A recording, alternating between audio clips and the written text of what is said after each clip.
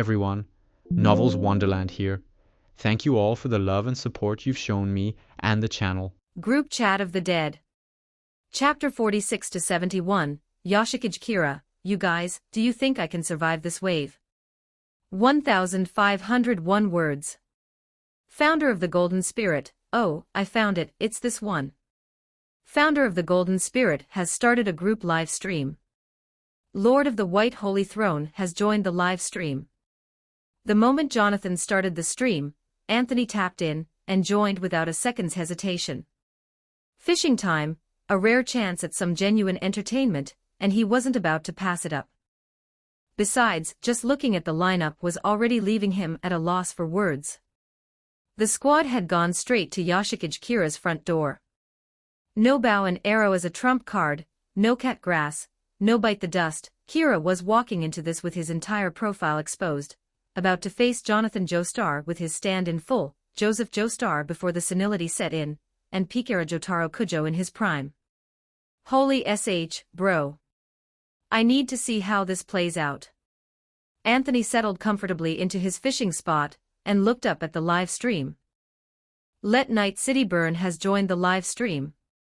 AAA City Female Ghost has joined the live stream. Wordsmith of the Great Yen has joined the live stream. Within 3 seconds flat, every single member of the group had piled into the stream. The corner of Anthony's mouth tugged upward despite himself. So everyone's been lurking in the group chat all along, huh? The moment the stream's video feed came through, the first thing Anthony heard was Jonathan's voice. Joseph, for a gentleman, loyalty is an absolutely essential virtue. What happened to the Golden Spirit? Where did your Golden Spirit go? Lord of the White Holy Throne, couldn't hold it together, first thing I see is Big Joe lecturing Second Joe. Anthony fired off the comment, and turned his attention back to the feed. On screen, the old man's face was a portrait of quiet desperation. He pressed a gloved hand to his forehead with all the helplessness of a man facing a firing squad, but he didn't dare say a single word back to the blue-haired young man currently giving him a thorough dressing down. A little to the side, Jotaro silently tugged his cap lower over his eyes, and walked along beside the two of them, not saying a word. Don't talk. Whatever you do, don't say a single thing. Jotaro kept repeating the reminder to himself internally. In a situation like this, the smart move was to let Joseph absorb all the fire on his own. The moment Jotaro opened his mouth, there was a very real chance some of that fire would redirect straight onto him. As for Joseph himself, faced with Jonathan's finger-wagging, he had absolutely no recourse. What was he supposed to do? He was desperate too. He couldn't out-argue him, and he didn't dare talk back. Everything Jonathan was lecturing him about, Joseph had genuinely, personally, 100% done himself. And on top of all that, this was his grandfather. Every time Joseph remembered that he was getting on in years now, a man well into his 60s, and then glanced back at his grandfather standing there in the full bloom of his prime, he felt the sky caving in on him. Whose grandson ages 30+ years ahead of his own grandfather? How is this my life? A short while ago, the three of them had arrived in Morio aboard a Speedwagon Foundation helicopter. According to Jonathan, there was an arrow here that needed to be recovered and destroyed. Ever since they'd touched down, Joseph had been regretting one decision with every breath he took. Namely, why had he agreed to tag along to Morio? After they landed, his grandfather had suddenly, for reasons Joseph could not even begin to fathom, turned to him right there on the open street, and casually asked. "Ah, Joseph, you have an illegitimate child here in Morio, don't you?" And then everything had gone catastrophically sideways. After a great deal of sputtering and hedging, Joseph had been forced to admit it, with the face of a condemned man. Which brought them to the present situation. AAA City Female Ghost, oh, this is fresh tea. Let Night City Burn, I honestly never would have imagined Mr. Joseph had a story like this hidden away. Jonathan glanced at the scrolling comments in the group feed, let out a sigh, and finally brought the lengthy lecture to a close, delivering one last piece of parting advice. We'll leave it at that for now. But once this is resolved, you are to go and bring that mother and child home, and you will treat them properly. Understood? Yeah, I know, Joseph muttered, nodding with all the sulky compliance of a scolded schoolboy. Jonathan looked at him for a moment with an expression that hovered somewhere between helpless and resigned, then finally sighed and pivoted to the matter at hand. Now then, back to business. The targets for this arrow retrieval are two rather troublesome individuals. And both of them are deeply, thoroughly wicked men. Flipping through the documents he'd compiled, Jonathan's brow furrowed. The file had been assembled from the intelligence Anthony provided, cross-referenced with information Joseph had gathered through Hermit Purple, photographs of Yoshikage Kira, and a triangulated position. A serial killer. Every single murder driven purely by personal obsession and desire. In Jonathan's eyes, this was something far beyond simple criminality. This sort of person, they had to be evil to their very core. Perhaps not as monstrous as Dio, but a form of evil that was just as pure, just as absolute. Whatever it took, this evil had to be cut out at the root. As that thought settled in Jonathan's mind, Joseph beside him seemed to visibly relax, the tension draining out of his shoulders, replaced by the unmistakable look of a man who had just been handed a pardon. Then he raised his head, looked at the building in front of them, and spoke almost immediately. "We're here. Already?" Jonathan blinked and looked up at the building ahead. After a brief pause, he moved a step forward. "I'll get the door." Jotaro volunteered, stepping ahead, just about to call forth Star Platinum, and push the door open, when Jonathan shot him a weary, withering look. "Don't tip him off." Jonathan sighed at last and took the lead himself, stepping forward and knocking on the door. From inside, the sparse, irregular sound of approaching footsteps followed. Then the front door swung open. Behind it stood a lean-faced blond man. He looked at the three hulking figures on his doorstep, and his expression froze. Not because he recognized any of them. It was more that. It's the middle of the day and three massive guys just walked straight up and knocked on your door. Anyone would know something was very, very wrong with that picture. Almost on pure reflex, Yoshikage Kira started to say, "I'm sorry, I don't know you. I think you must have the wrong address." And immediately moved to shut the door. Faced with that, Jonathan simply let out one quiet sigh. Not that it mattered at this point. The door was already open, after all. In the next instant, Star Platinum materialized from behind Jotaro, gripping the door in an iron lock, while Jonathan spoke in a perfectly calm, unhurried tone. "No. You have the right address. Or rather, we have exactly the right person." And then, a moment later, the world emerged behind Jonathan. He looked at Yoshikage Kira standing before him, but his mind was already somewhere else entirely. "Let's wrap this guy up fast. I've still got the whole mess with Joseph's illegitimate child to clean up afterward." Jonathan glanced at the scrolling comments and couldn't quite suppress a wry smile. Lord of the White Holy Throne, perfect, my favorite show, Kira TV, is finally on the air. Ah, some things never change. But if that's how it was, then, let's begin. And so, Jonathan turned to Yoshikage Kira one final time, and asked him a single question. "When you committed your crimes, did you ever stop to think about how it would all end for you?" At that moment, Yoshikage Kira looked at the three enormous men standing before him. He took in the ripple energy coiling around Joseph's hands, still charged with the resentment of a man who'd just been loudly scolded. He took in the world looming behind Jonathan, wrapped in a corona of ripple. And behind that invincible-looking teenager, he saw Star Platinum gripping the door in one fist. Cold sweat began trickling down his forehead. "Folks, do you think I'm making it out of this one alive? ________. Ghost fire here, Walnut-chan fire ghost. Fire new history, group chat of the dead. We have set new community milestones. Direct hit 100 Power Stones equals +1 bonus chapter for all readers. Ghost P. Walnut-chan. Chapter 47, Yoshikage Kira, father and son treated as roadside, anyone get it? 1503 words. Son. Run. The shout erupted from inside the room without warning. Yoshikage Kira's expression flickered, and in the next instant, he released his grip on the door and bolted. Jotaro's gaze snapped toward him. Star Platinum surged forward, ready to seize the fleeing man, but then a small car decorated with a death's head skull motif came barreling straight toward them, launched directly at Jotaro. Killer Queen's bomb. Star Platinum threw up its fists, hammering the car at blinding speed, and felt, to its surprise, that the thing was unexpectedly solid. Meanwhile, inside the room, a silhouette was darting through a chaos of scattered photographs at incredible speed, making a beeline straight for a camera sitting in the corner. At that moment, Yoshihiro Kira's heart was in absolute freefall. As Yoshikage Kira's father, Yoshihiro had never, not once in his life, imagined a day like this could come.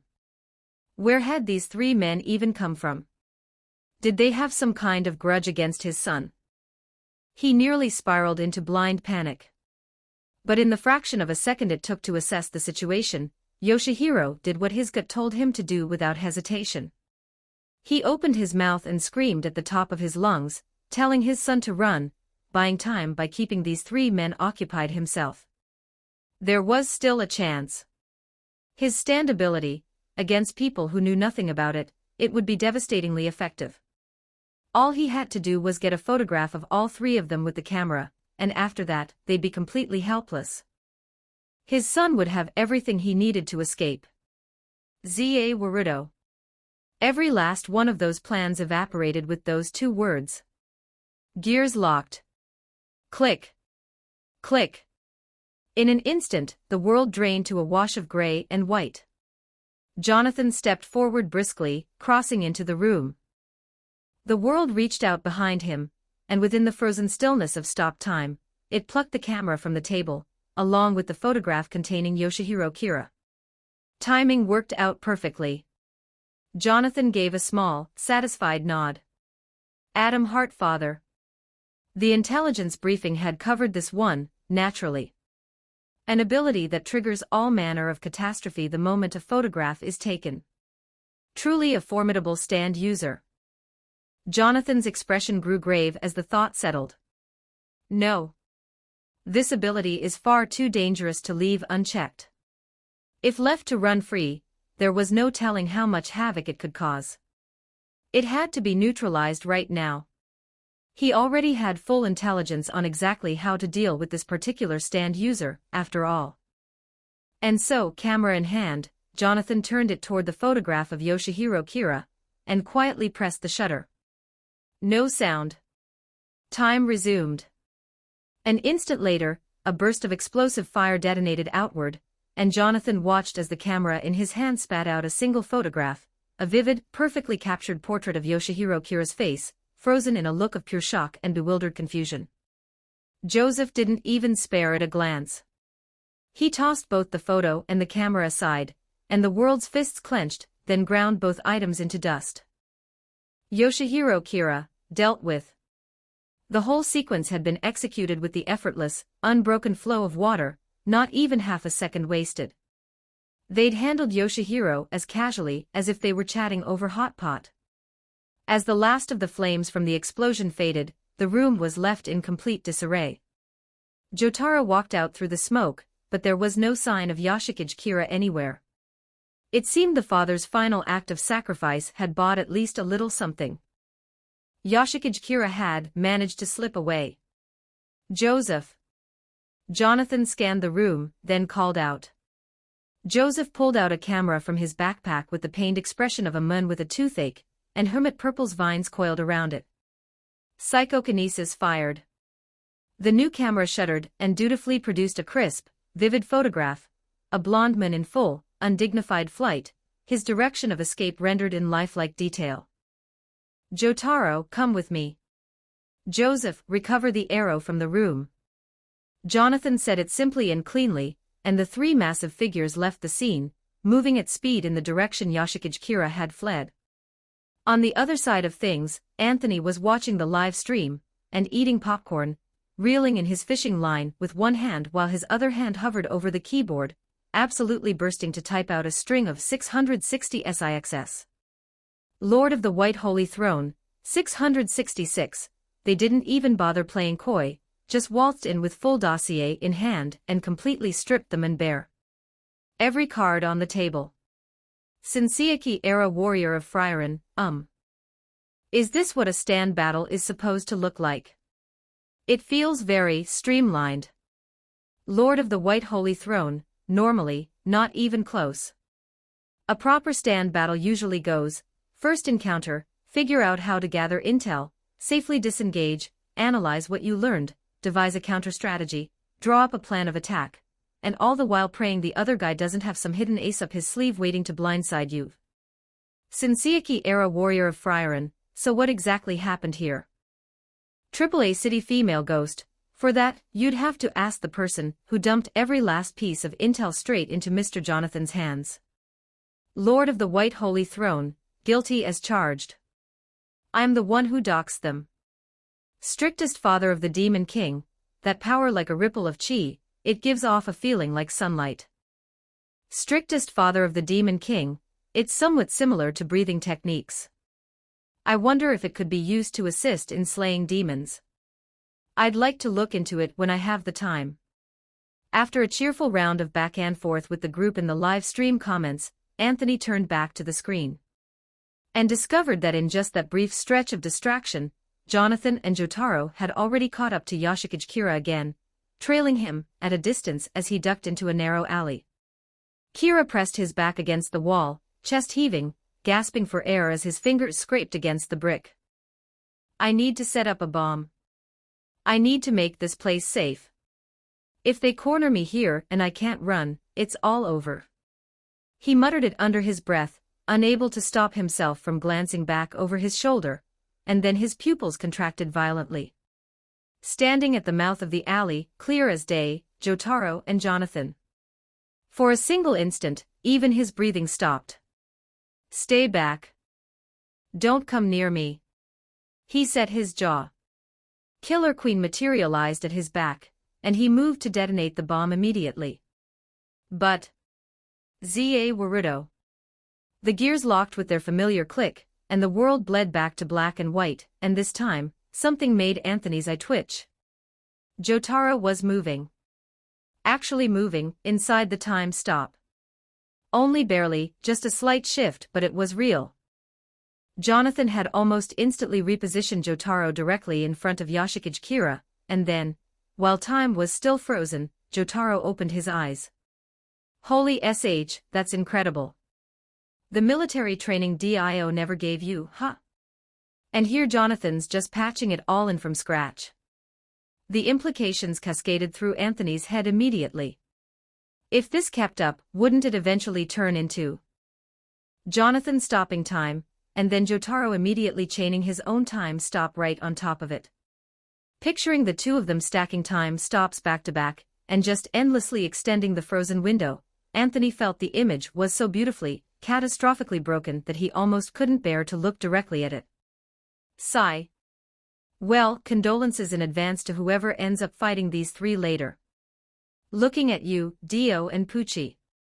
At the very least, Anthony genuinely could not picture a single villain capable of surviving an encounter with this particular cursed team composition. Then, just as Anthony snapped his attention back to the screen, two stand fists, carrying enough force to shake the earth, came crashing down in unison directly onto Yoshikage Kira. Time resumed. Aura, aura, aura, aura, aura, aura. The sound thundered through the live stream. The footage that followed was, frankly, brutal. Anthony watched for 1 second, then quietly looked away and refocused on fishing. He kept his eyes on the water for a good long while, until at last Jonathan's message appeared in the group chat. Founder of the Golden Spirit, Few, first arrow retrieval, complete. Founder of the Golden Spirit, Yoshikage Kira has been dealt with. Underscore. Ghost Fire P, Walnut Chan Fire Ghost. Fire New History, Group Chat of the Dead. Help us hit our targets. Direct hit 100 Power Stones equals +1 free chapter for all. Chapter 48, Lin Yuan, Da Qiao wants to fight Muzan. Then Muzan joyfully welcomes two daddies. 1597 words. After reading that message, Anthony set down his fishing rod for the moment and scrolled down through the chat. Jonathan had already ended the live stream. Now he was sending a string of messages to the group one after another. Founder of the Golden Spirit, I've cut the stream for now. What comes next involves some family business, after all. Founder of the Golden Spirit, I'm heading back to take Joseph to meet his illegitimate child. However you look at it, what he did was wrong, but we can't let it become any more wrong than it already is. Founder of the Golden Spirit, looks like I'm going to have to give Joseph a very thorough talking to when this is all over. Reading Jonathan's messages one by one, Anthony's expression once again turned distinctly peculiar. He could practically already hear it, the sound of Joseph, not long from now, belting out a whale-laced, "Oh my God," at the top of his lungs. A full-body shudder ran through Anthony. Then he noticed that Jonathan had tagged him in the group chat. Founder of the Golden Spirit at Lord of the White Holy Throne, oh right. As per what we discussed before, here you go. Founder of the Golden Spirit has initiated a resource transfer to Lord of the White Holy Throne. Founder of the Golden Spirit has sent you, Arrow the Third, along with 9,600 points. Anthony stared at what Jonathan had sent and blinked, caught off guard. The arrow that had been agreed upon long ago, no surprise there. But the points tagged on at the end. Lord of the White Holy Throne, these points are. Founder of the Golden Spirit, they're the reward the chat group gave me during the last support mission. Founder of the Golden Spirit, for now though, I have no use for them. The situation's cropping up on my end, my current strength is more than enough to handle them. I don't need these points for any additional upgrades. Founder of the Golden Spirit, so I thought, perhaps handing them over to you is the better choice. You'll put them to good use. If it's all right with you, consider them my small contribution toward the next group member's resurrection. AAA City Female Ghost, truly dazzling, Jonathan. Lord of the White Holy Throne, understood. The genuine article, through and through, that Golden Spirit of yours. Anthony typed out his quiet words of appreciation, then accepted everything Jonathan had transferred over, and at the same time, hit the button to recycle the arrow. The moment the arrow's recycling completed, the chat group panel flared with a new notification. Conditions for point acquisition detected as fulfilled. New main quest now unlocked. Main quest of the next group member's resurrection. Objective, resurrect the second group member. Optional condition, attempt to resolve the hardship the group member faced in life. Rewards, base reward of 5,000 points. Upon fulfilling the optional condition, additional points ranging from 5,000 to 25,000 will be granted based on results. Additionally, one material item of a designated type will be rewarded. Right on schedule. There it is. Anthony took one look at the new main quest and gave a knowing nod. Lord of the White Holy Throne, so then, the next person to be resurrected, that would be Yorichi, right? Wordsmith of the Great Yen, that's right. Yorichi is the closest to revival of anyone right now. Strictest father of the Demon King, is it my turn already? I've been thinking, having joined this group and not yet accomplished a single thing, I wasn't sure if that was appropriate. Lord of the White Holy Throne, don't worry about it. Our group operates on a simple principle: hop on the train first, buy the ticket later. Anthony delivered that answer with a tone that carried layers of meaning. He genuinely didn't mind Yorichi Tsujikuni's self-deprecation at all. Relax, how much residual value can a deadman possibly have left? If anything, a great deal of Yorichi's value would only become more apparent after he was alive again. And once Yorichi was resurrected, Anthony would have both Jonathan and Yorichi available as backup, which meant he'd finally feel confident enough to crack open the worlds of group members with significantly more dangerous difficulty ratings. Besides, if he was being completely honest with himself, Anthony was actually more interested in Muzan's body than in Yorichi's resurrection. Not because Muzan had any particular personal charm, and certainly not because his cross-dressing getup was especially enticing. No, it was for one purely practical reason. The moon was, in a meaningful sense, unkillable. That single fact immediately set Anthony's mind racing toward a certain scheme. The angler's companion throne, that crafting blueprint he'd had his eye on for a while now. According to its effect description, it consumed life force to perform autonomous fishing. So if he stuffed mucin inside it, wouldn't that mean a perpetual, year-round source of free labor, working for him around the clock? The moment that thought crystallized, Anthony felt something loosen deep inside him, like he'd finally cleared a psychological hurdle he hadn't even realized he'd been stuck at. He even found himself thinking, anyone with a regeneration ability, really, could keep fueling the angler's companion throne indefinitely. If it weren't for the fact that Dio had died so thoroughly, he'd have seriously considered dragging Dio back too, to work unpaid overtime, at whatever fishing factory he'd eventually build on the primordial river. After all, squeezing labor out of scum like that didn't cost him even a flicker of moral discomfort. There was no better source of free labor in any world. Lord of the White Holy Throne, anyway, just sit back and accept the resurrection. That's all you need to worry about for now. Lord of the White Holy Throne, the first thing to sort out is the body problem. That part's actually manageable, I have some ideas on it. The more pressing issue right now is the points shortfall. Lord of the White Holy Throne, we're still about 20,000 short, but that's not an insurmountable gap. I can cover it. It'll just take roughly 5 days. AAA City Female Ghost, if you can cover it that's fine, but given the way you phrase that you're clearly not done. There's something else, isn't there? Lord of the White Holy Throne, you know me too well.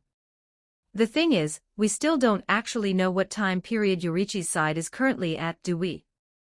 As Anthony put that into words, a brief silence fell over the group chat.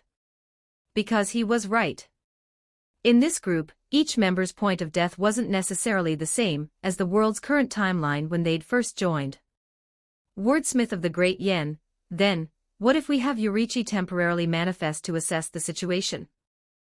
Lord of the White Holy Throne, soul recall burns a lot of points, and figuring out the situation would take considerable time, that's too much waste.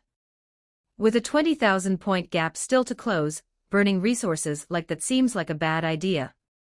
Founder of the Golden Spirit, if none of those options work, then let me go. After a brief lull in the group chat, Jonathan suddenly stepped up and proposed a solution. Founder of the Golden Spirit, all it requires is a single world traversal, right? I'm currently the only living member here. I'll go assess the situation, I'll handle the observation, and Mr. Anthony can make the call based on what I find. Lord of the White Holy Throne, MM. That could actually work. But are things all right on your end for now? Founder of the Golden Spirit, fine.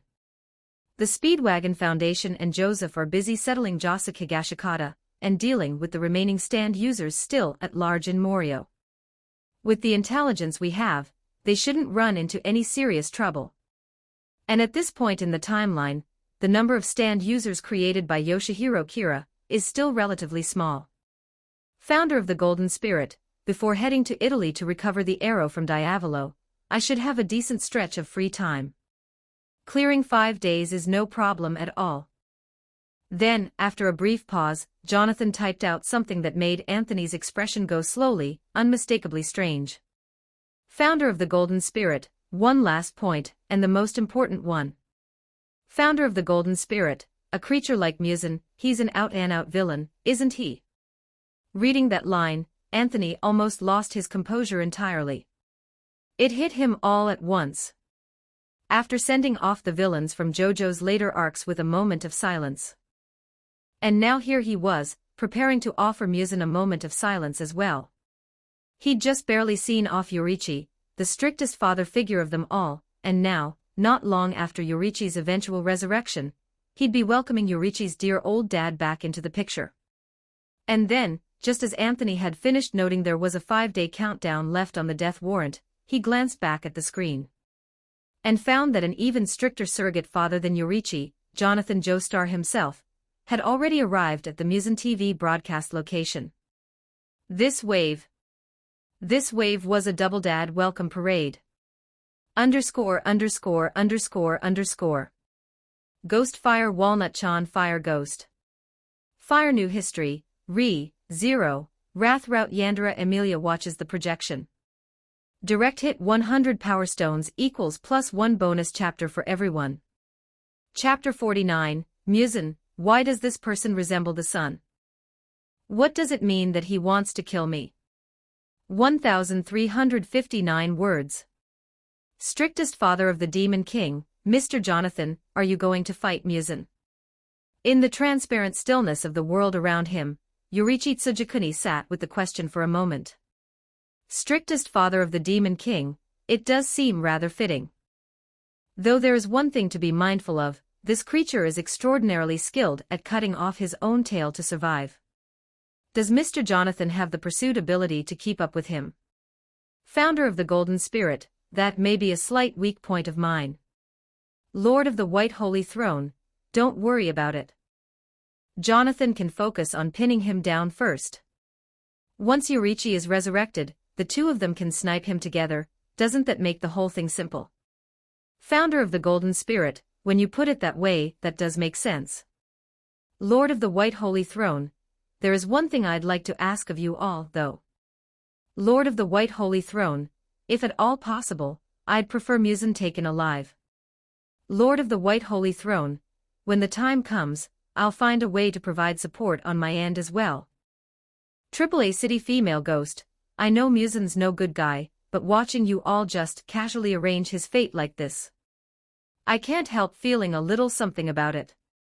Let Night City burn, I just find it reassuring, honestly. Maybe someday we can arrange things the same way for Arasaka Tower. Shinseiki era warrior of Frieren, no worries. I'm firmly on our side. Strictest father of the Demon King, keeping him alive. What does Mr. Anthony intend to do with him? Yorichi Tsujikuni asked with a faint note of confusion, and Anthony wasted no time providing his answer. Lord of the White Holy Throne, simple. I want to run an experiment, and I need Musen as the test subject. Lord of the White Holy Throne, don't worry, there's a very good chance it won't be any more comfortable for him than being dead. Strictest father of the Demon King, I see. Then I have no further questions. Strictest father of the Demon King, so long as he receives the punishment he deserves, that is enough.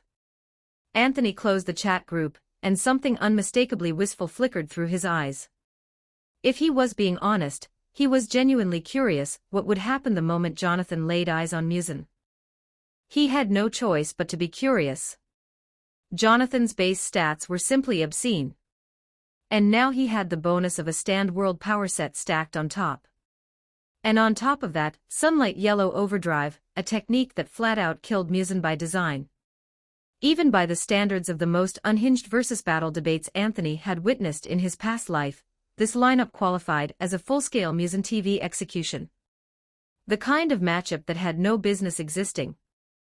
Just imagining the scene, Anthony felt tears of mourning for Musen's sake rolling down from the corners of his mouth. Ahem, right. Okay. Anthony could admit it. He was, in fact, a little hungry for Musen's productivity. That's money walking around on two legs, right there. Founder of the Golden Spirit, well then, no time to waste. Shall I depart now? Founder of the Golden Spirit, come to think of it, I've never actually used world traversal before. Is there anything special about it? Lord of the White Holy Throne, let me take a look for you. I've never dug into it carefully myself. Anthony muttered it offhandedly and pulled up world traversal. It was true, he'd been too lazy to study the thing in detail. After all, he'd only ever used it as a vehicle for his own crossings, and for navigation he'd always just relied on the Anglerto lock onto a group member's position and launch himself straight there. But thinking about it now, if the ability could teleport him to a specified location, it logically had to include some kind of designated coordinate function. Jonathan couldn't do a direct point-to-point coordinate jump the way Anthony could, which meant the finer details of that function were suddenly worth examining. With that thought turning in his mind, Anthony opened the detailed description page for world traversal. And promptly discovered something very interesting. Wait, this teleportation has that option. Anthony stared at what he was reading, took a screenshot without a second's hesitation, and forwarded it straight to the group. Lord of the White Holy Throne, screenshot. Lord of the White Holy Throne at Founder of the Golden Spirit, just had a look. World Traversal has a mode where you can spend a small number of points and manually select your landing point.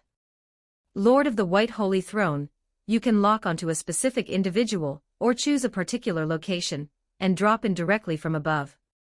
Lord of the White Holy Throne, so. I just had a very bold idea. Founder of the Golden Spirit, as did I.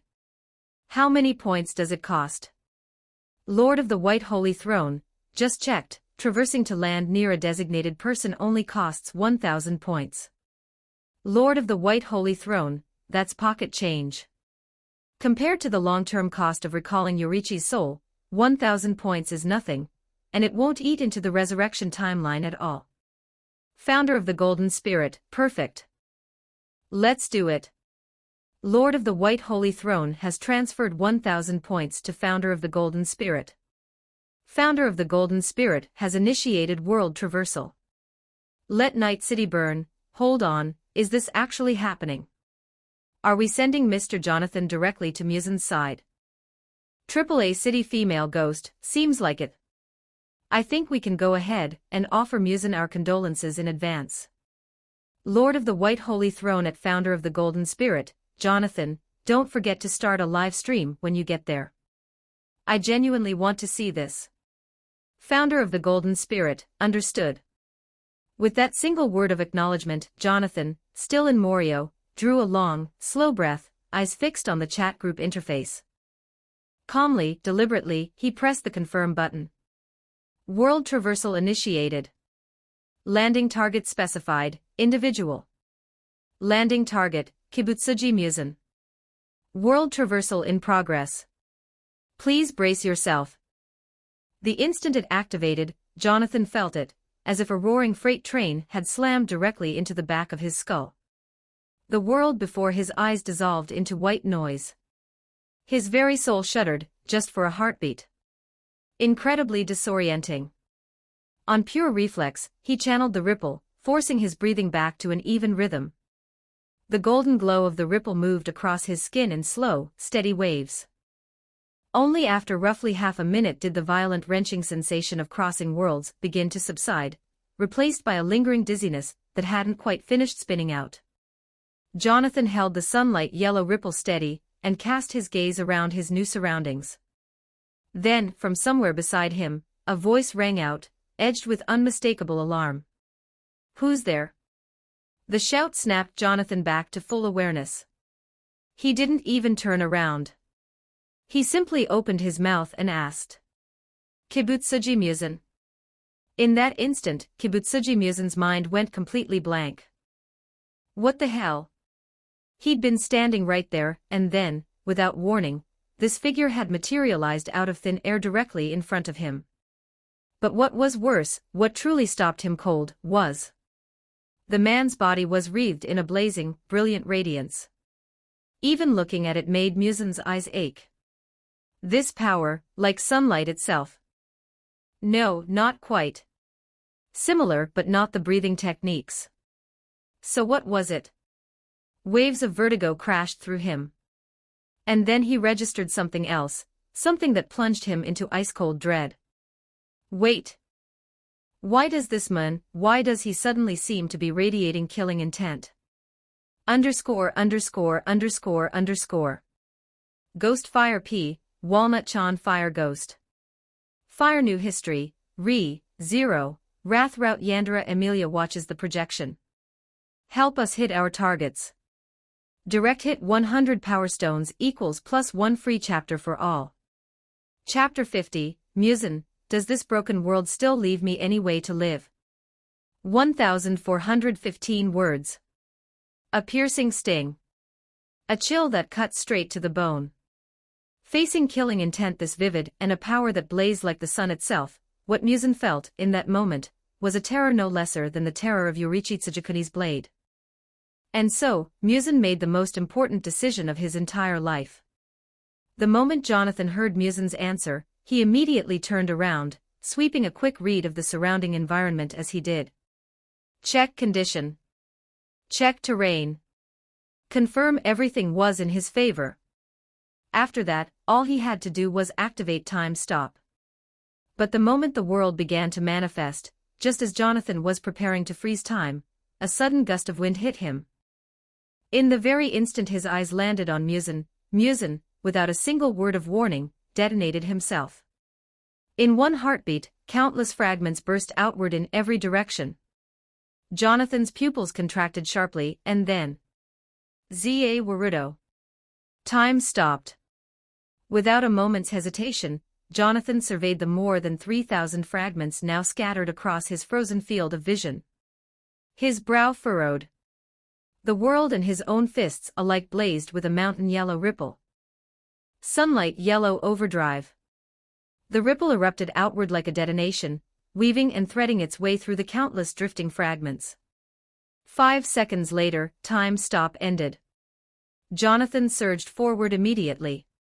Countless fragments let out shrieks as if caught directly beneath the sun, but still more of them scattered, fleeing in every direction.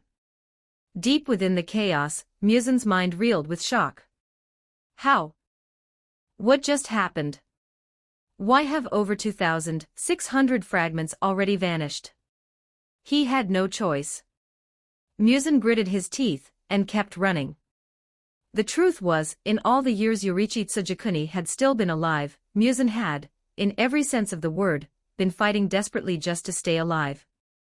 Concretely, terrified that his hiding place might not be concealed enough, that Yorichi might somehow find him, he had trained his self-severance technique again and again, honing his ability to shed limbs and escape on nothing but fragments.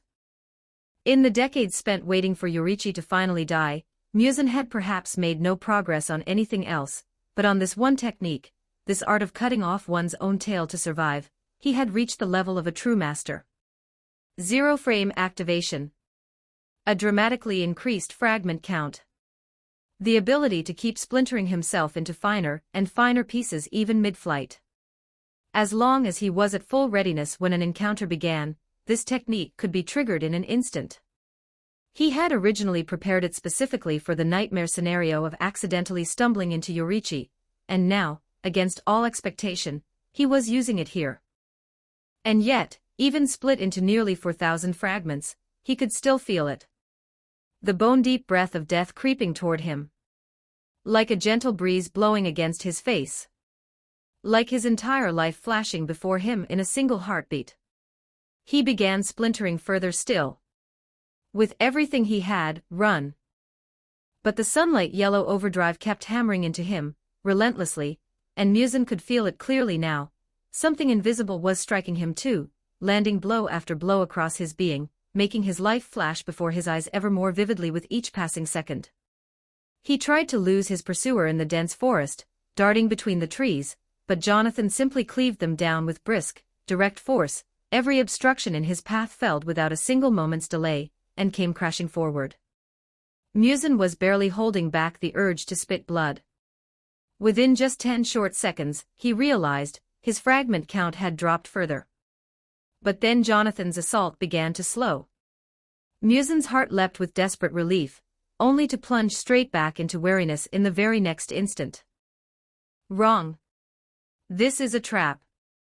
Thinking fast, he quietly merged a portion of his fragments into the earth itself, while the rest continued fleeing onward. Jonathan, meanwhile, continued clearing fragments as he moved, and turned it over in his mind. According to what Anthony had said, it would be better to keep at least some of Muzan alive. He still had uses for Muzan. The problem was, how exactly does one keep something like this alive? Looking at the Muzan fragments still drifting before him, Jonathan fell into brief silence, then sent a message to the group chat at speed. Founder of the Golden Spirit at Lord of the White Holy Throne, I've beaten Muzan to within an inch of his life, but the problem is he's shattered into far too many fragments. How do I actually keep any of him alive? Lord of the White Holy Throne, that fast? Oh, he blew himself into fragments and bolted, huh? You've been chasing him for a while now. Founder of the Golden Spirit, yes. Lord of the White Holy Throne, then don't bother, this guy's almost definitely already stashed a few fragments in some corner you'll never find. Just wipe out everything you can still see. Lord of the White Holy Throne, besides, after you've knocked him around this badly, he probably won't dare show his face for another few decades. No need to stress too much about it. Lord of the White Holy Throne, when the time comes, we'll just personally deliver Muzan a warm welcome. Once Yorichi Tsujikuni is resurrected, the three of us can go together. Founder of the Golden Spirit, understood. Got it. Closing the group chat, Jonathan turned back to face the still considerable number of fragments remaining before him. With the rhythm of his ripple breathing steady and even, he launched his attack once more. Then, let this be a lesson burned into Muzan's very bones. What's going on over there? Ubuyashiki Kagaya gazed at a mountain peak in the distance, its slopes blanketed in dense forest.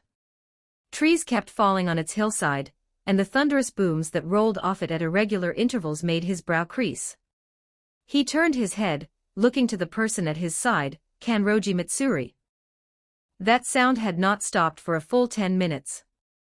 My lord, I'm afraid I don't know, Kanroji Mitsuri replied, shaking her head. Ubuyashiki Kagaya closed his eyes, a brief, quiet moment of thought, and then let out a slow sigh. Go and take a look, then. Kanroji Mitsuri, would you mind checking on the situation over there? He opened his eyes, his gaze settling on that direction. It may be a powerful swordsman, or perhaps a sage of some kind. If possible, assess the situation. If they don't seem to have any ill intent, you may even bring them back with you. Kanroji Mitsuri nodded, and without further words, set off at once, moving at speed toward the mountain. All around her, the sounds of crashing and impact grew clearer with every step. So clear, in fact, that they sent a chill running through her despite herself. Like the roaring fury of a mountain god. At long last, after the considerable journey, the sounds finally seemed to fade, and Kanroji Mitsuri reached her destination. She came to a light, graceful halt and stopped dead. Sitting there in the midst of it all was a man covered in what could only be demon blood, handsome features calm, blue hair catching the faint light around him. Scattered all around him were the shredded remains of countless demons, all vitality burned away from them, as though they had been seared directly beneath the sun. Muzan. I cleared everything in front of me, at least. But he still got away, Jonathan murmured quietly to himself, then lifted his head, noticing Kanroji Mitsuri standing before him with something close to surprise. And you are? Well, that is. Kanroji Mitsuri blinked. For a moment, her mind had gone completely, utterly blank. In the end, only one sentence made it past her lips, asked almost as if something else was moving her mouth entirely. Would you be willing to come with me? Our Lord would like to meet you. _______. Ghost Fire Walnut Chan Winky Face Fire Ghost. Fire New History, Re, 0, Wrath Route Yandera Emilia watches the projection. Help smash these goals. Direct hit 100 Power Stones equals +1 bonus chapter for everyone. Ghost P. Walnut Chan. Chapter 51, Lin Yuan. This demon slayer place is simply teeming with leaks everywhere. 1,382 words. Founder of the Golden Spirit at Lord of the White Holy Throne, I've already reached the demon slayer core. Huh? Already? Out on the primordial river, Anthony sat fishing, one hand on the rod, one part of his mind drifting over to the group chat. A flicker of genuine surprise crossed his face. Lord of the White Holy Throne, Muzan's been dealt with already. Founder of the Golden Spirit, everything I could see has been cleaned up. His recovery is going to take a very, very long time. Founder of the Golden Spirit, after wrapping things up, I ran into a young woman. She said her lord wanted to meet me, so I followed her, and it turns out I've walked straight into the Demon Slayer Corps' headquarters. Strictest father of the Demon King, the Demon Slayer Corps, what a name that brings back memories. Lord of the White Holy Throne, we can get to that later, are you already there now? Can you take a few photos? I want to get a read on where the timeline currently stands. Founder of the Golden Spirit, sure. Founder of the Golden Spirit has uploaded 5 photographs. Anthony tapped through the photos Jonathan had sent, going through them one by one, and then he noticed something. This timeline, it looked like the original story hadn't even started yet. All 9 pillars were alive and well. Ubuyashiki Kagaya was there too. But there was no sign of Tanjiro anywhere. The timeline is early. But honestly, that's perfect.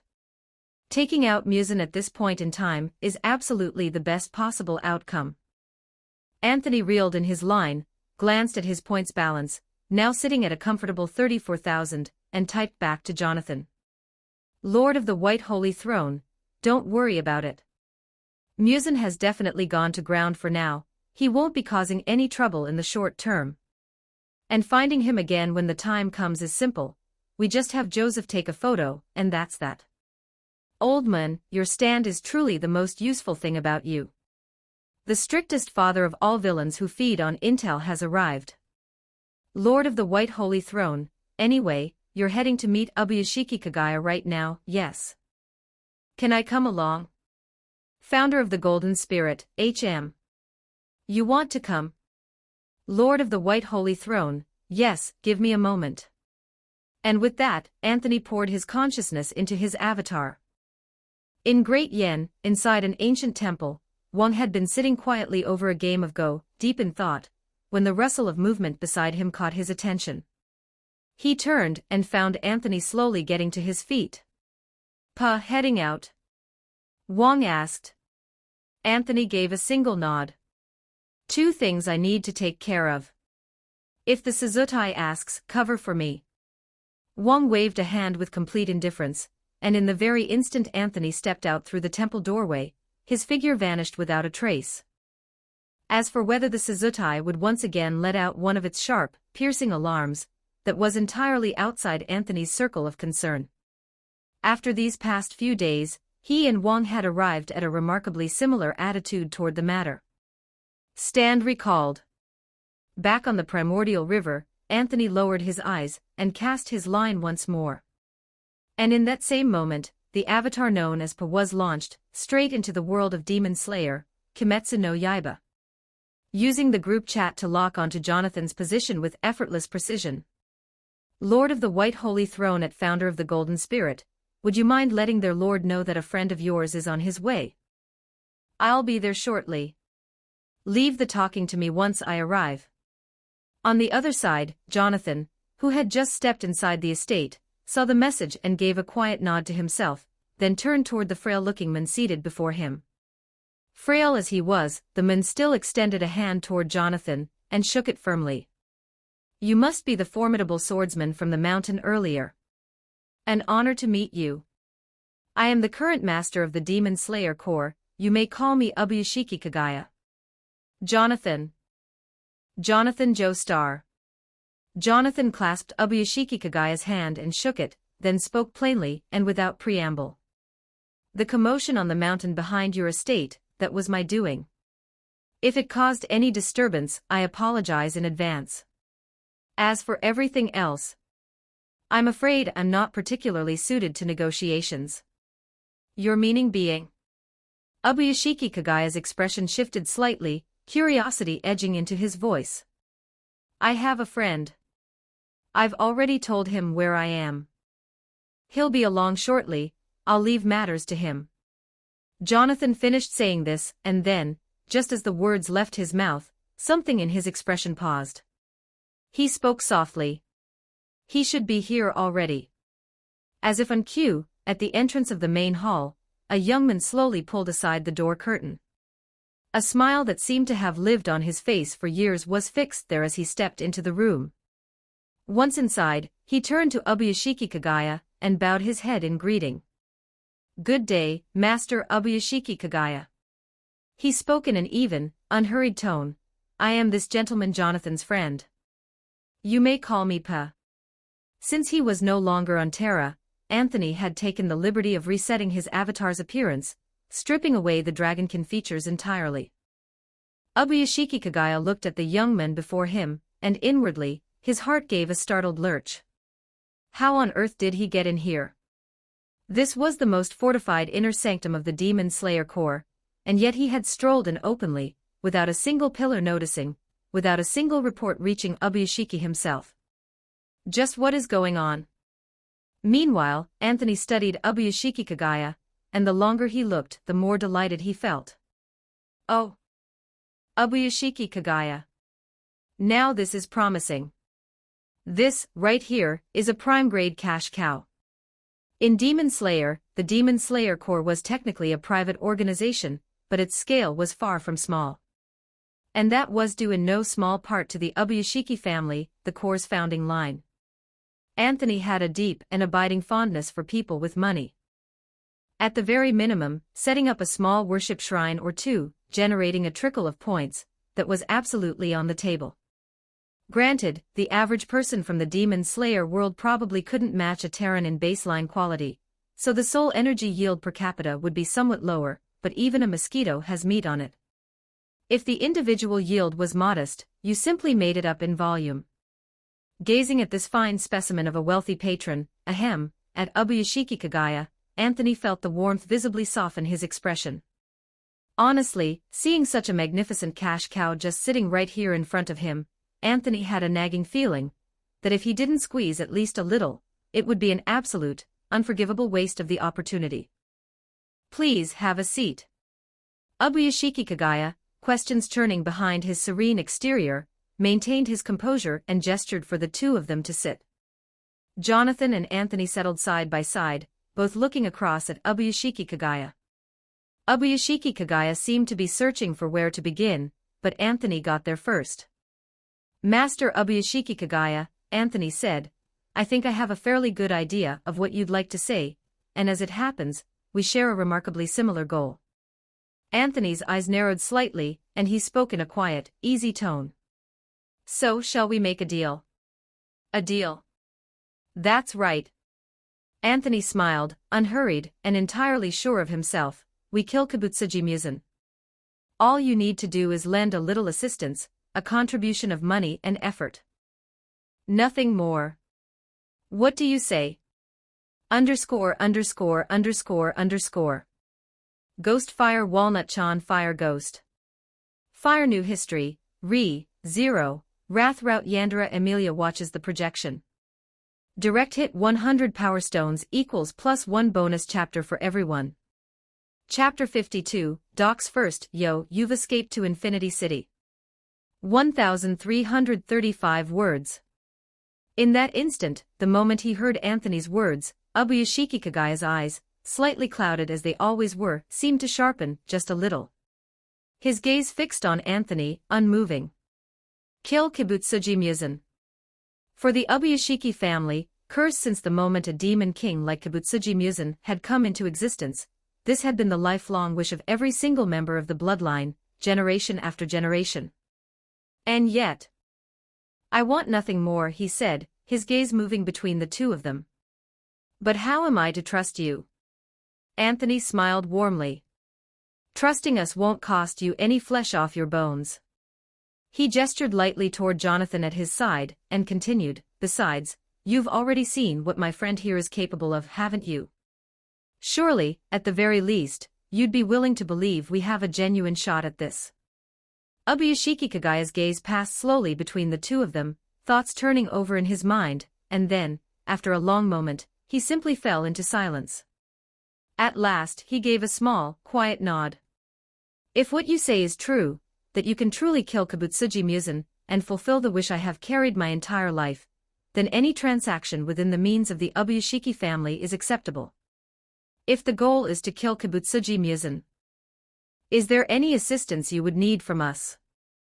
Ubuyashiki Kagaya asked it carefully, feeling his way forward. His thinking, in truth, was quite simple. These two had said they were willing to try, and Jonathan was clearly formidable. So why not let them? Just let us rest here for a few days. We'll be moving out before long. Anthony said this as he rose to his feet. All things considered, this conversation had gone rather smoothly. He'd half expected it to drag on into an endless, exhausting round of haggling, but it seemed that wouldn't be necessary after all. If it's not too much trouble, arranging lodgings for us would be all we need. Of course. I'll have someone prepare quarters where you won't be disturbed. Ubuyashiki Kagaya finished speaking, coughed twice, and called his attendants in. Jonathan and Anthony were guided through the estate, following their escort toward a small, secluded outbuilding set off to one side. Once the attendants had finished tidying the room and departed, Anthony and Jonathan were left alone inside. Jonathan looked over at Anthony, and after a moment couldn't help but ask. So what's our next move? First, we wait. No one has more time on their hands right now than we do. Anthony thought it over for a moment, then gave his answer. We wait until we can resurrect Yorichi. Then we go find Muzan, drag him out of whatever hole he's hiding in, beat him half to death, and take him alive. Simple as that. That said, simple as it sounds, there are still a few specifics we need to work through. A couple of obstacles to clear. He paused briefly, then continued. The first problem was this: to resurrect Yorichi, the points were simply a matter of waiting, but they still needed a physical body. And that was nowhere near as convenient as it had been with Jonathan. Jonathan, after all, had Dio to thank for keeping his body preserved. All it had taken was peeling off a chunk of it and splashing it with an ampoule, and it was usable. Clean and simple. Anthony had no such ampoule on hand. And besides, he had serious doubts that just slapping an ampoule onto some random lump of flesh would even work. A body suitable for resurrection had conditions attached to it. Two possible conditions, and at least one had to be met. The first, a neutral, highly versatile vessel with no inherent spiritual properties. Synthetically grown human tissue from a lab would work. Something like Zetsu from the ninja world would probably also qualify. The second, a body that had originally belonged to the person themselves, like Jonathan's case, where his own preserved body could be used directly. The problem was that Anthony had neither option available to him right now. Which was deeply inconvenient. And beyond that, there was a second problem he couldn't avoid thinking through. How, exactly, were they going to find Kibutsuji Muzan? Knowing Muzan as well as he did, Anthony was fairly certain the man had crawled into whatever corner of the world felt safest and settled in for the long haul, fully resolved to spend the next 50 or 100 years doing absolutely nothing until Jonathan died of old age before he'd even consider coming back out. They had a dog, though. Fortunately, it seemed both problems might actually have a solution. Anthony turned to look at Jonathan and waved a hand in his direction. Jonathan, do you think you could head back for a bit and find Joseph? That was Anthony's final question. At that same moment, deep within the Infinity Castle. To tell the truth, Nakheim had never, not once in all her time of service, seen Muzan in such a state, so utterly broken, so close to ruin, and still burning with a rage that hadn't cooled. Don't let anyone disturb me. The Infinity Castle is closed to all visitors indefinitely. The moment he set foot inside, Kibutsuji Muzan issued the command to Nakheim. She bowed her head in quiet acknowledgement. And yet, despite herself, a flicker of bewilderment passed through her mind. Someone did this to Lord Muzan. There shouldn't be any swordsman in the outside world capable of this. What on earth had happened? The truth of it was, out there in the forest, Muzan had not dared to do so much as surface a single fragment until he had confirmed, absolutely confirmed, that Jonathan was completely gone. Even then, it wasn't until the following day that he'd cautiously crept back out, and from there he had returned to the Infinity Castle at the fastest speed he could manage. He had regenerated himself back into his original form, but in his current state, the recovery was going to take an extraordinarily long time. That bastard. Just what the hell is he? Surely he couldn't be Yorichi Tsujikuni reincarnated, could he? But even the original Yorichi wasn't this outrageously powerful. Damn it all. Kibutsuji Muzan ground his teeth, but at the same time, He squeezed his eyes shut in pain, turning his mind toward whatever final countermeasure still remained to him. No, absolutely no going outside. An enemy like that. Priorities. I have to learn to set priorities. Even the blue spider lily, even that, if his own survival wasn't guaranteed, obtaining it was meaningless. And so, in that moment, Kibutsuji Muzan made his decision. Seal the Infinity Castle. Until the day I decide it can be opened again. The command left his lips as a final decree. His mind was made up. This time, he would stay inside the Infinity Castle for 50 years. No. Longer. 100 years. Even longer than that. Until he was completely, absolutely certain that that man was dead. No mistakes on this one, right? Meanwhile, back in the room Ubuyashiki Kagaya had arranged for them, Anthony looked at the photograph in Jonathan's hand and asked. Jonathan gave a small nod. Yes. Got everything. Then there's no problem at all. Anthony slapped his knee with satisfaction and declared without missing a beat, coordinates confirmed. We'll schedule a little team-building trip to the Infinity Castle sometime soon. And just like that, cheerfully and without the slightest trace of difficulty, Muzan had been thoroughly doxed. ______.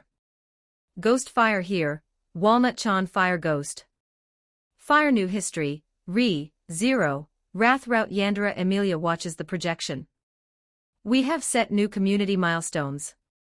Direct hit 100 Power Stones equals +1 bonus chapter for all readers.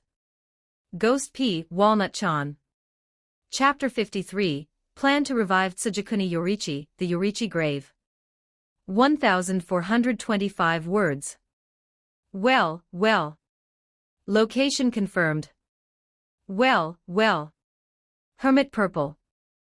Looking at the photographs in his hands, Anthony could only sigh, his heart brimming with a profound sense of appreciation. At the same time, he found himself confirming something he'd long suspected. That bastard Dio didn't know the first damn thing about stands. I've always maintained that the old man is the single greatest stand user in the entire series, anyone care to disagree? Setting everything else aside, just that one tracking ability alone could find absolutely anything in the world. They had to give Joseph literal dementia in part for just to put a lid on that power. Calling it the greatest intel-gathering stand in the whole series wouldn't be an overstatement. And now, having personally reaped the dividends of Joseph's stand, Anthony had become, without a single moment's hesitation, a devoted, card-carrying member of the Joseph Joestar fan club. Bunny emoji, nodding vigorously. The old man is absolutely based. Not long ago, Anthony had split off a small number of points and sent Jonathan back to the JoJo world to track down Joseph, to obtain the leads they needed. As a precaution against the possibility that Joseph's stand might not be able to pick up cross-world signals, Anthony had specifically had his main body feed a fishing line through as well. Using that single fishing line, a tenuous, barely there connection had been temporarily established between the two worlds. And so, as naturally as breathing, Joseph had gone ahead and captured the photographs. The first photograph showed Muzan's current location. Anthony took one look and recognized it immediately. Oh my! If it isn't the Infinity Castle! Without even needing to think about it, Muzan was almost certainly planning to hunker down in there for the next several decades, possibly a century or more. To be fair, the Infinity Castle was a genuinely tricky location. It existed in a separate dimensional space, and as a general rule, neither Anthony nor Jonathan had any means of accessing pocket dimensions. The other group members didn't have any solutions for that front either, at least not right now. Which meant that, in theory, as long as Nakeim or Muzan refused to open the door, neither of them would have any way inside. But that was only a limitation for the group members themselves. After figuring out the true nature of the chat group's capabilities, Anthony was left with only one thought. Can't get in unless they open the door. Did you remember to ask the chat group's daddy about that? Hey there. Want to go around with the chat group? When the time comes, I'll teleport directly to your front door, Don't even think about asking me for an entry permit. As a matter of fact, the full strategy was already in place. Anthony hadn't made any complicated arrangements. Put simply, the entire plan could be summed up in a single word. Jonathan leads the charge, Yorichi covers the rear, what else even needs saying? First priority, take down Nakeheim, to stop the Infinity Castle from ejecting them. After that, it was just a matter of Jonathan and Yorichi unleashing everything they had.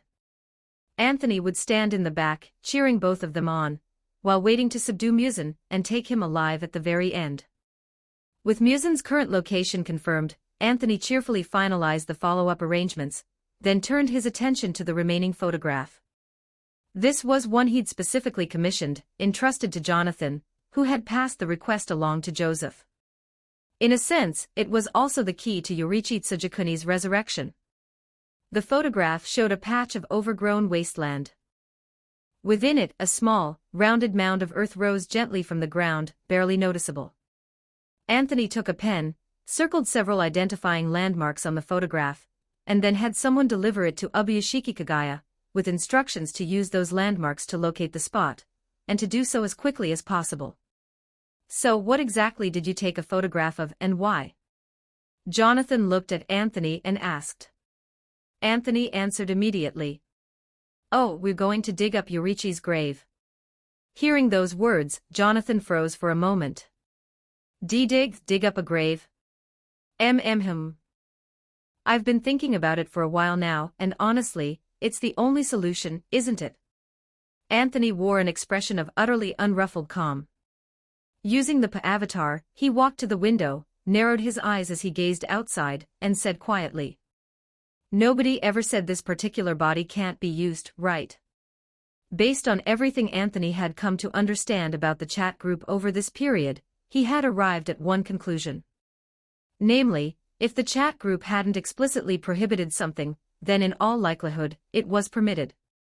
So nobody had ever said you couldn't use a dead body for a resurrection. And as it happened, Anthony had a feeling that Yorichi Tsujikuni's body might actually still be intact somewhere out there. As was common knowledge, the last person to have witnessed Yorichi Tsujikuni's death was Kokoshibo. And after Kokoshibo had bisected Yorichi's body, he had ultimately wept. Which led Anthony to conclude that Kokoshibo had probably not consumed the remains. If he hadn't eaten them, there was a reasonable chance Yorichi's body was still buried in some shallow grave to this day. After letting his imagination boldly run with that thought, Anthony arrived at an idea. Why not just dig up Yorichi's grave, pull out the body, and use the original vessel directly? Original stock for the original recipe, what could be more fitting? True, Yorichi's remains were probably more mulch than men by now, but theoretically speaking, they should still work. The chat group hadn't placed any restrictions on that front. And so, Anthony had Joseph use Hermit Purple's psychic photography to capture a shot of Yorichi's grave as well. Sure enough, the fact that Hermit Purple could photograph it confirmed it. Yorichi Tsujikuni's body was still out there. So, what came next went without saying. It was time to pry open Yorichi's coffin lid. After Anthony explained it all in detail, Jonathan finally managed to wrap his head around the concept of grave digging for a group member's resurrection. So what do we do next? We hold position. Anthony thought it over for a moment, then answered, the advantage is completely on our side. Staying put is enough to hold it. For now, all we need to do is wait for some good news to come in, sort out Yorichi's resurrection, and then we can charge straight into the Infinity Castle. Honestly, he was already growing a little impatient to see the look on Kibutsuji Muzan's face when that moment finally arrived. The thought brought an involuntary, light-hearted smile to Anthony's lips. That very day, following Anthony's instructions, Ubuyashiki Kagaya dispatched people to search for the small earthen mound Anthony had described. Though he didn't fully understand the reason, when Anthony mentioned that it was one of the necessary conditions for defeating Muzan, Ubuyashiki Kagaya didn't hesitate for long. In fact, he went ahead and dispatched most of the available manpower he could spare to go and search. Even so, numbers were limited, and the search was going to take some time. Anthony, for his part, showed no particular sign of urgency. After all, his points hadn't finished accumulating yet. Even if Ubuyashiki found Yorichi Tsujikuni's coffin ahead of schedule, Anthony would still need to wait 5 full days to accumulate enough points for the resurrection. And finally, on the 6th day, by which point Anthony had already put his surplus points toward constructing a worship shrine, word arrived at last from Ubuyashiki Kagaya's side. The unmarked grave had been found. Let's move, Jonathan. It's time. Setting down the shrine piece in his hands, Anthony stepped out the door and called over to Jonathan, and at the same time, opened the group chat. Lord of the White Holy Throne at strictest Father of the Demon King. Lord of the White Holy Throne, sit tight for a little while, we're going to dig up your grave, and see if your body can be used for the resurrection. If it can, we'll bring you along to fight Muzan. ______. Ghost Fire Walnut Chan Fire Ghost. Fire New History, reborn as Naoya. I really am here for revenge.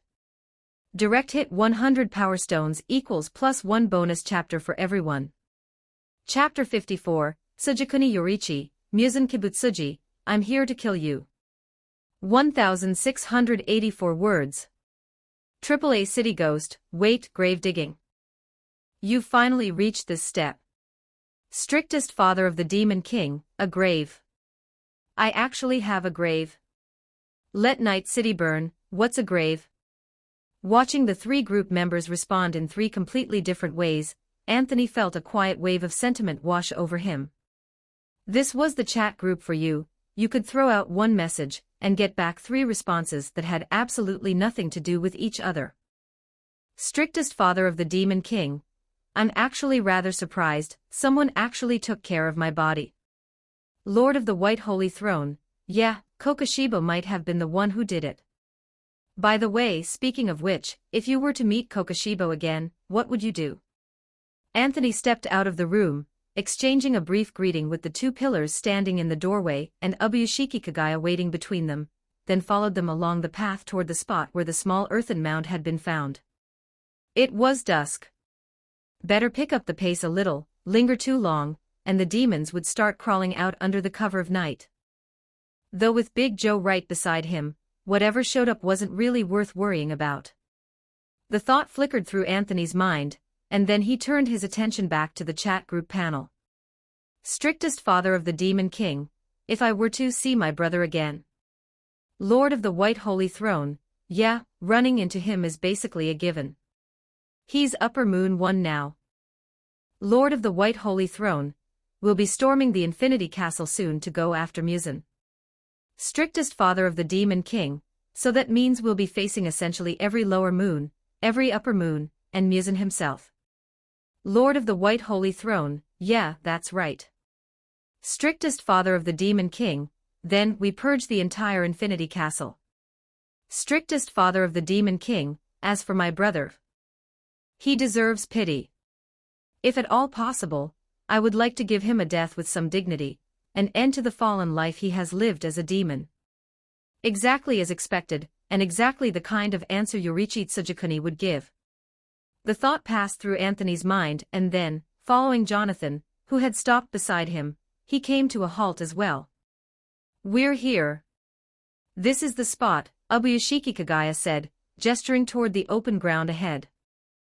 Anthony fixed his gaze on it, and sure enough, there at the center of the clearing was the same gentle, unmistakable mound he'd seen in the photograph.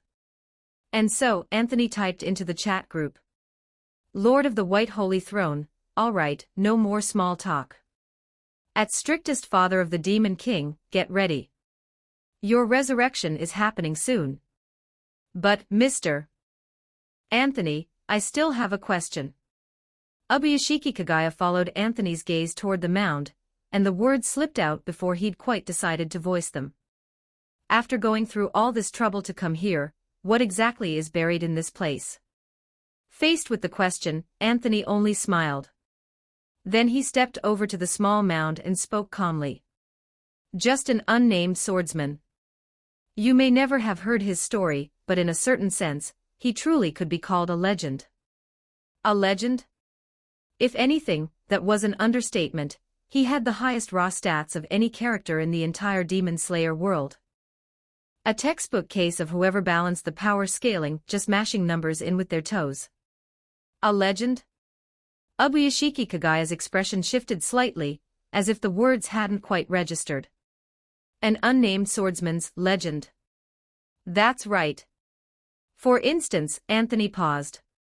Have any of you heard of the mark? If you mean the legends surrounding the mark, I've heard a few things. Anthony gave a small nod and said. That swordsman was born with the mark. Or rather, he was the very first swordsman to ever bear it. And he lived past 25. He lived all the way past 80. The instant those words landed, Ubuyashiki Kagaya's eyes went wide with shock. Born with the mark, and he even lived past 80. As the head of the Demon Slayer Corps, he knew exactly what the mark was. It was a phenomenon belonging to the distant Sengoku era, and every single person who had ever awakened it died before the age of 25. That was the iron law embedded in the legend. Or rather, Ubuyashiki Kagaya had always believed it was only a legend to begin with. And now both of those certainties had been overturned at once. And that's not all. Breathing techniques were his creation too. Well, creation might be too generous a word. It was simply how he breathed naturally. The techniques just happened to be passed down. Anthony clicked his tongue and continued, and this time, both Ubuyashiki Kagaya and the two pillars who had come along shifted their gazes toward the mound before them, as if trying, and failing, to fully comprehend it. Buried in this narrow, unremarkable patch of earth, there had truly lain a figure of such power. This. Ubuyashiki Kagaya opened his mouth slightly, but seemed at a loss for words, until Anthony dropped the final piece of information. Oh right, he nearly killed Muzan with a single stroke. After that, Kibutsuji Muzan didn't show his face again for the rest of that swordsman's life. Only after he died did Muzan dare to resurface and cause trouble again. That actually happened. But how could you possibly know that? And if this truly is his grave, then why exactly are we here? Ubuyashiki Kagaya's mind seemed to seize up entirely. For a moment it simply could not keep pace. He looked up at Anthony instinctively and asked with complete sincerity. Anthony only smiled. Of course I know. I'm acquainted with him. Those few words, spoken so lightly, made Anthony seem to recede somehow, as if an inexplicable distance had opened up between them. Ubuyashiki Kagaya turned to look at him. He was acquainted with that swordsman. A figure from the Sengoku era, nearly 1,000 years in the past. From the very first moment he'd met Anthony, he had sensed there was nothing ordinary about him. But now he found himself forced to revise that understanding entirely, and think it all over again. Oh, and, barring any surprises, you're about to meet him yourself. Anthony added that as an offhand remark, then kicked the loose earth aside with his foot, and used soul attachment to dig the grave open. When Yorichi Tsujikuni's grave had been fully opened, Anthony found a set of skeletal remains lying peacefully within. About what he'd expected. He glanced at the chat group panel, and sure enough, just as he'd guessed, the conditions were viable. His current points balance, 53,000 exactly. Points. A body. Every last condition for the resurrection had been met. Right, no surprises. He glanced over at Ubuyashiki Kagaya. You're about to witness this legendary swordsman for yourself. And that brings us to the answer to your second question, why we came here. Anthony stepped back half a pace and said calmly. We are here to resurrect this swordsman. He will stand with us against Kibutsuji Muzan. Resurrect. When that strange, unfamiliar word reached Ubuyashiki Kagaya's ears, he fell silent, and in the end, simply raised his gaze to Anthony. And at last, he asked the question he had wanted to voice for so long, but had only now found the moment. Mr. Anthony, if I may. Just who exactly are you? Me? Anthony gently pressed the confirm resurrection button on the chat group panel, paused a moment and said. Just an angler. Resurrection conditions detected as fulfilled. 50,000 points deducted for the resurrection. Vessel for resurrection selected, vessel assessment in progress. Yorichi Tsujikuni's skeletal remains, conditions met. Resurrection commencing. A sound like rolling thunder seemed to descend from above. Flickering sparks of soul light kindled within the remains before him. Anthony watched, stepping back half a pace, and waited for the resurrection to complete. And so, the soul began to return. Slowly, flesh and muscle, the flesh of a man in his prime, began to grow back around the bones. Matter generated from converted points attached itself layer by layer, and in what felt like barely an instant, a complete body had been rebuilt, even the partially weathered bones fully restored.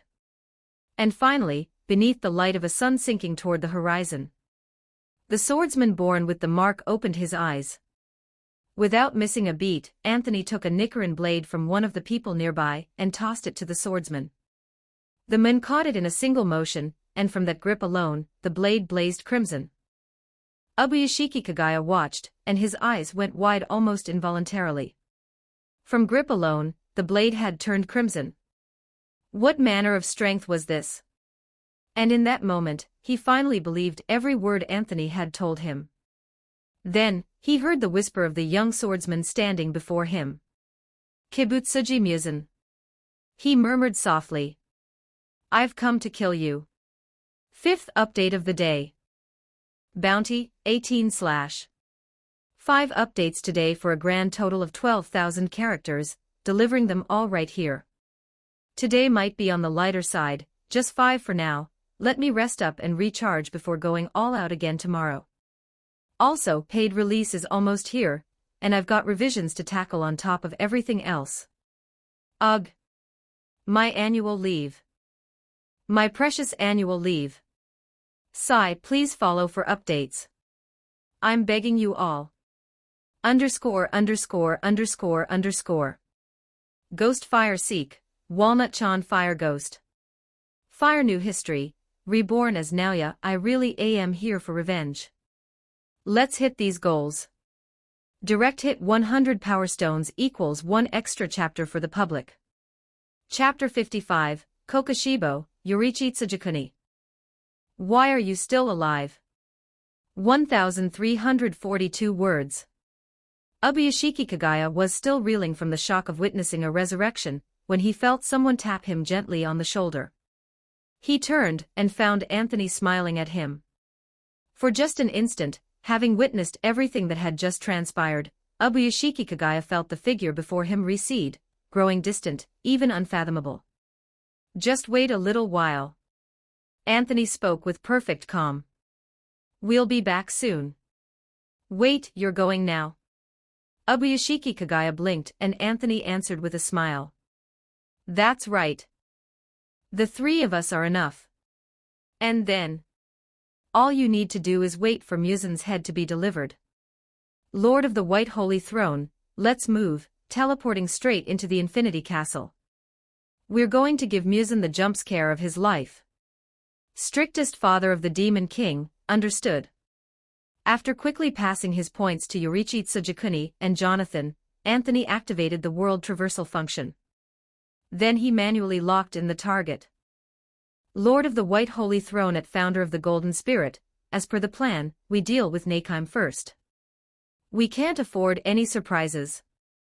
Lord of the White Holy Throne, as for you, at Strictest Father of the Demon King, your landing point is your choice. The demons inside the Infinity Castle are your domain.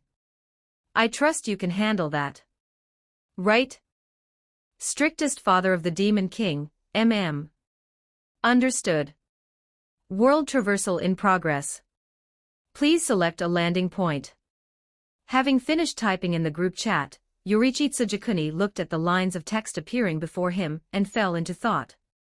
So, I have truly been brought back to life. Whatever else could be said, now was the time to kill Muzan. This visit would purge the Infinity Castle entirely. The greatest obstacles, as Anthony had explained, would be handled by him and Jonathan. That left only one thing for Yorichi himself to think about: how to kill Muzan. But There would be many demons at Musen's side, wouldn't there? The thought made Yorichi furrow his brow. He thought of his brother, Kokoshibo, who had, in the end, pledged himself to Musen and become a demon. If he went straight for Musen first, Musen would have time to summon reinforcements to stall for him. Combined with Musen's ability to flee, killing him would become considerably more troublesome. So, the right approach was to not tip his hand, to deal with the reinforcements first. Yorichi took a deep breath, then entered a name. Landing point selected, Kokoshibo. Unable to locate landing point automatically updated, Kokoshibo. Seeing that name, Yorichi paused for a moment, then remembered, and exhaled a helpless sigh. And so, in the next instant, a tremendous force seemed to act upon him. He looked up, Anthony and Jonathan had already vanished at the speed of light. Yorichi closed his eyes. Then, let us go. The wind seemed to fall silent all at once. Ubuyashiki Kagaya watched as all three figures simply disappeared. He stood motionless, unable to form a coherent thought.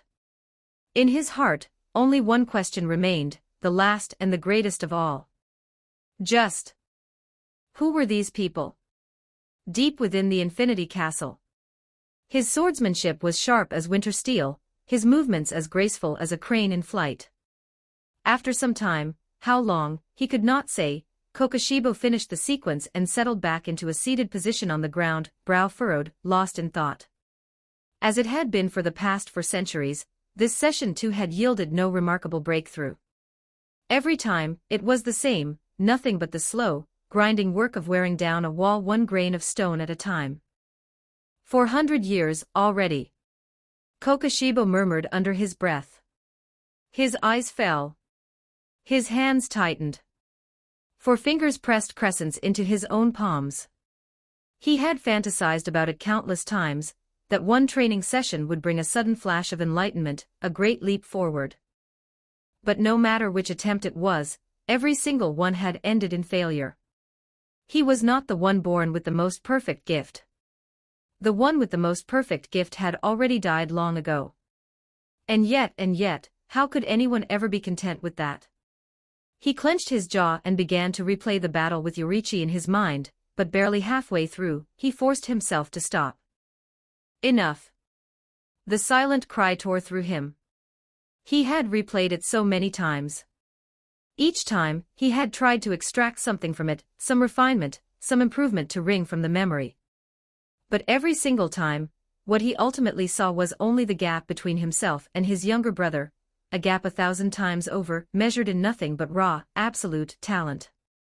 He tightened his grip around the old flute held to his chest, as if he might finally crush it, but in the end, his grip only slackened, his arm going limp. Slowly, he steadied his breathing, and let the storm inside him settle back to stillness. In 400 years, this had happened more times than he could count. He was used to it by now. Steady himself for a while, then return to the sword. Whatever came, he would not give up. He had spent his entire life in pursuit of this. So he would spend whatever life remained in pursuit of it as well. One day, I will surpass Yorichi Tsujikuni. Carrying that thought within him, Kokoshibo opened his eyes once more, and in that very instant, felt the presence of another. A presence both familiar and utterly strange. He spun around, and saw a face he knew all too well. A face written over with 1,000 complex emotions, with grief he had never quite been able to put into words. Brother. Yorichi looked at Kokoshibo. His expression was impossible to read, and in the end, everything he felt collapsed into a single, quiet sigh. Then he drew the blade at his side, an ordinary Nichiren blade, and in an instant, it blazed crimson. It has been a long time. In that instant, Kokoshibo was struck completely still. Words failed him entirely. He raised one hand on instinct, pointing at Yorichi, his mind a perfect blank. No, this is not a hallucination. And yet. Why are you here? He cried out, his voice pitched so sharp he barely recognized it as his own. Shouldn't you be dead already? I watched it, that was something I saw with my own eyes. And more than that, why did he look as though he had returned to his youth? Why? Why? Why? Why? Why? An endless flood of questions crashed through Kokoshibo in that moment, and in the end, all he received was a tired, mournful downward gaze from his younger brother. Because I came back to life, brother. Spoken as though it were nothing at all. I came back to life, said so lightly. So casually. Just as it had been 400 years ago, when Kokoshibo had watched with his own eyes as Yorichi Tsujikuni lived past the age of 80. As if to say, look, even a ripple swordsman could live that long. So then, why did you ever need to become a demon? No, you, how is this possible? I cannot accept this. In an instant, Kokoshibo roared and swung his blade at Yorichi with all his force. Yorichi lowered his gaze and exhaled softly, then settled into his familiar, unhurried stance. And so, brother. In the end, with a thread of pity woven through his quiet voice, he said. How pitiable. Underscore. Ghost Fire read more, Walnut-chan Fire Ghost. Fire New History, JJK, Naoya Zenin reborn as a woman. Help us hit our community goals. Direct hit 100 Power Stones equals +1 bonus chapter for everyone. Chapter 56, Musen, Don't Kill Me, I'll Do Anything. 1,409 words. One sword stroke was all it would take. Not the desperate, final strike of a dying man scraping the bottom of his reserves, but the full mastery of his craft at its absolute peak, delivered through a body at its absolute peak. In every sense of the word, one might even say it was a pinnacle he had never once reached while alive. In that single instant, their bodies crossed past each other. And the outcome was decided. Yorichi Tsujikuni calmly sheathed his crimson blade, and turned to look back. Behind him, Kokoshibo's eyes were still wide open, barely a breath left in him, wheezing like a broken bellows, his gaze locked on Yorichi. Then, all at once, he let out a laugh of quiet release. In the end, you don't even have a single scratch, do you? In the end, you've actually grown even stronger than you were back then. Yorichi gave no answer.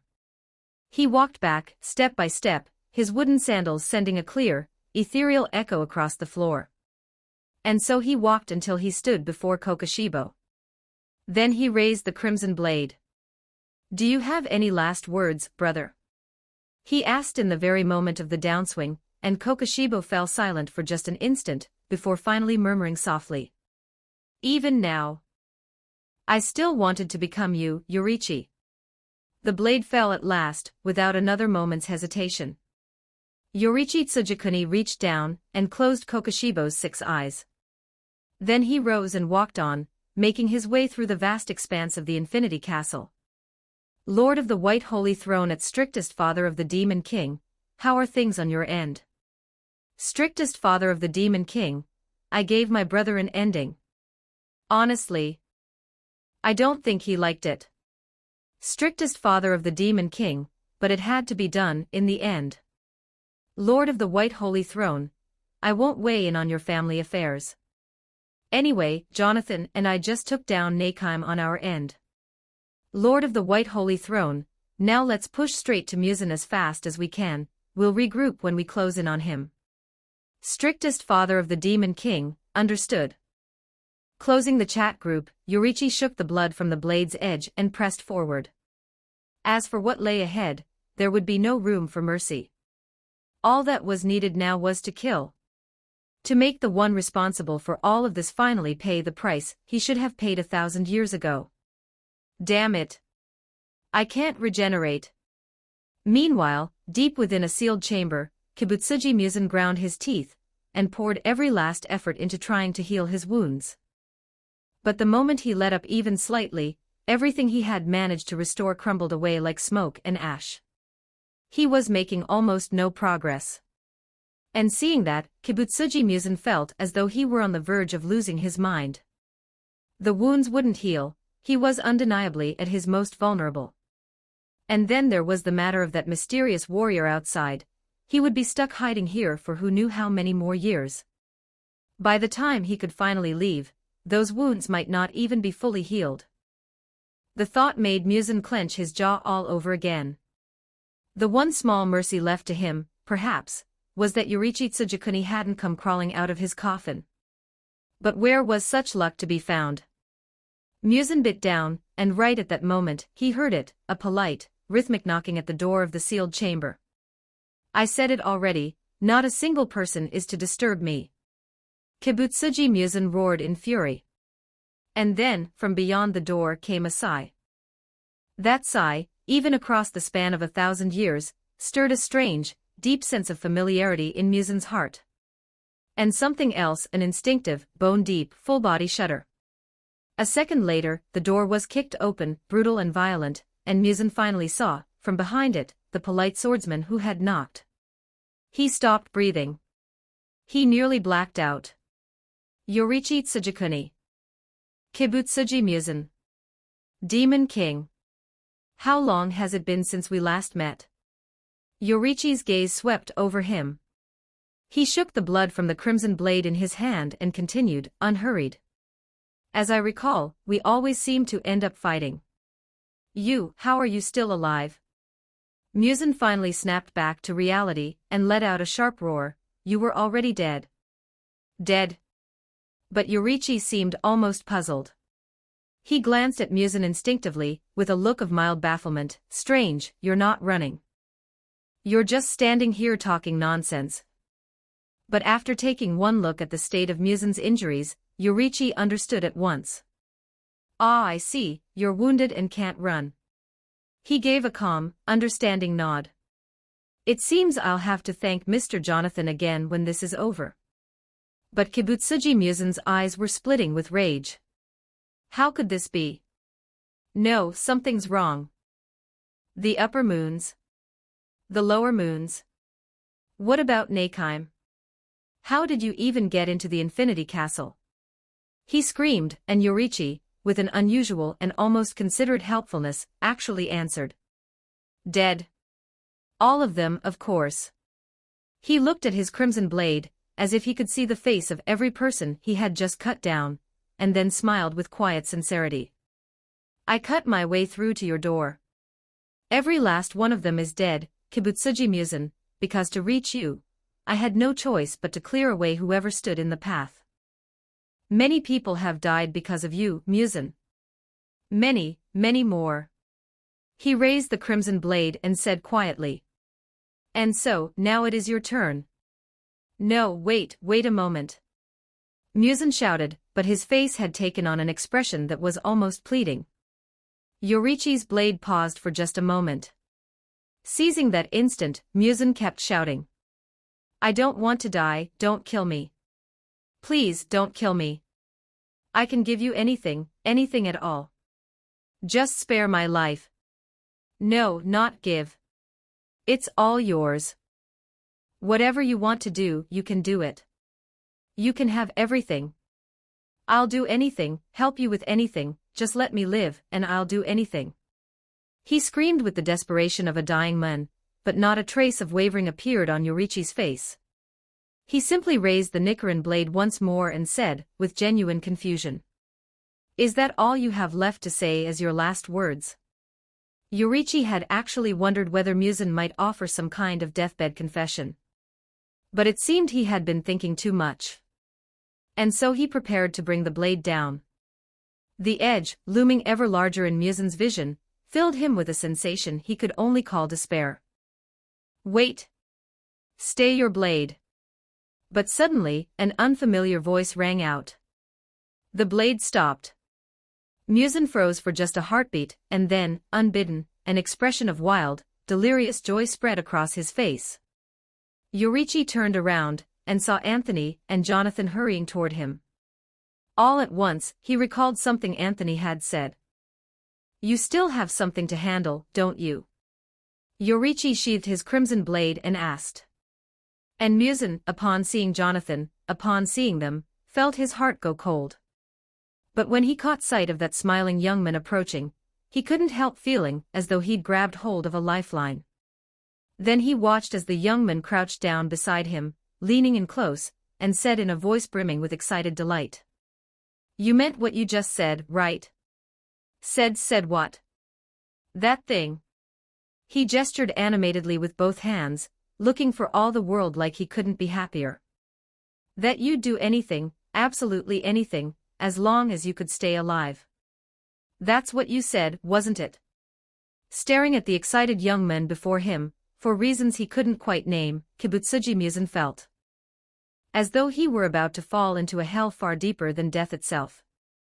_____________ Ghost Fire Walnut Chan Fire Ghost. Fire New History, JJK, Naoya Zenin reborn as a woman. Direct hit 100 Power Stones equals +1 bonus chapter for everyone. Chapter 57, Minato Namikaze joins the group, main quest completed, Muzan's Fall. 1354 words. Ah look, wanting to stay alive is a good thing. Right? Who actually wants you dead? Wanting to live is a wonderful thing. You can only create value while you're alive. If you died, that value would take a massive hit. What a heartbreaking waste that would be. Don't you think? Faced with the young man's animated, beaming expression, Kibutsuji Muzan's face went rigid. He turned to glance at Yorichi Tsujikuni standing to the side, eyes fixed on him, then at Jonathan, who was watching him with barely concealed disdain, and then back at the young man in front of him. In the end, he could only manage a hollow, strained laugh in reply. Ah, why yes. I suppose so. See. Now that's the spirit. Anthony clapped Muzan on the shoulder, his face lighting up with delight. I knew it the moment I saw you, you've got real potential. A genuine gem in the rough. Looking at Kibutsuji Muzan before him, Anthony couldn't help but marvel inwardly. And truly, what a gem he was. From the perspective of the artificer, an absolutely perfect gem of raw material. Where else would you find stock this good? Extraordinary regeneration, overflowing vitality, give him even the tiniest trickle of energy, and he'd probably bounce back to full activity before long. 5 minutes of charging, 2 hours of battery life. A genuine, top-quality gem through and through. So can I actually survive this? At last, Kibutsuji Muzan ventured the question with careful, fragile hope, and Anthony nodded like a bobblehead in a hurricane. Yes. Of course. Absolutely yes, without a shadow of a doubt. Then that familiar smile settled back onto Anthony's face. Though you can rest easy about one thing. Once you're living on, you won't even be able to die anymore, you know. In that instant, Muzan's eyes went wide. Anthony watched the reaction with calm detachment, then turned his head toward Yorichi Tsujikuni. Mr. Yorichi, I'll leave what comes next to you. Start by taking his head. Understood. Yorichi Tsujikuni gave a single nod, and in one clean stroke, brought the blade straight down through Kibutsuji Muzan's neck. In that moment, Muzan poured every last ounce of his will into detonating his body outward, and in the instant the explosion burst forth, countless fragments scattered in every direction, only to meet an invisible resistance, as if the air itself had turned to stone. They could not move. Meanwhile, Anthony calmly tapped through the chat group beside them, sent a quick message that everything was fine, then turned his gaze to the countless scattered fragments of Muzan before him. Soul attachment activated. Pinning Muzan's fragments in place was, if anything, far easier than the time he'd held Dio down under that manhole cover. Burning maybe just under 100 points per second, with his current savings, he had more than enough to spare. And besides, this actually saved Anthony a fair amount of trouble. He'd been mulling over how to get Muzan to split off his life force, so he could claim the fragment that held the greatest concentration of it, and now Muzan had gone and done it himself. A warm surge of satisfaction bloomed in Anthony's chest, the joy of a bountiful harvest. Like opening the furnace door, calling out once, and having the raw material roll itself in. Truly, he couldn't have asked for a more cooperative subject. Why can't I move? Watching Muzan's futile struggle, Anthony smiled, then stepped forward, gently plucked one fragment from the air, and said quietly. Why, of course, because while I said I'd let you live, I never specified how. Rest assured, Musin. Your sins have not been washed away. He murmured, his voice low. I'll make sure you find that living is far more agonizing than death. With that, he waved a hand, and Yorichi Tsujikuni swept the remaining fragments of Musin aside without mercy. Musin, desperate to cling to existence, had no choice but to draw all his scattered life force inward and concentrate it. In the end, only the single fragment in Anthony's hand remained, slightly larger now, carrying more life force than it had before, and bearing within it the last dim, fading flicker of Musin's consciousness. Good. That's enough. Anthony glanced at Musin's state and confirmed this with quiet satisfaction, and then, as if a fishing line had descended from somewhere impossibly far above, Anthony's true body cast its gaze down from the endless expanse of the primordial river. The line of the angler dropped, and the remnants of Musin in his avatar's hand were reeled, directly, into the primordial river. And there on the primordial river, Anthony looked down at Kibutsuji Musin cradled in his hands, and smiled. What a treasure! What a magnificent little treasure! First things first, time to run a full 007 field test on this one. Back within the Infinity Castle, Anthony gathered everything up, picked up Musin's severed head, then turned to address both Yorichi Tsujikuni and Jonathan. All right, Nakeheim is already dead, so we can head straight out of the Infinity Castle now.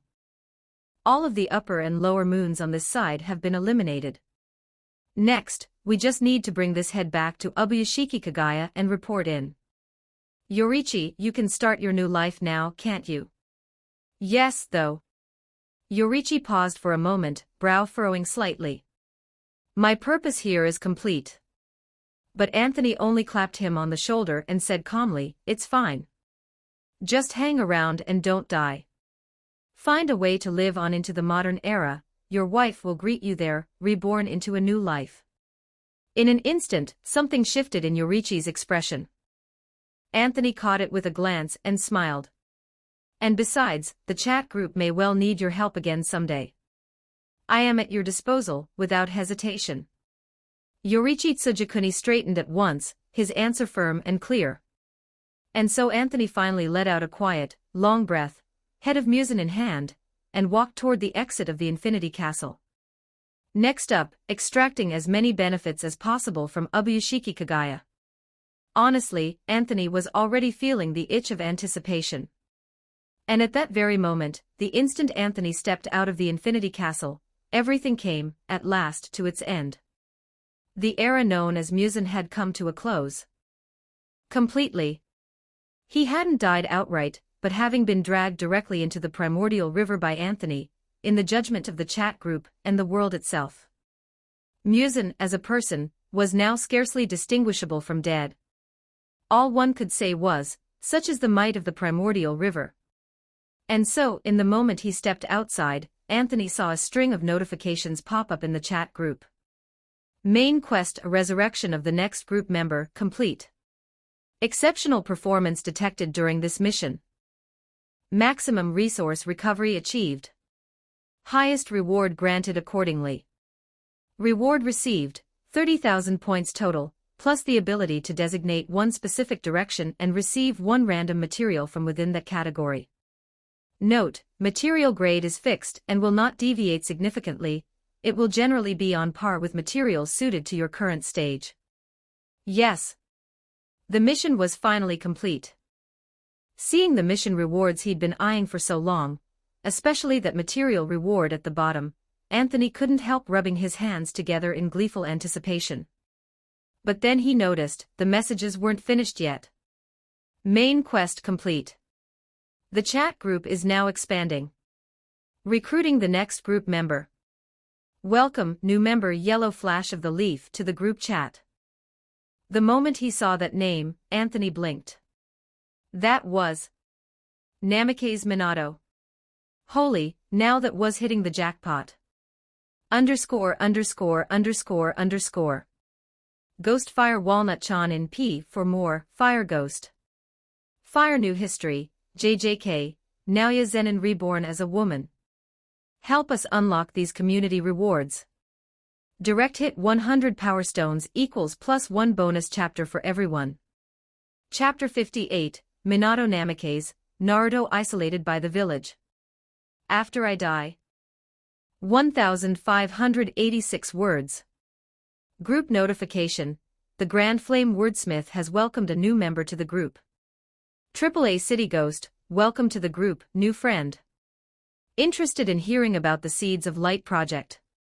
Lord of the White Holy Throne, why are you already reaching out to the new members so fast? AAA City Ghost, ahem, keep it down. Yellow Flash of the Leaf, where? Where is this? The Interdimensional Dead chat group. Lord of the White Holy Throne, well, anyway, at Yellow Flash of the Leaf, go ahead and read the group rules first, Mr. Namikaze Minato. Lord of the White Holy Throne, once you've finished, you should have a pretty clear idea of what this place is all about. Yellow Flash of the Leaf, you know who I am. Standing in the midst of boundless, infinite void, Minato Namikaze stared at the single glowing blue panel of light hovering before him. He could feel the strange, uncanny sensation of existing as a pure soul, and for a moment, he found himself genuinely puzzled.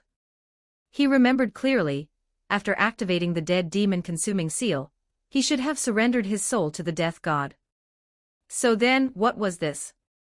In this state, he could feel it with crystalline clarity, the death god itself seemed almost absent. Lord of the White Holy Throne, yes, of course. Go ahead and read the rules first, everything will make sense in a moment. Group rules. Minato paused and read the notification that had popped up on the chat group's glowing panel. His eyes went wide. A flash of genuine astonishment crossed his face. A chat group that specifically recruited the dead from across infinite dimensions, and was dedicated to bringing them back to life. Something like that actually existed. Yellow Flash of the Leaf, so everyone here has died at least once, just like me, and we're all trying to come back to life. Lord of the White Holy Throne, that's right. And 2 people have already succeeded. Lord of the White Holy Throne, I'm sure you have your own reasons for wanting to be revived, don't you? Reading Anthony's words, Minato fell silent for a long moment. He thought of his child, still so small. Uzumaki Naruto, who had barely just been born when Minato had no choice but to seal the yang chakra of the 9 tails within him. And the village. If there were anything he couldn't let go of, anything that might actually make him want to come back to life, it was only those 2 things. Yellow Flash of the Leaf, indeed, as you say. I have a child. I really want to know how he's doing. Lord of the White Holy Throne, oh that's easy, even if I don't tell you now, you'll find out eventually anyway. Lord of the White Holy Throne, he's going to become someone extraordinary. And do you remember the reanimation jutsu? Lord of the White Holy Throne, that technique will drag you back someday. When it does, you and your son will even fight together in the 4th Great Ninja War. Lord of the White Holy Throne, though, your son Uzumaki Naruto, the early years might be a little rough for him. Yellow Flash of the Leaf, rough?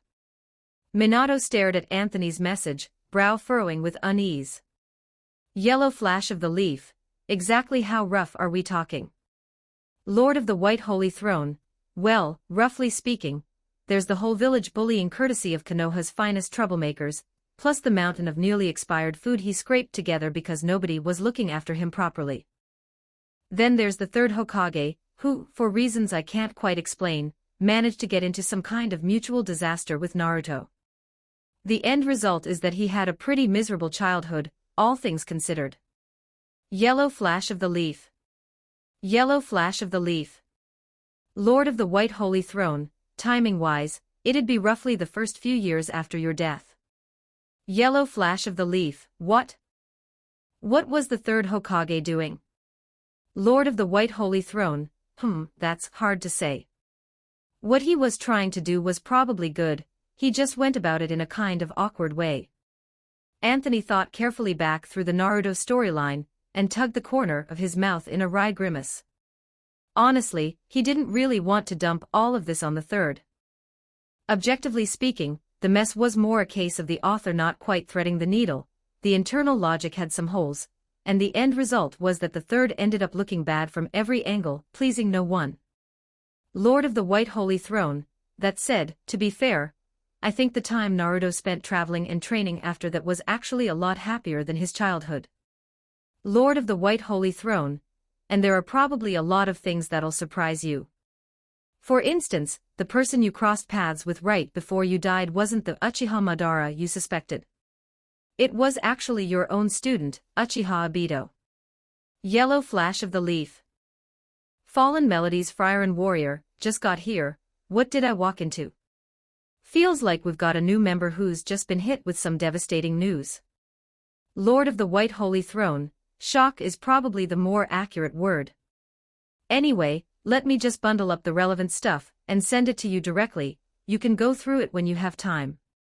And so, with a slightly complicated expression, Anthony gathered together everything he remembered from Naruto that was related to Minato Namikaze, packaged it up, and uploaded it to the group chat. Lord of the White Holy Throne has uploaded, Naruto.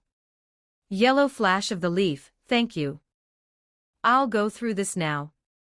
And with that, Minato instantly vanished offline, clearly sprinting away to binge read at top speed.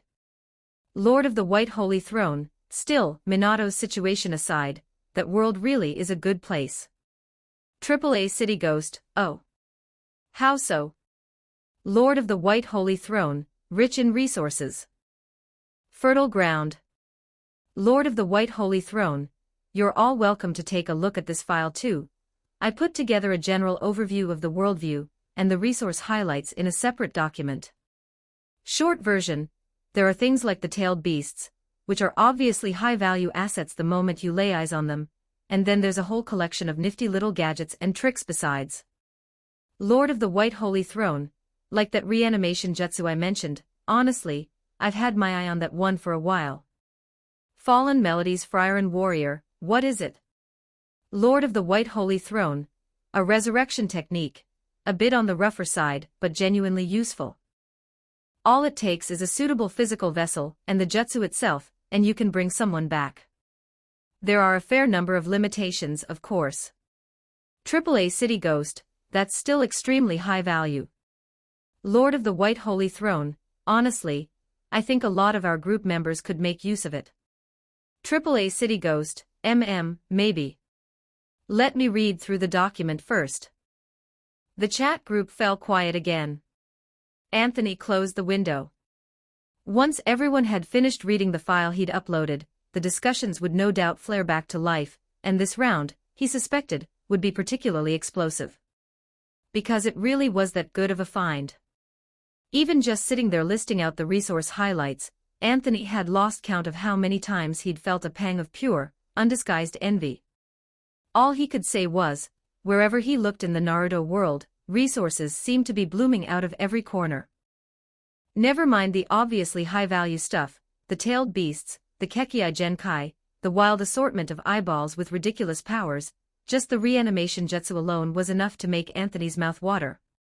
Sure, it was a bit on the crude side, nowhere near as clean as the chat group's own resurrection technology, but Anthony had an instinctive sense that if he got his hands on it, there were all sorts of ways he could put it to use.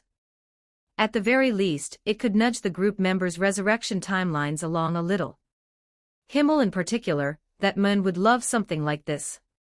Thinking all this through, Anthony let his stand, still present back in the Demon Slayer world, continue handling the remaining loose ends on its own. There wasn't much left to wrap up in the Demon Slayer world anyway. Mostly epilogue material at this point. He'd had his avatar tie off the last few threads, and then head back to his own world. Anthony figured that beyond eventually working with Ubuyashiki Kagaya on some kind of ongoing collaboration, nothing major was likely to come up. So he went ahead, and left his avatar parked there on autopilot for now. Then, after quite a while had passed, he finally saw the first message break the chat group's long silence. Yellow Flash of the Leaf, what is the meaning of this? ________. Ghost Fire plus 40 ch, Walnut Chan Fire Ghost. Fire new history, JJK, Naoya Zenin reborn as a woman. Let's achieve our community goals. Direct hit 100 Power Stones equals +1 extra chapter for everybody. Chapter 59, Seeking the Impure World Reincarnation Technique. Arrangements for David's Resurrection, Seeking First Subscription. 1,509 words.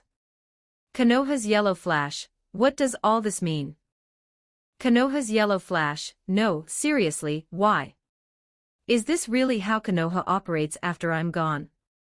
Konoha's Yellow Flash, Naruto's life is a mess, the Uchiha clan was wiped out, and somehow Danzo has his fingers in every single one of these pies.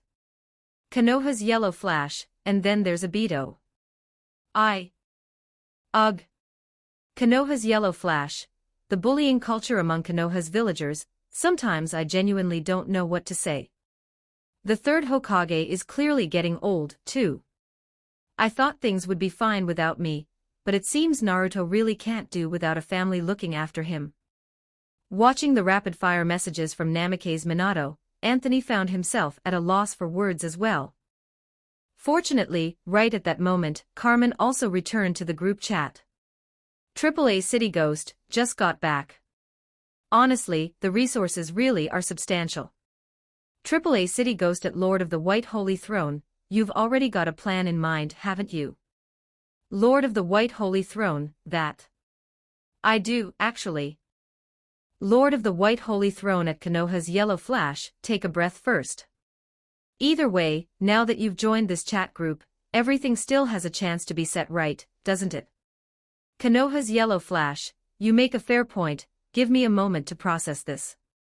Konoha's Yellow Flash, I just took a look at my own resurrection conditions while I was at it. The requirements are a physical body, 150,000 points, and one condition that's still unknown. Konoha's Yellow Flash, the goal for everyone in this group is to work together and find a way to fulfill each other's resurrection conditions, and then, once we're back, deal with the unfinished business we each left behind. Is that right? Lord of the White Holy Throne, that's right. You caught on fast. Though your resurrection conditions.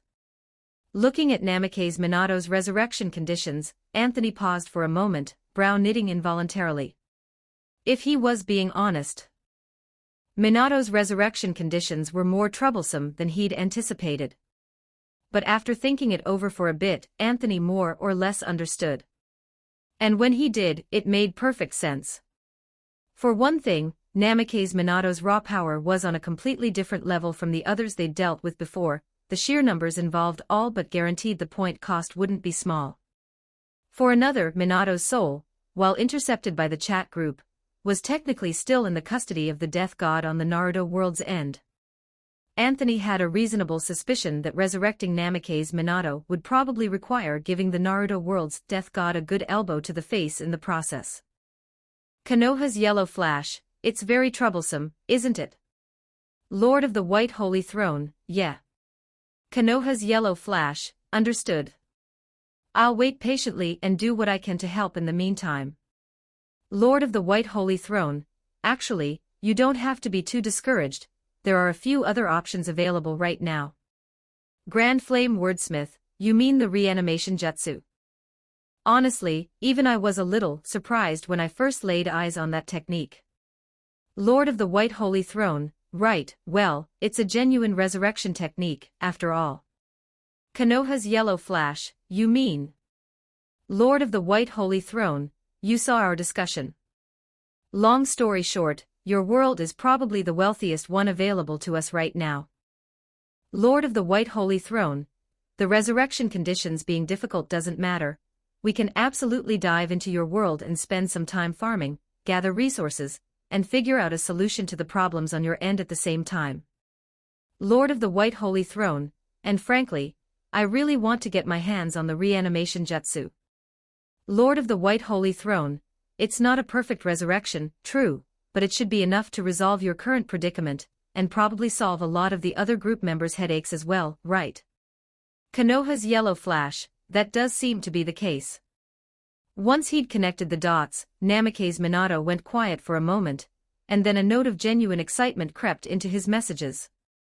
Konoha's yellow flash, when you put it that way, there really are a lot of problems that could be solved at once. Lord of the White Holy Throne, exactly. It's just a bit of a shame.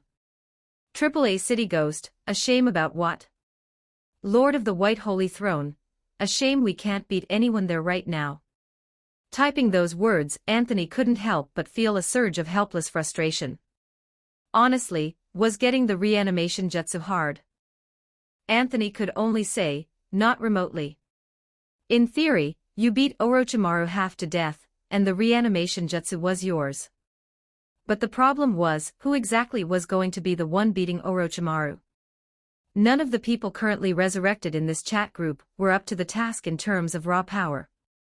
The stat ceiling of the Naruto world was visibly and considerably above where the chat group currently stood, so much so that Anthony didn't dare go near it at the moment.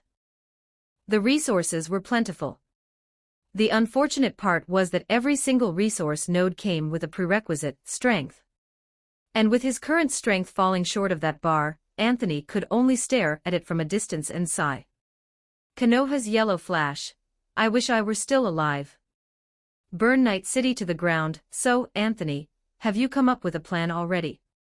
Lord of the White Holy Throne, more or less. But none of this is a timed dungeon, right? Lord of the White Holy Throne, so my current plan is to keep developing for a while longer, wait until we're further powered up and the chat group has more active members, and then maybe we'll actually have the qualifications to run the Naruto dungeon. Lord of the White Holy Throne, so, at Burn Night City to the ground, how would you feel about going at Arasaka Tower again? Burn Night City to the ground, huh? Me? Sitting in front of his screen, David felt a sudden wave of confusion wash over him. How did the conversation suddenly swing around to him? Konoha's yellow flash, a delaying tactic. That does seem like a solid approach. I don't think things on my end will be too urgent for a while, and I'm not all that familiar with everyone yet, but I trust Anthony's judgment. Grand Flame Wordsmith, resurrecting David, HM. Yeah, that's a solid plan. Friaren, he is the closest to resurrection of anyone right now. Once he's back, with one more person in the ranks, we should have the numbers to enter a newcomer's world, right? Lord of the White Holy Throne, that's what I was thinking too. David, what do you say? At Burn Night City to the ground. Burn Night City to the ground, wait, hold on, the thing is, I can't exactly take down Arasaka either. And why would we be trying to take down Arasaka anyway? Sure, he had climbed Arasaka Tower once, and sure, he had no shortage of hatred toward the place, but David had to admit that the last time he'd had the guts to storm Arasaka Tower, it was mostly because he was trying to save someone. Charging it barehanded now would just be throwing his life away. Lord of the White Holy Throne, what are you muttering about? Lord of the White Holy Throne, let me tell you something, Atom Smasher isn't worth a damn, you hear me? You need to believe in yourself. Lord of the White Holy Throne, you're the last hope of the whole village right now.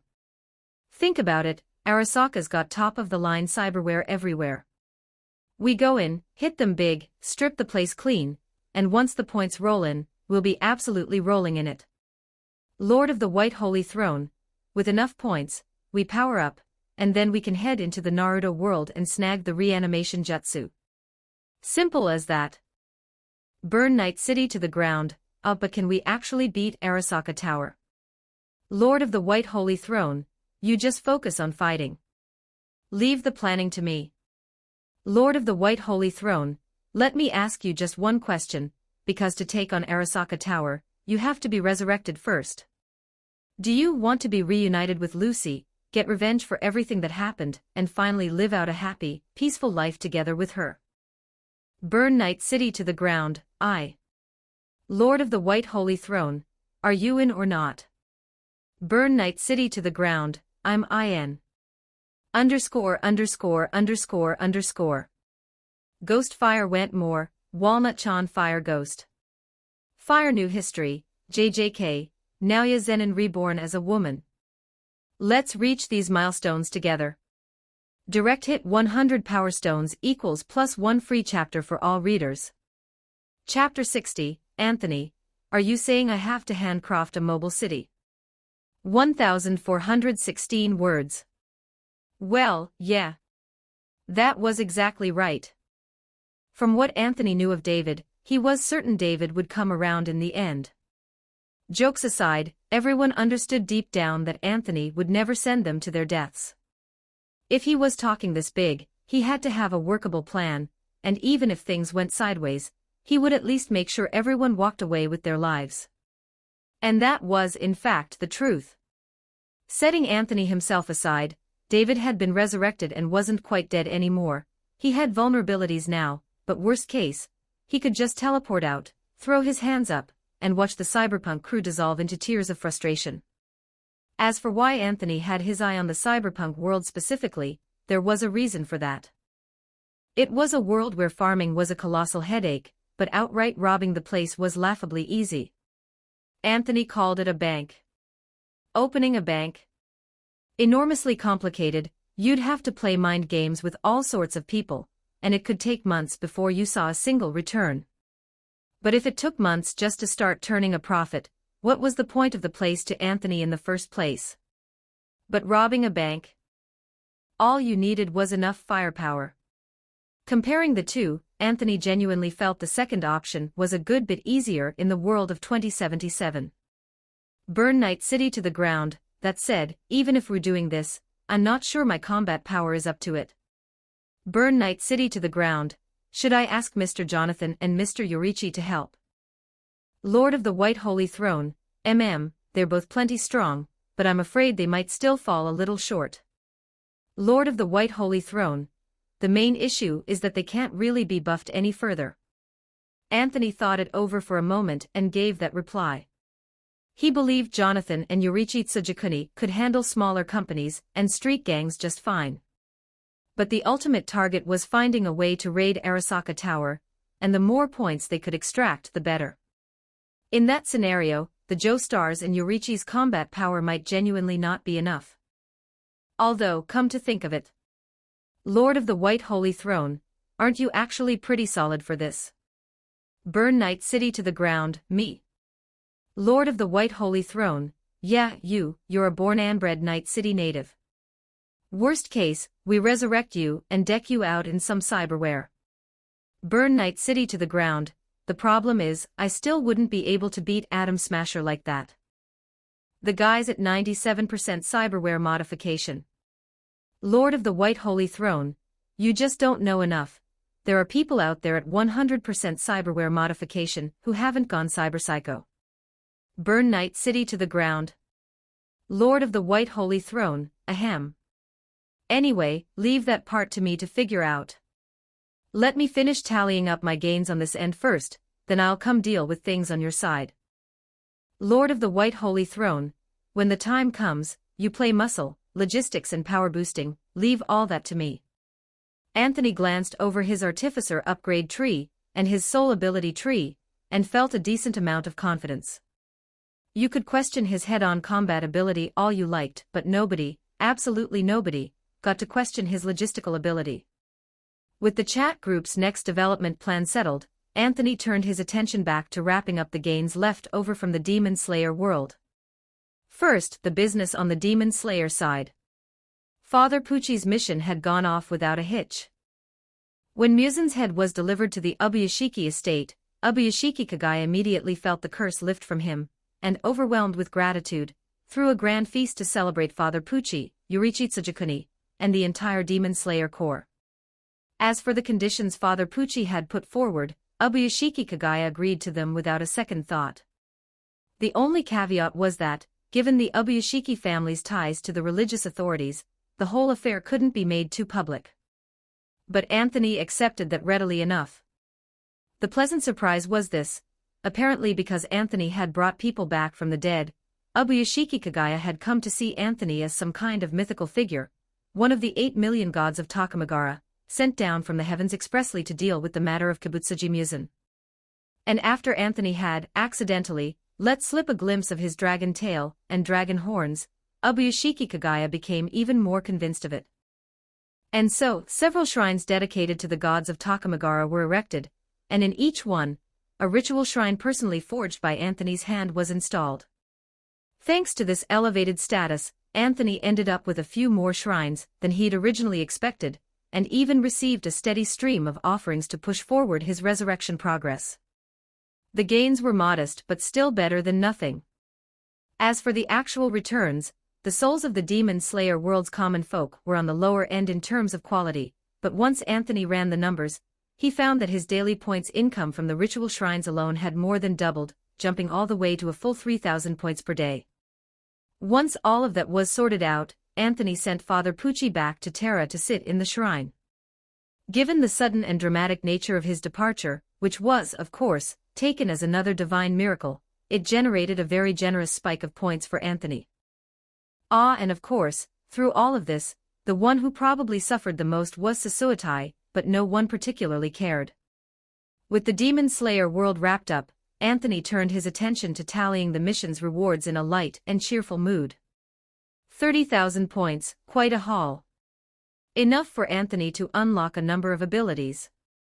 He was planning to work through the blueprint entries on his artificer ability tree, especially the equipment forging ones. As for one designated material, honestly, Anthony felt this was the real main event. Because with it, a forging blueprint he had been eyeing for a long time would finally have the resources to be built. Forge Core. Description: the Forge Core is the base of operations, or rather, the workshop of all artificers. When inside the Forge Core, the artificer will unleash their true power. Effect: unlocks the artificer level, and unlocks all equipment that can be forged at the current artificer level. When forging within the Forge Core, all material costs are reduced by 10%, and this effect increases further as the artificer level rises. Special: the Forge Core can be built upon the primordial river, and will shield the artificer from the primordial river's erosion. Facilities and living beings installed within the Forge Core will also be protected from the primordial river's erosion. The Forge Core will gain special effects based on its construction materials. Unlock cost: 1,000 points. Forge cost: 9,000 points, plus 1 base-type material. Staring at this forging blueprint and the base-type material requirement listed in it, Anthony glanced over his designated material selection options, and rubbed his hands together with barely contained excitement. What could he say? Brother, what could he even say? The value of a proper workshop to a craftsman goes without saying. But more critically, this thing could block the primordial river's erosion. Anthony himself wasn't especially worried on his own behalf. What he was worried about were the materials. Things like mucin, for instance. He really didn't want to stuff mucin into the fully automatic fishing machine, only to have the primordial river wash him away first. These were precious, irreplaceable raw materials. This job was happening. No question. And so, without another moment's hesitation, Anthony immediately initiated the material draw. Designated type: base. Draw in progress. Draw complete. You have obtained item: a mobile city core. Question mark. Hold on a second. What exactly did I just get? Was he seriously about to start hand building a mobile city? Underscore. Ghost Fire plus 40 ch. Walnut Chan Fire Ghost. Fire New History, JJK, Naoya Zenin reborn as a woman. Let's achieve our community goals. Direct hit 100 Power Stones equals plus 1 extra chapter for everybody. Chapter 61, Lucy, I finally found you again, David. 4,993 words. Item: Mobile City Core. Place of origin: Arknights. Description: the core of a mobile city that was never completed. As plans for the mobile city were gradually restructured into modular land blocks, this core sat idle and never served its intended purpose. On the eve of its scheduled dismantlement, you fished it out of the information stream of the primordial river. Effect: can serve as one of the raw materials for the base mobile city. When used as a forging target under the spirituality path artificer, it will gain additional effects. So he'd gone and played the role of a glorified scavenger. Anthony stared at the mobile city core looming before him, several meters tall, wide, and long, and scratched the back of his head, a little uncertain. Then again, when he thought about it, this wasn't exactly his first rodeo as a junk collector. After all, with the angler ability, he'd pulled up everything imaginable from the depths. Fish were practically the least of it. Ah, forget it. Being a scavenger is the right call. Sighing to himself with a kind of wistful acceptance, Anthony activated his soul-forging ability. Instantly, a torrent of analytical data materialized before him, and at the end of it all, one crystal-clear conclusion emerged. This item can serve as the primary material for forging a forge core. Proceed with forging. You may choose to spend an additional 5,000 points to enhance the results of this forging session. Anthony glanced at his balance, a comfortable 30,000 plus points remaining, and waved his hand without hesitation. Build it. Go big or go home. In an instant, including the blueprint costs, a total of 15,000 points drained from Anthony's account like water down a drain. In their place, a brilliant azure flame, the burning light of his soul, gradually kindled in his hands. Forging has begun. The temporary status Artificer's Might will be applied to ensure the success of this forging session. In that moment, it was as though an inexhaustible power from beyond the stars came pouring down, flooding into the massive mobile city core before him. Then, one strike of the hammer.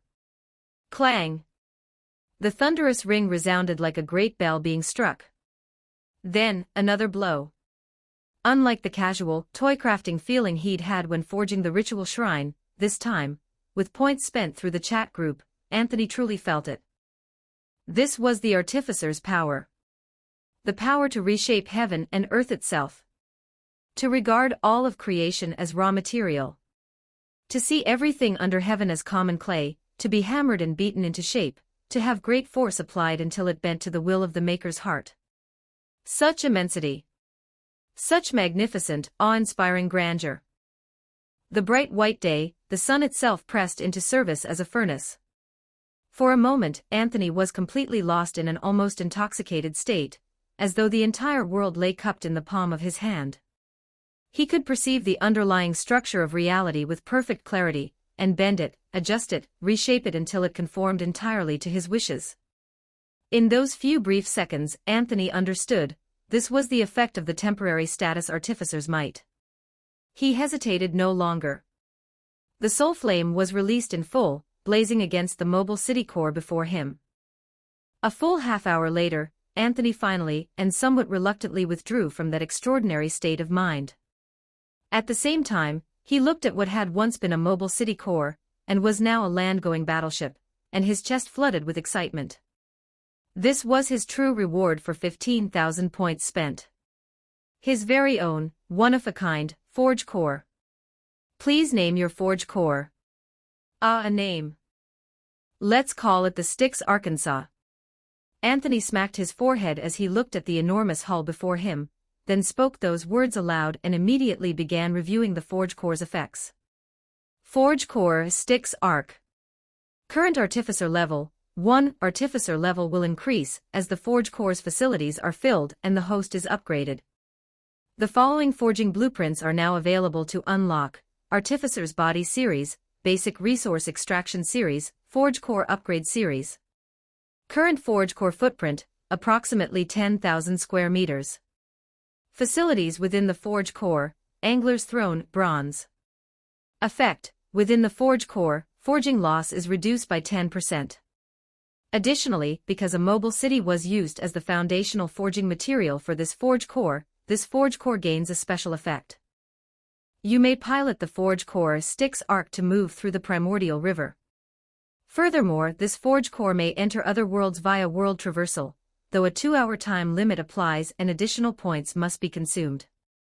At its current size, the forge core will consume 500 points per day for routine maintenance within the primordial river. Anthony skimmed that last line and dismissed it without a second thought. 500 points. Pocket change. Once the facilities on the forge core multiplied, it'd more than pay for itself. He was pulling in 3,000 points a day already. He could cover it no problem. What really caught Anthony's attention was the Forge Core's special effect. This thing can actually sail into other worlds. As expected of a mobile city core. Just reading that one effect, Anthony's mind immediately began spinning with possibilities, and his expression lit up with visible, barely contained excitement. You had to understand, the three great dreams of any Mun were to command a warship, to pilot a Gundam, and to transform into pure light. Anthony absolutely loved this thing. With a single thought, he was instantly aboard the Angler's Throne Bronze, at the deepest point of the Forge Core, gazing down at the shimmering, kaleidoscopic waters of the primordial river below. In that moment, he felt as though the Forge Core was an extension of his own limbs, every operation flowed naturally and without resistance. Just as he was about to check the newly unlocked blueprints, he suddenly smacked his forehead and remembered something he hadn't done yet. Oh right, how could I almost forget about you? He reached into his pocket and produced the shard of mucin, and Anthony smiled. Still a little hazy in there. But that's not a problem. Guided by his fundamental belief in putting people first, Anthony generously fed mucin a trickle of soul energy to bring his consciousness back to a slightly more coherent state. At the same time, he set to work forging the Angler's auxiliary throne. 2,000 points to unlock, 8,000 points to forge, just like that, another 10,000 points gone. But Anthony didn't feel the slightest twinge of heartache. These were military expenses. Non-negotiable. So after installing the Angler's auxiliary throne at the edge of the Styx arc, Anthony patiently forged away, and waited for mucin to regain consciousness. Cough, cough. In the depths of his long unconsciousness, mucin felt as though a stream of sweet, cool spring water had been poured into his mouth. In an instant, his entire mind felt as though it had been washed clean. And so Kibutsuji Mucin slowly became aware of his senses returning, his consciousness gradually swimming back toward the surface. He opened the single eye embedded in his shard and stared outward in bleary confusion, then heard a voice. You're awake. The surgery was a great success. You're no longer human. Kibutsuji Mucin turned his gaze toward the voice and found Anthony standing nearby, holding a scalpel, his face etched with something that looked unmistakably like regret. Mucin couldn't help but feel a chill crawl up what remained of his spine. Why is this guy here? Such a shame, really. I was hoping to figure out the fundamental mechanism behind demon physiology, but unfortunately my research wasn't conclusive. Anthony collected the scraps of flesh he'd cut from Mucin, shaking his head with genuine disappointment. Then, with a small laugh, he added. Still, you're looking pretty good, all things considered. At least your physical form is slowly regenerating. That self-healing vitality is decent, I'll give you that. What exactly do you want? Where is this place? And who in the hell are you? Kibutsuji Mucin thrashed violently, only to find he couldn't move a single inch. He screamed. Easy, easy. Relax. Anthony's face bore a gentle, benevolent smile. He spoke softly, Me? I'm just a perfectly ordinary artificer. And as for you? Kibutsuji Mucin, welcome to my Forge Core. Now let me ask you something first. Do you want to shine and burn bright? Shine and burn bright? Mucin blinked, apparently unable to follow what the other man was saying. Anthony nodded vigorously. Exactly. Shine and burn bright. Contribute your value and in return, you get what you've always wanted. Let me think, eternal life, and never having to fear sunlight again. That's right, isn't it? I can give you both. Really? Kibutsuji Mucin stared at Anthony, his mind still struggling to process what was happening, utterly at a loss for what the Mun was actually selling. Of course it's real. More real than a pearl in an oyster. Anthony said with complete sincerity, all you have to do is fully contribute your value. Then, what do I need to do?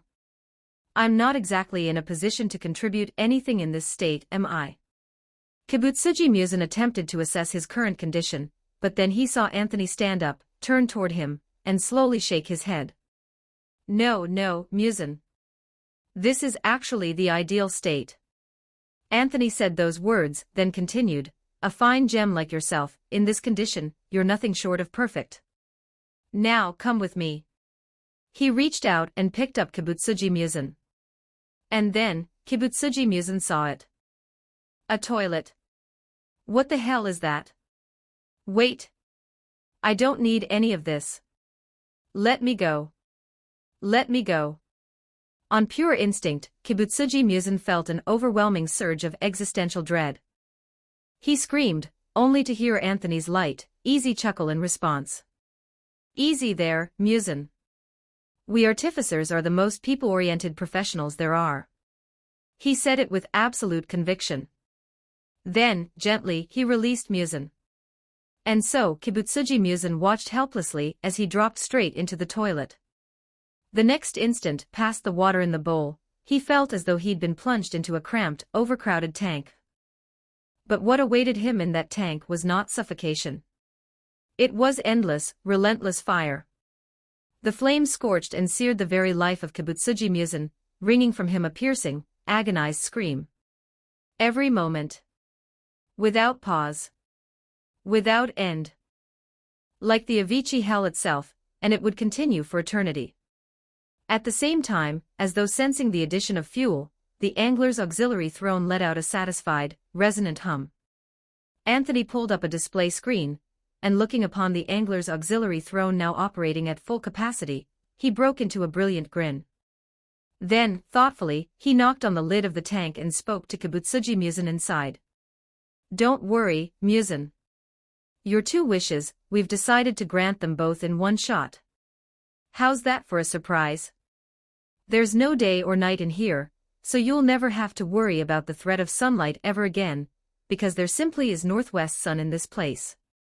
And as for that eternal life you wanted, well, that's guaranteed too. Because if you die, that would be a catastrophic loss of revenue.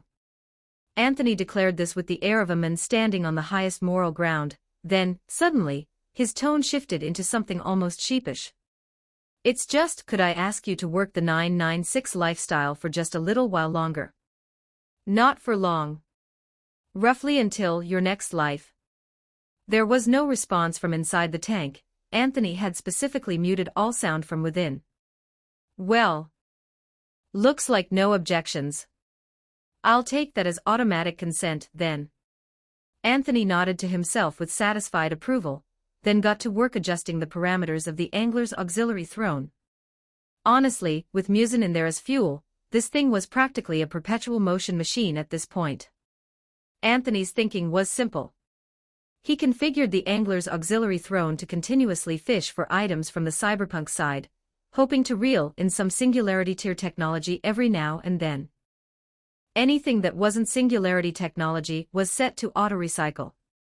After the auto-recycle processed, roughly 5% of the points gained flowed back into the angler's auxiliary throne to replenish Musen's soul energy and vitality. Just like that, the cost cycle became fully self-sustaining. The production line was designed. The output had already been factored directly into the revenue projections. As for yield, Anthony ran a rough calculation and found that daily net income was a whopping 2,000 points. He couldn't help but feel a surge of deeply satisfied approval. Not bad at all, Musen. Who knew there was this much left to squeeze out of you? If there's an Employee of the Year award at year-end, you've definitely earned a nomination. Now, even if Anthony did absolutely nothing, his daily net income already exceeded 4,500 points. If he put in a little effort and fished actively, he could pull in around 7,000 points in a single day. It was only now, truly, that Anthony finally felt like he had a stable, sustainable source of points. As he reflected on all this with quiet satisfaction, Anthony casually took a screenshot and posted it to the group chat. Lord of the White Holy Throne, screenshot. Lord of the White Holy Throne at Demon King's strictest father, I've taken care of Kibutsuji Musen. You can rest easy knowing he'll never make a comeback. Demon King's strictest father, understood. Thank you. But this is, what exactly? AAA City Ghost Girl, is that a flush toilet? Lord of the White Holy Throne, yep, a flush toilet. An auto-fishing rig. Gets 100 kilometers per Kibutsuji Musen. Pretty cool, right? Frieren, warrior of the slow passage. Frieren, warrior of the slow passage, hiss. Actually, now that you mention it, that does sound kind of interesting. Lord of the White Holy Throne, right? Let Night City burn. No, even Night City doesn't have something like this. Demon King's strictest father, so you're saying. Musen is trapped inside that thing. Lord of the White Holy Throne, yep. Want to say hi? Though he's a bit busy on the clock right now, on a shift with no end time. Lord of the White Holy Throne, if you want to say hi, I can clock him out for a minute. Demon King's strictest father, that won't be necessary. At the same time, within the Demon Slayer Corps, Yorichi Tsujikuni, who had typed out that last message, felt an enormous wave of shock wash over him. He suddenly had the thought, perhaps back then, simply sending Musen to his death would actually have been a mercy for that heinous, evil-drenched creature. Letting Anthony handle it was a fate worse than death.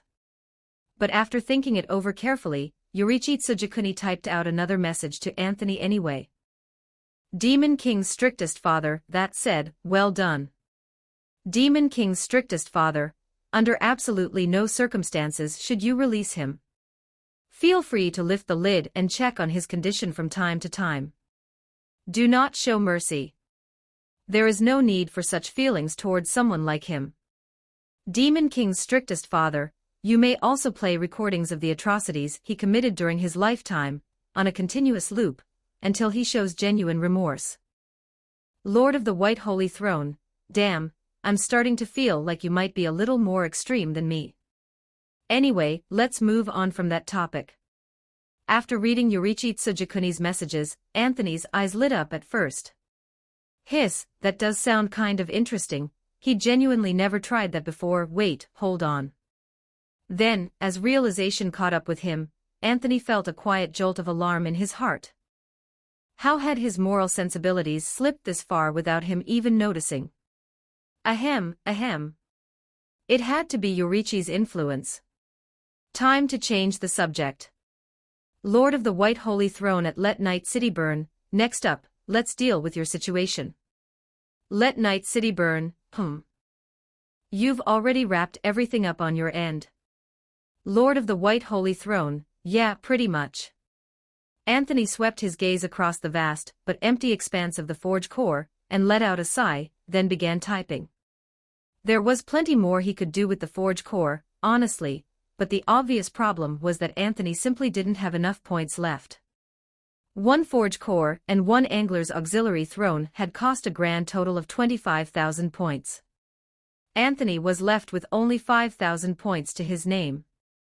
He had every intention of continuing to develop it, turning the Forge Core into an unfathomably massive superfactory, but the points simply weren't there. Flat broke. Anthony, once again acquainting himself with the suffocating pressure known as poverty, made his decision after only a brief moment of internal wrestling. Forget it. Overthinking it won't help. Let's just go and pull off one hell of a job, brothers. So having cheerfully arrived at his decision, Anthony resolved that before continuing to upgrade the Forge Core, he would first find a way to contact David Martinez, resurrect him, and then ride alongside him through Night City, running riot as a pair of cyber bandits until they'd scraped together enough points.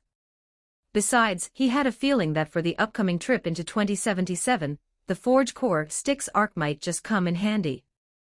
Setting aside the final effect, the ability to drop a literal warship into a world, just that long list of forging blueprints alone made Anthony feel like he was already sitting pretty. The Artificer's Body series was obviously some kind of physical enhancement. If he could get that onto David before they went raiding, their combat capability would be more than enough. And the Resource Extraction series. That was a gift arriving right on schedule. After David finished looting, every scrap and leftover could be recycled through it, not a single credit wasted. Once they'd banked enough from that first run, they could start upgrading both systems in parallel. Now that was how you fight a war on a war's budget. All in all, the plan was beautiful.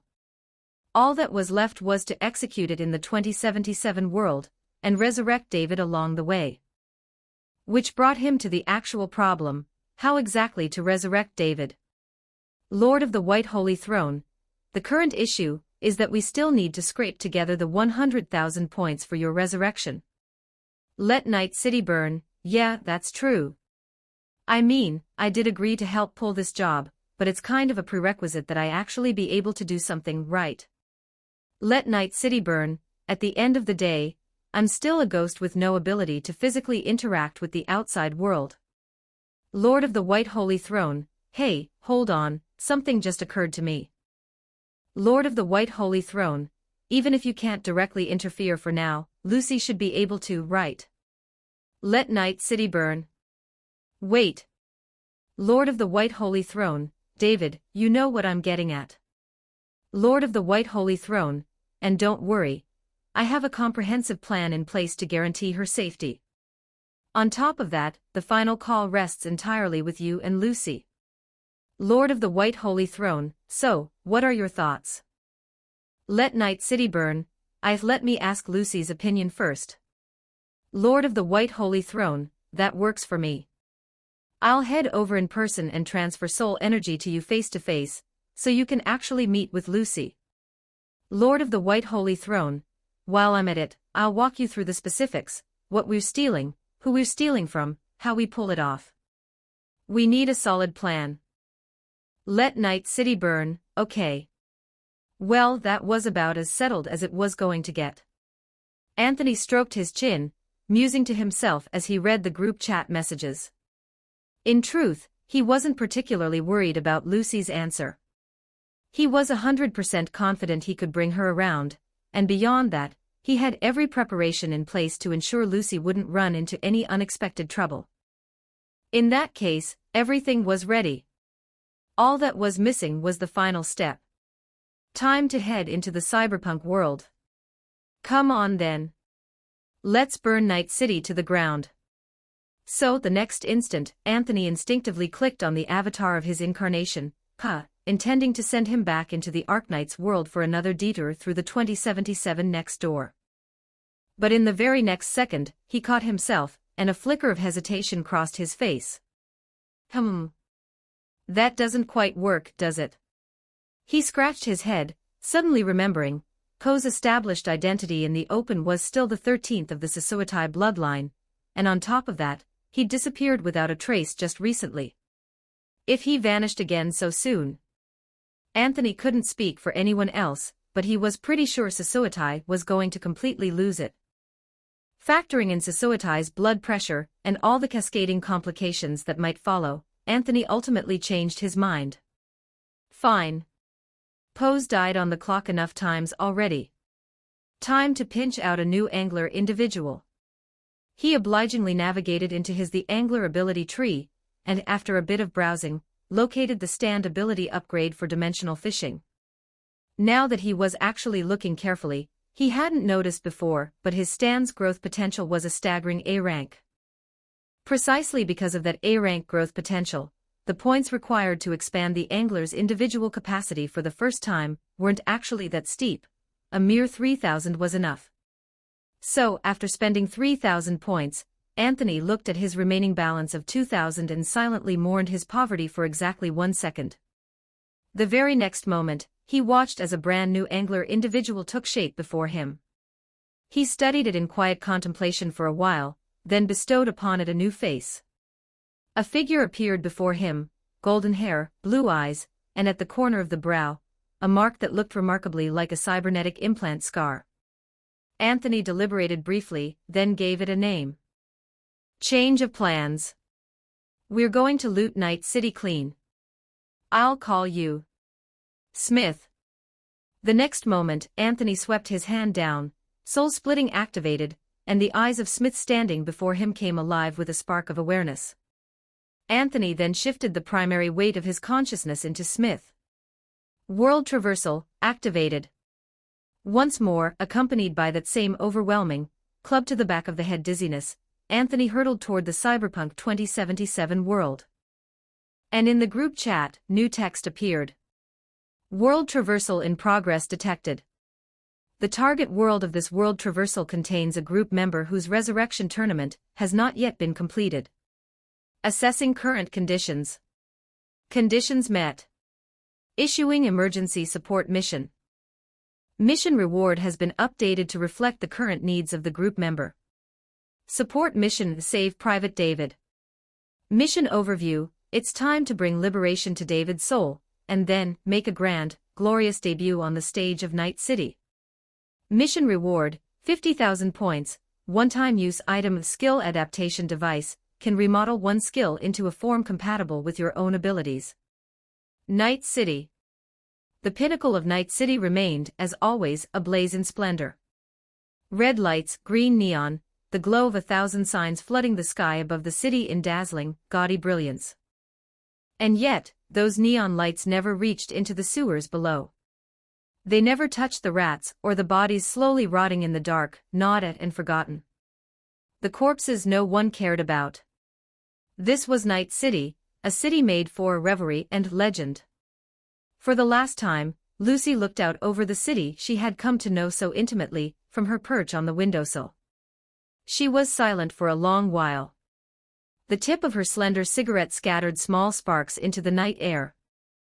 At last she flicked the cigarette butt away and turned back inside, restless and agitated.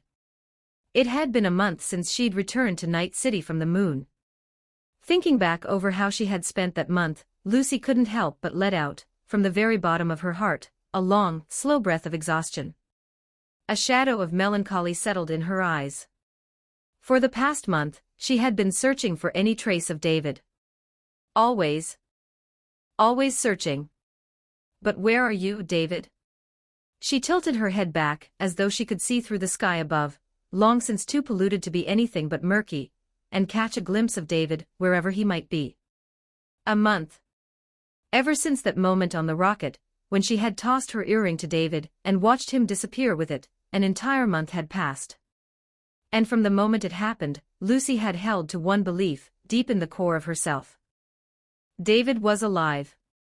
Somewhere out there. Somewhere, waiting for her. Somewhere, looking for her. Even though she had witnessed David's death with her own eyes, right there in that moment, Lucy still carried this feeling. This conviction. Or perhaps it was simply hope. She needed that hope desperately, no matter how fragile or distant it seemed. But a month of searching had gradually left Lucy feeling something else entirely: exhaustion. Bewilderment. It was so impossibly hard to find. In Night City, even tracking down a living person was a needle in a haystack nightmare, let alone what Lucy was searching for. A dead man. Like the freedom she had once chased, all of it, in the end, had turned out to be nothing more than a mirage reflected in still water. She lowered her gaze and thought she could still make out the cigarette, but she'd dropped moments ago, swallowed by the neon haze of the streets below. Then she turned away, her silhouette carrying the weight of fatigue and loneliness, and walked back to her apartment door. It's late, Lucy. Time to sleep. You can get up tomorrow and keep looking. She tried to comfort herself with those words, but the hollow ache in her chest was impossible to ignore. David, where could you possibly be? Or was what I saw that day, was that truly the end of you? Was it nothing at all? Even this last, fragile hope, was it going to be taken from her too? She laughed at herself internally, then stood in front of her apartment door. Just as she was about to press her finger to the scanner, Lucy paused. She heard it. A soft, murmuring sound coming from inside her apartment. Voices. And somehow, familiar. No, there shouldn't be anyone she knew coming over today. Had someone broken in? In an instant, Lucy's brow furrowed. Her eyes sharpened with wary alertness. She stood at the door and listened carefully to what was coming from inside. It's fine, trust me. This job is not going to go sideways. Once Lucy gets back, once the cyber widow gets back, we just explain everything. Don't worry about the combat side of things. Isn't that what I'm here for? Let me tell you, the cybernetics you guys use around here are way too basic. And all that cyberpsychosis business. Wait till you see what I call artificer-grade tech. Transcendent technology, kid. Our advanced artificer science has already left primitive cyberpunk implants in the dust. What in the world? Lucy stood there, listening to the incessant rambling of some unfamiliar man babbling away on the other side of her door, and felt her brain genuinely short-circuit for a moment. She almost snapped entirely out of the emotional fog she'd been in. The more she thought about it, the more her irritation built, until she couldn't hold it back anymore. At last, she took one deep breath, then pressed her fingerprint to the scanner, and using her hacking skills, instantly hijacked the access to her apartment's camera feed. The next instant, she froze completely. As if the entire world had lost all meaning. A strange, almost electric sensation surged from the soles of her feet, all the way to the top of her skull. She didn't even notice that the door, unlocked by the fingerprint scan, had already begun to slowly swing open. And so, the boy inside and the girl outside came to face each other in a slow, unhurried gaze. Lucy withdrew from the camera feed. Slightly dazed, she swept a glance at the blonde man sitting on her couch wearing an expression of pure, guileless innocence, then shifted her gaze directly to the boy sitting beside him, wearing that familiar smile, awkward at the edges but warm and earnest and utterly radiant. Without even meaning to, she felt tears threatening to fall. Finally, in a voice that trembled despite itself, she whispered, "David? __________. Ghost fire here, Walnut Chan fire ghost. Fire new history, Coat, confessing to Sakayanaji from the start. We have set new community milestones. Direct hit 100 Power Stones equals +1 bonus chapter for all readers. Chapter 62, Anthony, Lucy, I can give you and David true freedom, 8K.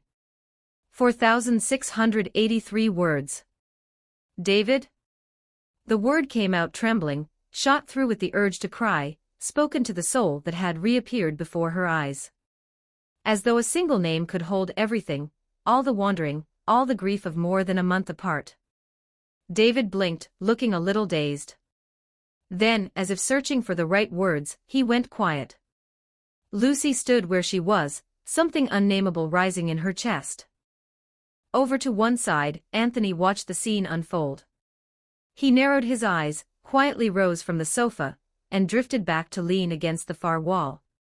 A couple reuniting after a long separation, the last thing they needed was a third wheel hovering around.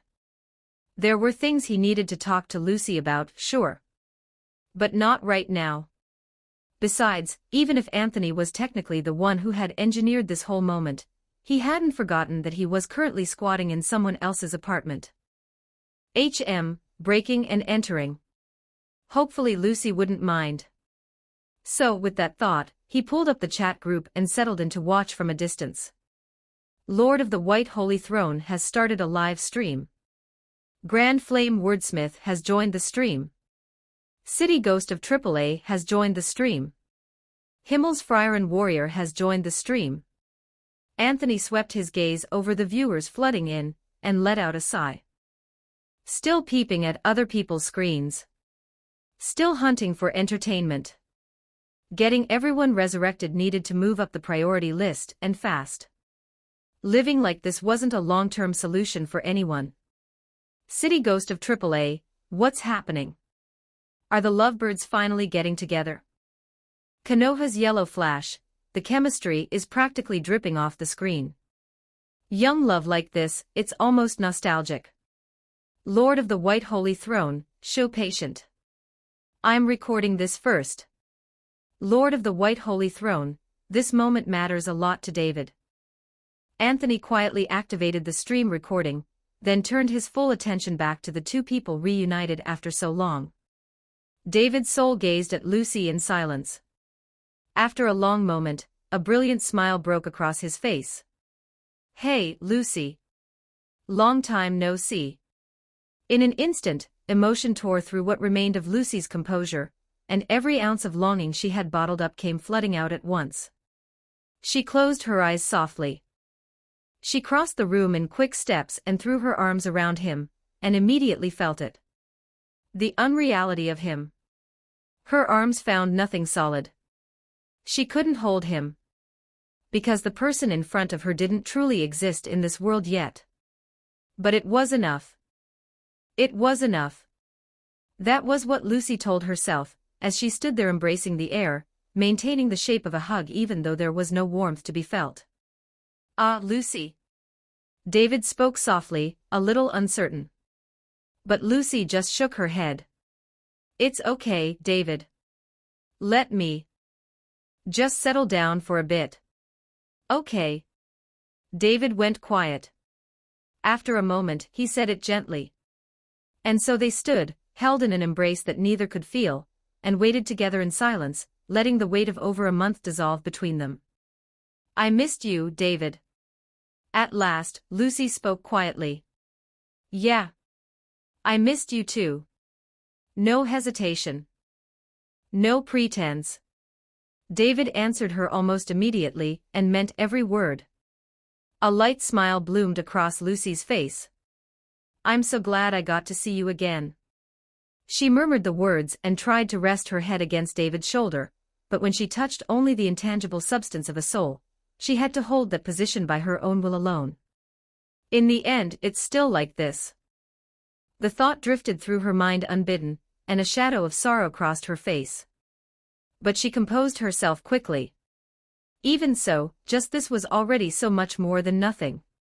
How sincerely Lucy wished this moment could stretch into forever.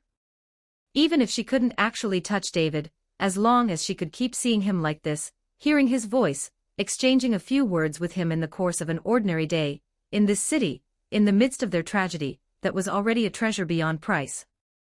Ahem. Sorry to interrupt. Into that fragile, timeless silence, Anthony cleared his throat twice and spoke, visibly awkward. "Can I steal a few minutes? I'm perfectly happy to keep watching the star-crossed lovers' reunion play out, but we do have some actual business to take care of." As he said it, Anthony glanced at the group chat. The others weren't too bad. Yorichi, Minato, they'd both long since tasted the fruit of love, so watching a couple be adorable together didn't particularly faze them. The problem was Himmel's Frieren Warrior, Ribbit. "I don't want to see this. I don't want to see any of this. Himmel's Frieren Warrior, don't make me watch this. Do you have any idea how much damage this is doing to me?" Right. Himmel was clearly not a fan of second-hand romance. Well, given his personal history, that was understandable. Anthony glanced at the comments scrolling across the stream, and couldn't help but laugh. But funny as it was, he had Himmel's feelings to consider, and real business to attend to, so he stepped in, and put a stop to the couple's unlimited romantic broadcast. David and Lucy separated for the moment, their attention shifting back to Anthony. The young man with blonde hair and blue eyes gave a slight bow, then spoke. "Allow me to introduce myself. Miss Lucy, you can call me Smith. I'm sorry to interrupt your reunion with David, but I don't imagine you'd want this reunion to vanish into thin air the moment you blink, would you? So, might I have about 10 minutes alone with you? It would make it easier to confirm our next moves." Anthony pushed his glasses up the bridge of his nose and spoke, while casting a sidelong glance at his points ticker, which was steadily, slowly ticking down. Honestly, supplying points to sustain David felt almost comfortable at this point. David's soul hadn't required many points to begin with, and now that they were face to face, no transmission losses through the primordial river, it was burning through maybe just over 1 point every 2 minutes or so. At Anthony's current income rate, maintaining David's soul state in person was barely a drop in the bucket. Which meant there was plenty of room to negotiate what came next. With that in mind, Anthony smiled and looked at Lucy. Lucy instinctively glanced back at David, as if seeking his opinion. "Mr. S.M. Mr. Smith is someone you can trust." That was David's answer. Lucy nodded and rose lightly to her feet. It was as though that brief reunion with David had already lifted the heavy burden she'd been carrying all this time. "All right. Lead the way." She said it to Anthony. 1 minute later. Out in the corridor beyond Lucy's apartment, Lucy lit another slim cigarette amid the neon blaze of Night City, exhaled a slow drift of smoke, and through the haze studied the man before her, who looked for all the world like a phantom. "Thank you for this." After a long silence, Lucy spoke first, the opening line of their conversation. She couldn't possibly have missed it, this man, and the mystery surrounding him. Anyone could see that David's return from death had everything to do with him. "I don't know how you did it. There's too much I don't know, and I don't have the energy to dig for all of it, but you brought him back. You brought him here to me. And I can tell it's really him. That's enough." She said it quietly, a barely perceptible gratitude threading through her voice. "I'll never forget what you've done." Anthony waved it off with a casual hand. "Don't worry about it. Wasn't a big deal. I had my own reasons for doing it, and besides, the kid's good people." Even setting aside the angle of wanting to leverage Lucy's remaining usefulness, Anthony would have found a way to resurrect David eventually. Never mind the chat group's missions, at the end of the day, they were all members of the group. David had done so much for this crew over time. Anthony genuinely thought of all of them as family. Lucy gave a small nod, accepting his words. But quickly, her voice sharpened through the smoke. "That said, Mr. Smith, I need you to answer me honestly. What exactly do you want out of this? I don't believe true philanthropists exist in Night City." She said it with a guarded edge, and Anthony simply smiled in the face of her wariness. "Oh, I definitely want something. But you don't need to be too worried about it. You might even come out ahead. Before I answer that, let's talk about something else first, like David's current situation, for instance." "What about it? You've noticed, haven't you? David hasn't truly come back to life yet." Anthony stated it plainly. A beat of silence fell over Lucy. Of course she'd noticed. She would have had to be blind not to. There was a voice, there was interaction, but no way to touch him. The person in front of her was like a thin, fragile illusion. So brittle. So cruel. But what if I told you I could make him truly live again? Then, without warning, Anthony asked. Give him a real second life. One where he'd never have to worry about cyberpsychosis again. Not a ghost of a soul like this, a real, flesh and blood person you could actually hold. For just a moment, Lucy's pupils contracted sharply. Her head snapped up. Through the dissipating smoke, she found the man's eyes, blue irises glimmering with a faint, quiet light. You can actually do all of that? Lucy hesitated for a moment before she finally asked. Yeah. I can. Who are you, really? Just a guy passing through. Likes to fish. After tossing off that answer without a care, Anthony continued, but look, if I can wake his soul up, bringing him all the way back is only natural, right? There's just a price tag attached to all of this. It requires an enormous amount of value, Miss Lucy. And that's exactly what I'm after.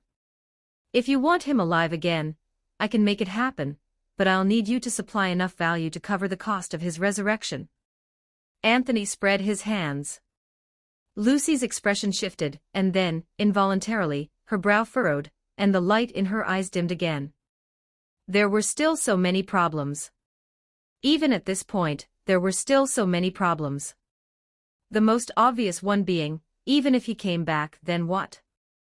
This was Night City. A city where gravity would forever shackle the souls of everyone who lived here. The highest dreams, the lives people longed for, every desperate yearning for freedom, all of it would be dragged down under that weight and shatter completely. No one could escape. Even if David came back to life, every time Lucy imagined it, every time she thought about him waking up only to face the immensity of Night City all over again, a wave of panic washed through her. Fear of losing him again.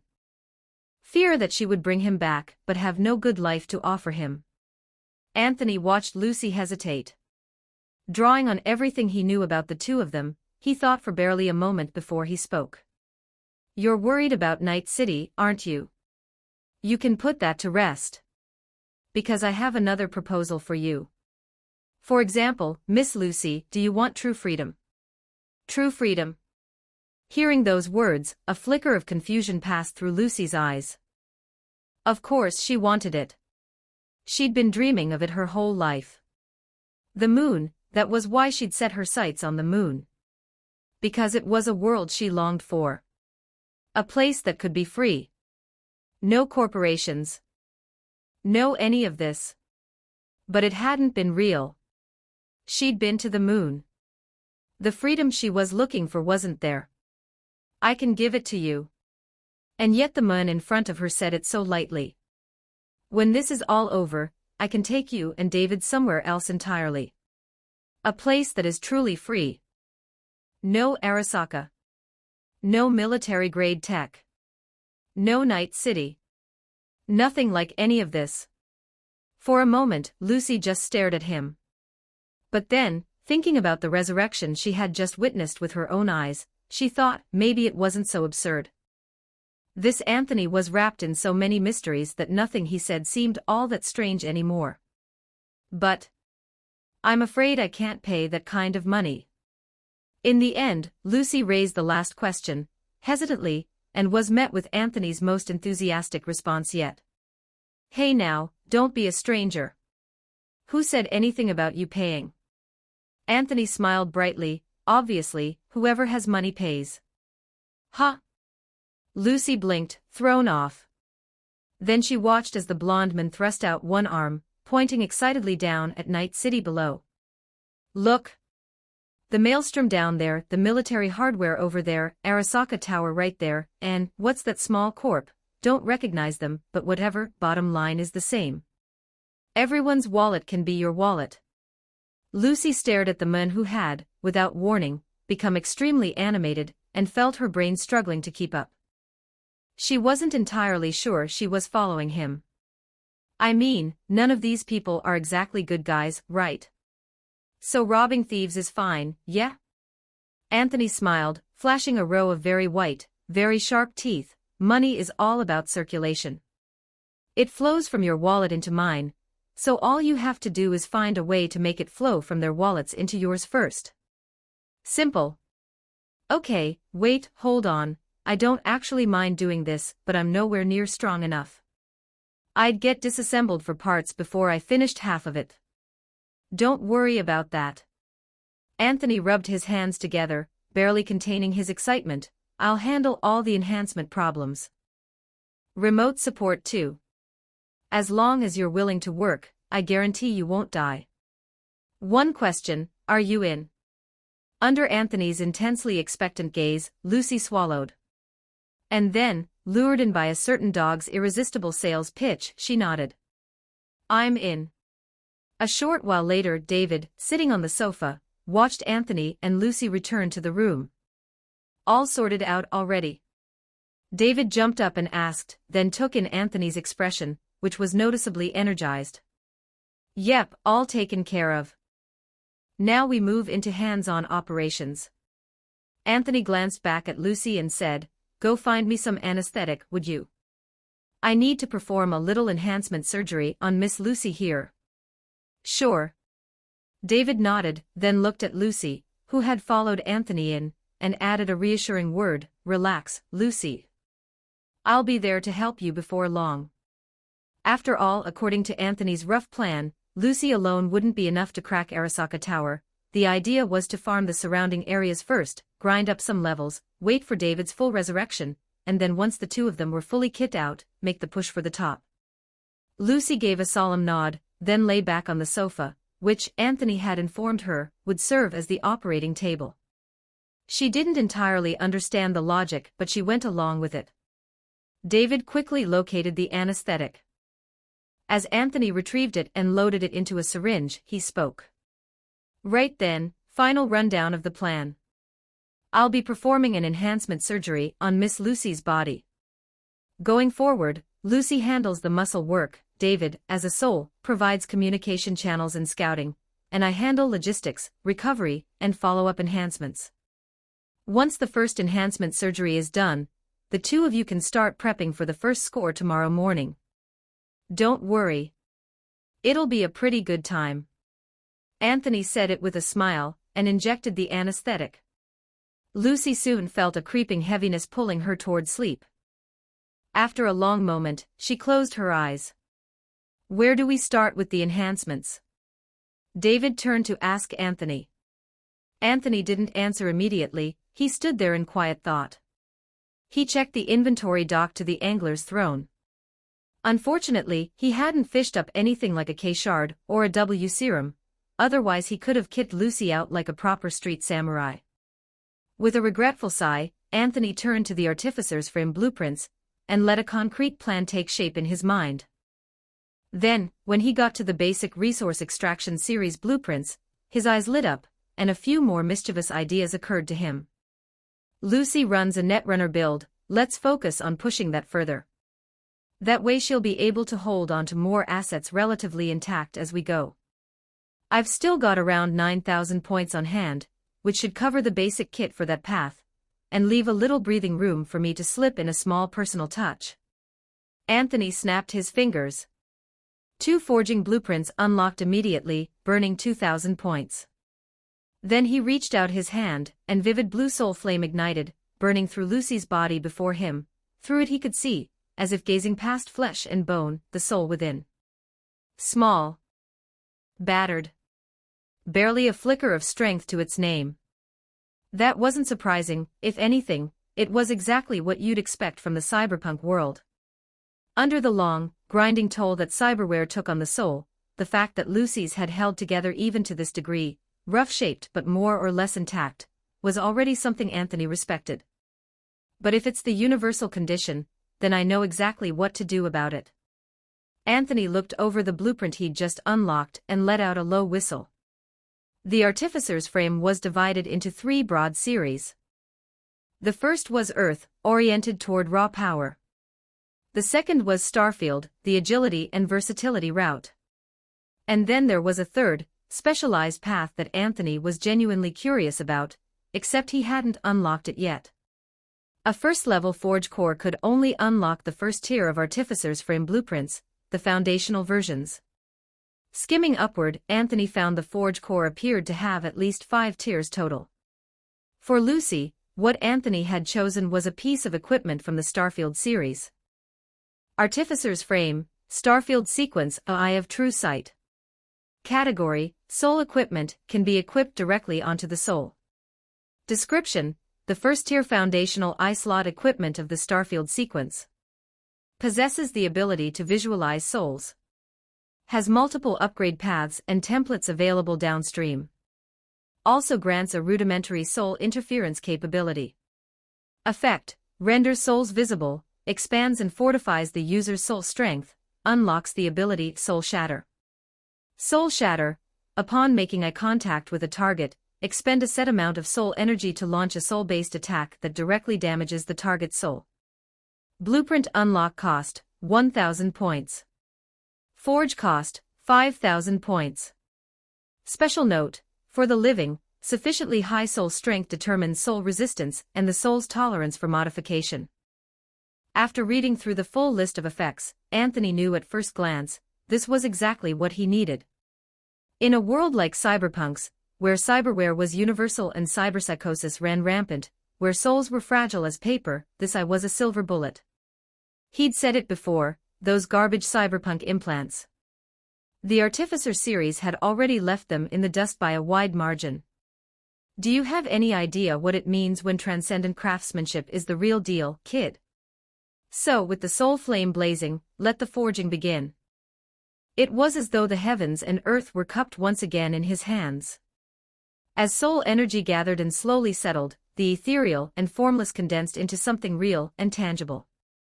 Anthony slipped back into that mysterious state he'd entered before, and the forging commenced. The solid soul matter drifted down and sank into Lucy's closed eyes, dazzling, like the light of 1,000 stars. After roughly 10 minutes, a full 5,000 points had been consumed. Within Lucy's shut eyelids, a brief flash of stellar radiance flickered to life. Artificer's frame, Starfield sequence, Eye of True Sight, installed. Anthony withdrew his hand. He looked at Lucy's soul directly, then looked at the 1,000 or so points he had left, and felt a whole lot of thoughts rise up at once. Wow, still 1,000 points left. Wow, looks like there's still room to tinker. Looking at Lucy's soul, Anthony finally understood what soul modification tolerance derived from soul strength actually meant. Put simply, once you had enough soul equipment installed, your soul could accommodate more tech and enhancements layered on top, and it also gave the artificer free rein to work in a little extra creative flair, weaving small, elegant structures directly into the soul. And yes, the artificer naturally came with the ability to modify other people's souls. Back when he'd been forging his own forge core, guided by that same mysterious state, Anthony had felt himself growing increasingly comfortable with the sensation of shaping another's soul. Why not try it out? He stared at Lucy, her soul quietly asleep before him, and felt the itch become unbearable. Mainly because he just couldn't help himself. Every artificer's deepest dream was to craft something truly their own, something that could be written into a blueprint and passed down. It was practically in the blood. Telling an artificer they can't slip in a little something personal is like hauling up a 40-gene fish, and then forbidding the angler from losing their mind over it. It simply cannot be tolerated. And so, after a full 0.1 seconds of deliberation, Anthony happily extended his hand. Exactly 1,000 points left, and as luck would have it, the basic resource extraction series blueprints he'd just unlocked contained one small gadget that was perfectly suited in both cost and effect. With the soul flame burning, Anthony quickly completed his little personal addition, added a label as if nothing had happened, and withdrew his hand. My forging is done. Finally, he turned to David and said, Now it's your turn. Go bring me back a victory. The next day. This is the target in there. Standing at the entrance of what looked like an abandoned factory, Lucy chewed her bubble gum, dropped the several large canvas duffel bags from her shoulders onto the ground, and looked back at David, hovering beside her in soul form. Based on what Mr. Smith told us, yeah, this should be the place. David thought for a moment, then nodded. Lucy did a quick stretch, shrugged off the last of her gear, and walked toward the derelict factory ahead. Inside was a minor gang's base of operations, the warm-up spot Anthony had handpicked for the two of them. Not that Lucy or David were exactly strangers to this kind of work. Still, Anthony had sent them here under the pretext of getting familiar with the soul equipment. Neither of them had any particular objection. At the entrance, Lucy hacked the door's system with a quick, practiced ease. A brief flicker of processing, then the lock spat sparks, ZZT, and Lucy reached out and pushed. At the same time, David, who had briefly phased through the wall ahead, drifted back out and turned to Lucy. Lucy, there are 10 people in the main hall, and more upstairs. Be careful, they're all armed. Cyberware grades aren't that high, though. Got it. Lucy nodded and pushed the door open. A sharp creak echoed through the room. For an instant, the gang members inside, mid-rager, some of them already flying high, froze. The energy of the room stumbled. Lucy swept her gaze across them. Honestly, she was still getting used to it. She could see every single soul, clear as day, all of them dim, desperately fragile, looking like they'd shatter at any moment, collapse into full-blown cyberpsychosis, or just die. What a bunch of trash. Lucy murmured it softly. There was no need to hesitate anymore. She could feel it, something rising from deep within her soul. As if all she had to do was look, and she could reach out and touch those souls directly. So she did. She activated her newly acquired ability for the first time. Soul Shatter. The next instant, the man Lucy had fixed her gaze on let out a scream like he'd been set on fire, and collapsed to the ground. White foam frothed at the corners of his mouth. Under her gaze, his soul began to disintegrate almost immediately, crumbling piece by piece until there was nothing left. Dead. The hell is wrong with this chick? All of you, get her. Together. Don't you kick my, oh you're dead. Shouting, shoving, chaos. Then a torrent of gunfire tore across the open room. Lucy's brow creased. The others would be pouring down soon, she had to end this fast. Soul Shatter was devastatingly effective against junkies like these, but efficiency was still a problem. She couldn't guarantee she'd always be faster than a bullet. That was precisely why Netrunners didn't fight on the front line. Netrunner was a support role, an information role. What kind of Netrunner goes toe-to-toe in open combat? The thing was, right now she didn't have a choice. Anthony probably didn't love this approach either, if she was being honest. But that was exactly why Anthony had slipped in his little personal touch during the forging. And now, Lucy discovered it. After activating Soul Shatter for the first time, Lucy felt as though her own soul had been laid completely open before her own eyes for the first time. She examined it, and in the middle of that self-inspection, she saw something attached to her soul. A button. And a sticky note. What is this? Lucy stared, thrown off completely. She squinted at the note and read it aloud in a low voice. Use sparingly. For emergencies only. Ah, Lucy, that thing is. The moment David heard Lucy say it, he remembered, Anthony had casually mentioned this to him at some point.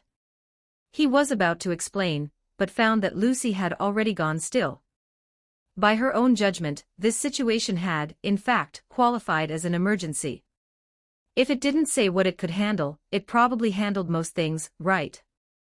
With that thought in her head, Lucy pressed the button. And in the next instant, explosion. Firelight roared to life under that name, rampaging outward like a beast's savage howl, swallowing the entire factory whole. The sticky note on her soul flipped over. On the back at last, were the words hidden beneath.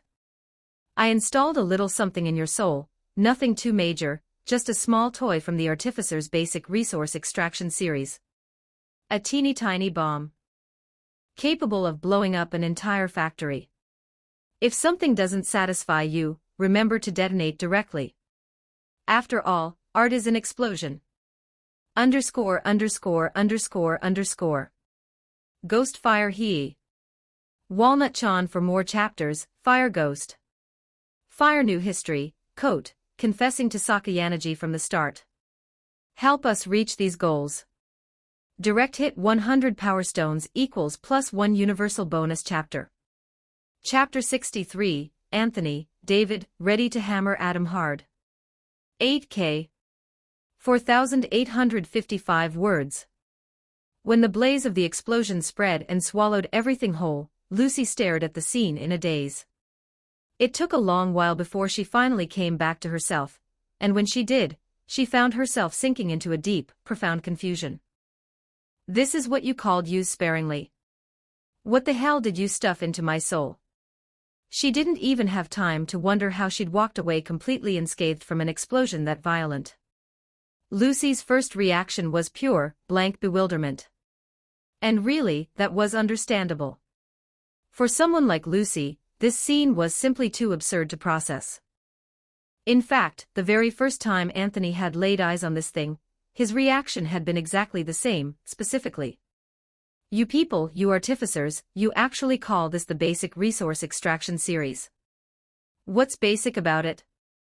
What's extraction about it? It wasn't until he dug deeper into the research that Anthony finally understood what this bunch of lunatics actually got up to in their spare time. To put it simply, there was a period when the artificers had been perfectly well behaved, using mining robots and various other sensible contraptions to harvest resources. But within just a few years, they ran into a problem. Mining like that was just too damn slow.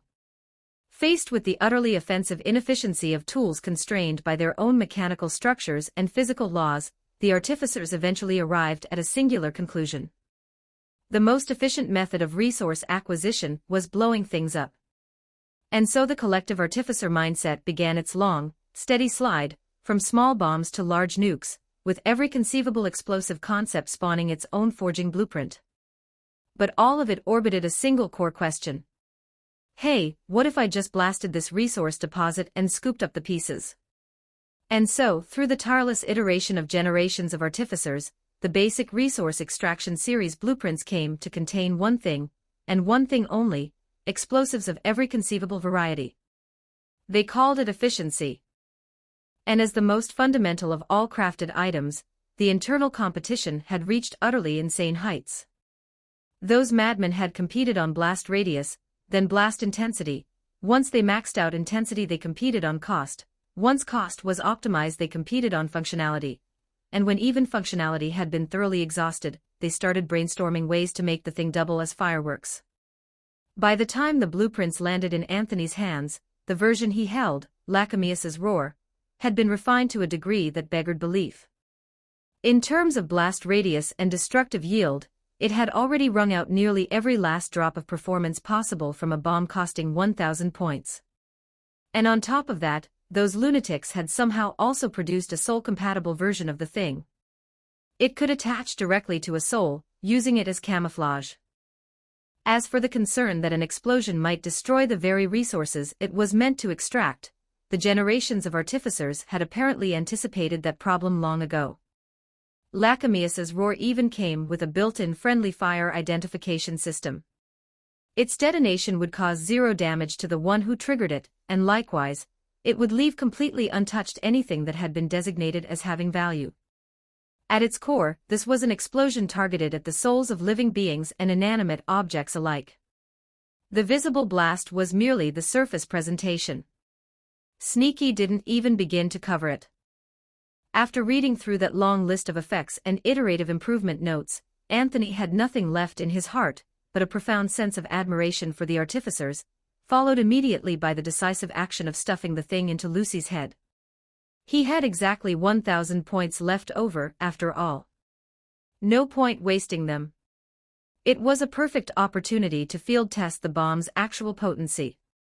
And so, in that moment, Anthony had tucked away this little contingency inside Lucy's soul without a second thought. Until just now, when Lucy activated her soul shatter ability, the Lacamius's Roar Anthony had hidden away was exposed. And so, quite naturally, Lacamius's Roar detonated. Immediately after, the entire factory was swallowed by roaring pillars of flame. Lucy herself, as the user, was the first to be excluded from the blast radius. Following her, every valuable piece of cyberware and technological equipment on the premises was likewise excluded. And then those roaring flames poured, in their entirety, in a single direction. Toward flesh and toward the souls of everyone else present. It was as if they'd been doused in solvent. By the time Lucy fully returned to her senses, it was all over. The world had gone quiet. No more gunfire. No more chaotic shouting. Every grating noise had been muted at once, as if someone had pressed a silence button. Now there were only 2 souls remaining in this place, Lucy and David. And before them, the factory, freshly reborn after being washed clean by Lacamius's Roar. Fragile souls had been utterly shattered in under a second. The flesh they'd inhabited had been reduced to ash in the blast. Only the cold, metallic gleam of cyberware, chips, and equipment remained, scattered across the floor, radiating a most inviting light. No reinforcements were coming. Or rather, when the entire factory had been swallowed by the explosion, any reinforcements that might have arrived had been warmly converted into cyberware and points. Lacamius's Roar, the artificer's magnum opus, the go-to blasting solution for resource extraction. You deserve one. Lucy, did we actually take care of it? David finally broke the long, stunned silence, his voice carrying a note of genuine confusion as he asked. Don't ask me about that. Lucy was quiet for a moment. Then she silently reached into her pocket and produced a slim lady's cigarette. Go call Mr. Smith over, she said at last, exhaling lightly. My guess is, this is probably exactly what he wanted to see. And as she said it, a feeling rose unbidden in her chest. Honestly speaking, the feeling of that explosion just now was a little bit addictive. Lucy gazed thoughtfully at her own fingertips, flexed them closed, and finally let a small smile cross her face. She kind of wanted to do it again. 1 hour later. A blonde, blue-eyed young man stepped into the still-intact factory, glanced around casually to confirm he was in the right place, and walked inside. A moment later, Lucy, sitting behind the door, sensed someone approaching. She raised her head, saw it was Anthony, and looked back down. "It's you. The haul's all in there. What are you planning to do with it?" she asked idly, but Anthony didn't answer immediately. Instead, he swept his gaze around the room, and then sighed from the heart. What a harvest! In the time it had taken Anthony to arrive, Lucy and David had been responsible for collecting everything of value from the factory. Which was how Anthony now found himself staring at towering mountains of cyberware, and chips piled high before him. A single glance told him this wasn't top-tier merchandise, but the sheer volume of it meant that even in bulk, there were still a considerable number of points to be had. Under Lucy's gaze, Anthony stepped forward, casually picked up a chip, and selected Recycle. 109 points recycled. 122 points recycled. In the blink of an eye, the mountains of cyberware began to melt away at a rapid pace. Anthony's hands moved faster and faster, until the very last piece of cyberware had been recycled, and he finally let out a long, satisfied breath. Total haul, over 20,000 points. His account balance, which had been running dry, had suddenly surged back up. Naturally. He'd always known that coming to the Cyberpunk 2077 world was the right call. Playing nice, trading and building infrastructure, how many points did that actually earn? One heist, one run, and you're already raking in tens of thousands. Mr. Smith, what do we do next? It wasn't until Anthony had recycled the last piece of cyberware that Lucy finally spoke up, her voice carrying what was unmistakably a faint note of anticipation. Next. We regroup a little, then move on to the next target, Anthony said, pausing briefly before a bright, cheerful smile spread across his face. It's time to let Night City know we exist. In short, get ready. He said it while rolling his wrist, his eyes on Lucy, turning something over in his mind. Truth be told, Lacamius's roar had performed even better than he'd expected. Whether it was the particularly brittle nature of the souls in the cyberpunk world, or something else entirely, the number of survivors left standing after Lacamius's roar finished detonating was remarkably small. As for the ones who remained, Lucy's hacking abilities combined with the effects of soul shatter were more than sufficient to mop them up without effort. At the moment, Anthony felt that aside from restocking the cost of producing Lacamius's roar, the bulk of the points could be saved up toward David's resurrection. 100,000 points was the hard minimum. And beyond that, on the physical body front, the angler's fishing seat had stubbornly refused to reel in a single KM pool, so that would have to be solved by other means. But the thing about David's body. Well, anyone who knew, knew. Atom Smasher had literally pulped him into a fine paste. Where exactly was Anthony supposed to source a ready-made physical body from?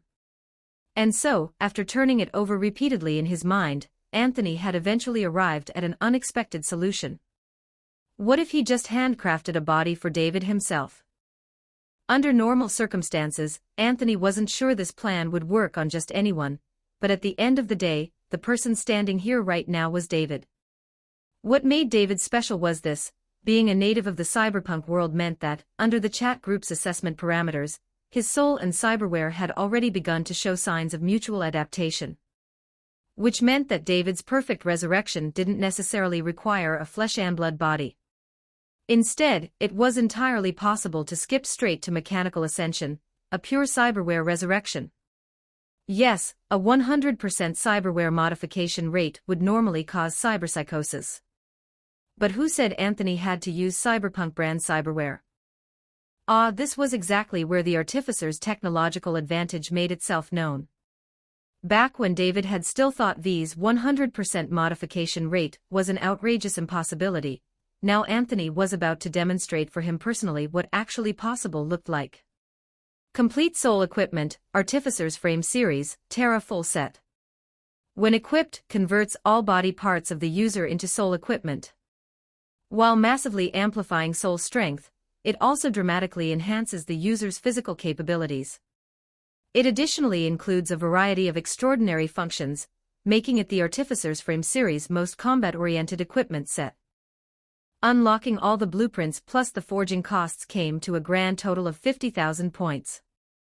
Which meant, as long as he could scrape together 150,000 points and nothing else, David could be resurrected. No other conditions required. All that was left was the money. Though this grade of low-tier cyberware really wasn't an efficient moneymaker. Recycled this much and it only yielded 20,000 points. So Anthony picked up a notepad, flipped through it for a moment and then asked. A crooked small company CEO who's been secretly in bed with half the factions in the city, and a gang with a nasty reputation. Which one do you want to hit first? Aren't we doing both? David blinked, then reflexively asked the question, and in an instant Lucy opened her mouth, stopped herself, and turned to look at David with a long-suffering expression. When Anthony heard that answer, a radiant grin spread across his face. He snapped the notepad shut and said in a light, breezy tone. Excellent. I like that answer. Then both of those are this afternoon's targets. Keep up the good work, you two. He said it with an encouraging little gesture. Lucy listened to Anthony deliver that god-tier motivational speech, and could only let out a helpless sigh in the end. But soon enough, a faint flicker of anticipation rose again in her chest. This actually doesn't seem too bad, does it? But almost immediately, Lucy caught herself. Watching Anthony rummage around for anesthetic, she felt a creeping unease stir inside her. A moment later, she looked at him and blurted out instinctively. Aren't we going back to rest first? Go back for what? Anthony looked up with a genuinely bewildered expression. That's such a waste of time. We can rest right here on site, don't worry, trust in my artificer craftsmanship. Even in a rough environment, there won't be a single mistake. No, that's not what I'm asking about. Lucy hesitated, then finally managed to get the words out. We're starting immediately, no time set aside for rest at all. Well. Anthony cleared his throat and said with a straight face, I believe that even without rest time, you two are fully capable of completing the mission perfectly. Anyway, time is tight, the mission is heavy, I won't say more, overtime it is, miss. Watching Anthony approach with anesthetic in hand, Lucy felt her vision go dark at the edges. A sudden thought occurred to her. Before she strung up those damned capitalists on the lamp posts, hanging this dog right alongside them might just, in one move, benefit untold numbers of people. For 3 days straight, the news broadcasts had barely paused for breath. By now practically everyone knew, there was a maniac loose in Night City, blowing up everything she walked past. People had taken to calling her the bomb demon. The news had been wall-to-wall coverage of her for days. She'd appeared here, devastated this place, gotten this person killed. And every segment ended with the obligatory sign-off, defeating the bomb demon is everyone's responsibility. Night City's collective response to that was, go F** yourself. You want to die, you go die on your own, don't drag the rest of us into it, alright. Who'd dare mess with her? In Night City's unofficial oral tradition, the legends surrounding the bomb demon had grown taller and wilder with every retelling. All kinds of versions were circulating. Some said she was a natural disaster. Some said she was a cyberware freak that made Atom Smasher look tame. Others swore she was a military tech prototype. As the stories grew stranger and more outlandish with each telling, Night City's residents could only hunker down and pray, terrified that one day the bomb demon might show up on their own doorstep. As for the actual instigator behind all of these stories, Anthony himself had absolutely no comment. Let them talk. Keep the stories going. What did any of this have to do with him, a diligent and hard-working artificer quietly toiling away in his corner of the world? Slander had its limits, didn't it? Besides, it was all Arasaka's fault anyway. If you had a problem with the bomb demon, you could direct your complaints to Arasaka Corporation. He was just an ordinary, helpless, tiny little citizen. And early that morning, in Lucy's apartment, ordinary citizen Mr. Anthony was busy performing maintenance on the bomb demon's body, and delivering a heartfelt rant in the process. I'm pretty sure I stuffed for Lacamius's roars into your soul last time. How is there only one left now? I thought you only went to one target in between. Got used to it. And those targets were thorny. Lucy replied flatly. And cut the commentary, just hurry up and restock. We finally get a rare trip home, and a bit of rest time, and you're going to drag us back out to the next target and make us work overtime. Hearing Lucy's remarks, soaked through and through with barely concealed resentment, Anthony pressed his lips together but ultimately said nothing more, and simply got to work forging. For Lucy, these past 3 days had been her only time to rest aside from sleeping. In fact, this was literally the first time she'd been home in 3 days. The routine in between had been brutally simple. Lucy arrives at location, David scouts it out, detonate the explosives, check for survivors, clean up any stragglers, and done. Then Anthony would arrive at the scene, collect and recycle whatever Lucy had produced, finish resupplying her, and immediately push the two of them to the next location. For Lucy, these 3 days had contained exactly 0 rest outside of sleep. For Anthony, however, the fact that sleep was even still on the schedule meant time wasn't quite as tight as it could be, and the mission wasn't quite as crushing. He himself had been practically itching to run on a 24-hour cycle. Over 3 days, he'd been simultaneously rushing between locations, recycling loot, restocking Lucy, and constantly scouting for new targets. He couldn't help it. This was his first time robbing anyone, and once he saw his account balance jumping so fast, he couldn't stop even when he wanted to. Stopping felt like a crime. That was living money right there. Every minute he rested was points he wasn't earning. At the very least, these 3 days had let Anthony absolutely gorge himself on points. At present, after deducting all costs incurred over those days, he still held approximately 140,000 points in hand. One more score, and he'd have just about enough for David's resurrection. But oddly enough, Anthony didn't feel particularly rushed about that anymore. When he thought about it, some of the groundwork he'd been quietly laying over these past few days should be generating results around now. If his read on the situation was correct, the final sum he needed should hit his account before long. The forging started quickly and ended just as quickly. After producing Lacamius's roar in large quantities over these past days, Anthony had grown extremely fluent at it. The actual crafting took very little time at all. And so Lucy flopped back over on the couch, idly chatting with David beside her, savoring the rare luxury of a quiet moment. Anthony, meanwhile, turned on the TV and settled in with his characteristic enthusiasm to watch the news. On screen, the bomb demon incident was still the top story.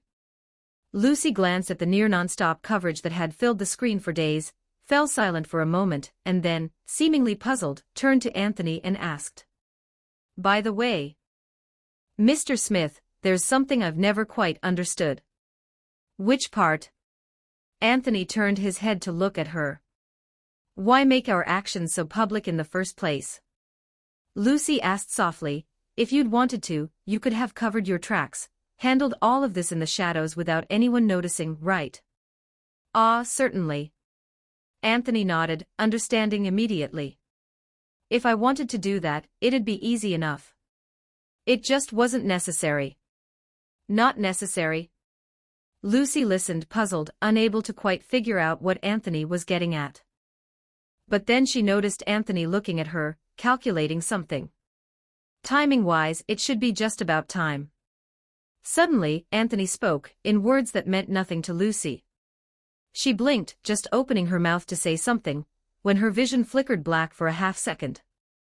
But it passed immediately, and everything returned to normal, except for a chip still installed in her retina, which now showed an incoming call. "Relax. Even if they've hacked in, nothing bad will happen. Your soul now exists in a significant way through the Artificer's frame. A hack on your cyberware can't kill you directly." Anthony waved his hand with an okay gesture. Lucy gave a small nod, then looked at the incoming call on her display and felt a creeping sense of confusion. "So what exactly is this?" It was actually David who spoke first, asking Anthony. He hovered in front of Lucy, seemingly equally baffled by the current arrangement. Think of him as a big whale, or a hero, depending on how you look at it. Either way, he's most likely going to become our biggest backer, and provide the last injection of points David needs to be resurrected. Anthony finally raised a hand and turned off the TV, clearly in no hurry to take the call, and patiently began to explain. He's also the only reason we've been making such a spectacle of ourselves this whole time.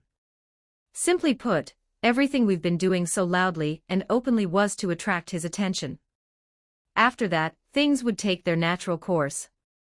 He'd investigate, confirm the details, and if you met his criteria, he'd find a way to offer you something useful and recruit you. Most big players operate that way. This one just has his own particular quirks. So who is he? Can't say for sure without picking up the call. But my guess is Yorinobu Arasaka. Anthony said it calmly, and David instantly froze, then turned to stare at Anthony with an expression of absolute disbelief. Even Lucy's face shifted slightly. Arasaka. Yorinobu. Is it really him? Hold on, Mr. Smith, if he's the one paying attention to us, doesn't that spell a lot of trouble? David glanced worriedly at Lucy and then, with barely contained urgency, asked the question. But Anthony only smiled. No, actually, he's one of the few where you can be a little less worried. Truth be told, I've been racking my brain over how to get in contact with him. Now that he's reaching out himself, it's honestly a relief. Don't worry, David. The last installment for your resurrection has a source now. We're going to shake him down shortly, trust me, he'll be absolutely delighted. Because this was that Yorinobu Arasaka, after all. In Cyberpunk 2077, the traitor of Arasaka Tower. Son of Saburo Arasaka, yet a genuine rebel, who was actively working to tear Arasaka Tower down from the inside. And as luck would have it, Anthony had a trump card that was tailor-made for this man. He genuinely did not believe Yorinobu Arasaka would be unmoved. In fact, over the past few days, Anthony had been painstakingly seeding information, even deliberately choosing specific targets, all in service of drawing Yorinobu Arasaka's attention. In the original storyline, Yorinobu had been infuriatingly unreachable right up to the end, never calling V, but by his own account, he had a vast network of informants. Under those conditions, as long as you made yourself obvious enough, and deliberately, through carefully planted hints, let slip that you wanted to have a word with Yorinobu Arasaka, it would all be picked up naturally by his informants and placed on his desk as intelligence. And so, as a matter of course, everything had unfolded exactly as planned. Yorinobu Arasaka would investigate the identity of the bomb demon, the woman behind the mask, and he'd find it. And Lucy's identity was absolutely perfect for this purpose. Extraordinarily skilled hacker. Her most important person was a legend who had ascended Arasaka Tower, and died in it. That kind of earth-shattering grudge against Arasaka Tower was the kind of thing that, once any member of that entire household caught wind of, they'd all have to agree, this one's a true blue rebel.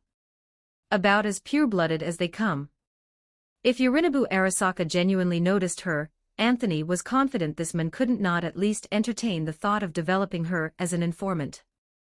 Add to that the subtle hints he'd left, nudges, both overt and covert, signaling that he wanted to talk, and things had developed into exactly the situation they were in now. As for what to do next, did that even need to be asked? Obviously, the cheerful part where you fleece the whale. Lucy gave Anthony one last uncertain look, then took a deep breath, and answered the call. Hello, am I speaking with Miss Lucy? Or perhaps the bomb demon? The instant those words came through the line, Lucy's pupils contracted sharply, but she caught Anthony's signal, and held her tongue. Anthony immediately cut in. Ahem, Mr. Yorinobu Arasaka, she is. For a beat, complete silence from the other end of the line. There's another person here. None of his prior intelligence reports had mentioned a partner for Lucy. Though honestly, that wasn't the informant's fault. For all that 2077 was a hyper-developed modern society, the methods Anthony used to conceal himself were, well, a little abstract. After all, Smith's true nature was a derivative of a stand. Anthony didn't move around by walking. He just picked a moment and phased through to Lucy's location. What, you think every location still had security cameras after an incident? Seriously, if a single camera could survive after Lacamius's roar went off, that'd be one hell of a quality product. Artificer-grade construction. Mr. Yorinobu Arasaka, I'm Miss Lucy's agent. You may call me Commissioner Smith. Anthony deliberated for a moment, then spoke into the phone. I was also the one who was trying to reach you earlier. It took a moment, but Yorinobu Arasaka finally understood who he was dealing with, so it was this Commissioner Smith, who had been quietly planting those hidden hints all along. He tapped his knuckles against the desk surface, and after a long pause, spoke. Then, I'm afraid I'll need to ask about your purpose once more. Fishing. Trying to lure me out. But why would they want to? He'd misjudged the situation. He hadn't anticipated the other side had someone buried this deep. I simply wanted to ask whether you'd be interested in investing in a business venture. Anthony exhaled lightly, a bright smile on his face. Yorinobu Arasaka paused slightly. A business venture. Indeed. A venture that could make your lifelong wish come true. Yorinobu Arasaka felt a stir of something he couldn't quite suppress. He furrowed his brow, gazed out the window at night city spread before him, and after a long silence spoke again. You can speak plainly. We'll be going to Arasaka Tower in 2 days. And with that, Anthony finally dropped the roundabout approach and said it straight, and there's a very good chance we'll be delivering a major shock to Arasaka Tower. David, standing nearby, felt his brain go completely numb. He simply could not fathom why Anthony would say something like that in front of Yorinobu Arasaka. Wait, hold on, wasn't Yorinobu Arasaka the heir to the Arasaka family? Wasn't saying something like this to his face basically a declaration of war? Oh? Tell me more. To David's utter bewilderment, Yorinobu Arasaka's tone sounded, actually rather interested. I won't say too much. Let me just tell you the specific outcomes and conditions. Anthony glanced at the time and spoke quickly. In 2 days, we'll arrive at Arasaka Tower. What Arasaka Tower will face will be an event no less significant than the one Johnny Silverhand set off. On top of that, we intend to kill Atom Smasher. For Arasaka Tower, a blow of that scale will inevitably trigger a great deal of subsequent turbulence. You know the specifics of that better than I do. I won't waste time elaborating. The reason I'm telling you all this is, of course, because we have our own objectives. I'll send you an address. If you'd be willing to invest a little in this operation, increase its odds of success, you can leave some equipment at that address as your contribution. Naturally, even if you choose not to, we'll still be doing this either way. That's all I have to say, Mr. Yorinobu Arasaka. The choice is yours from here. And if you'd like, you can reach us at any time. Anthony finished, signaled Lucy, and she ended the call. She tested her connection and confirmed the hacked device had restored itself, then disconnected immediately. Then she looked at Anthony, her voice a little uneasy. So will he actually accept? I still find it kind of hard to believe. Anthony didn't reply in words. He simply tapped Lucy's display panel. On it was the final message Yorinobu Arasaka had just sent. Yorinobu Arasaka, get here as soon as possible. See? Anthony said. What did I tell you? And finally, he smiled, turned to David, and said in a mysteriously cheerful tone. In any case, David, you can start preparing for your resurrection. And, are you ready to go toe-to-toe with Atom Smasher? David, question mark. Underscore.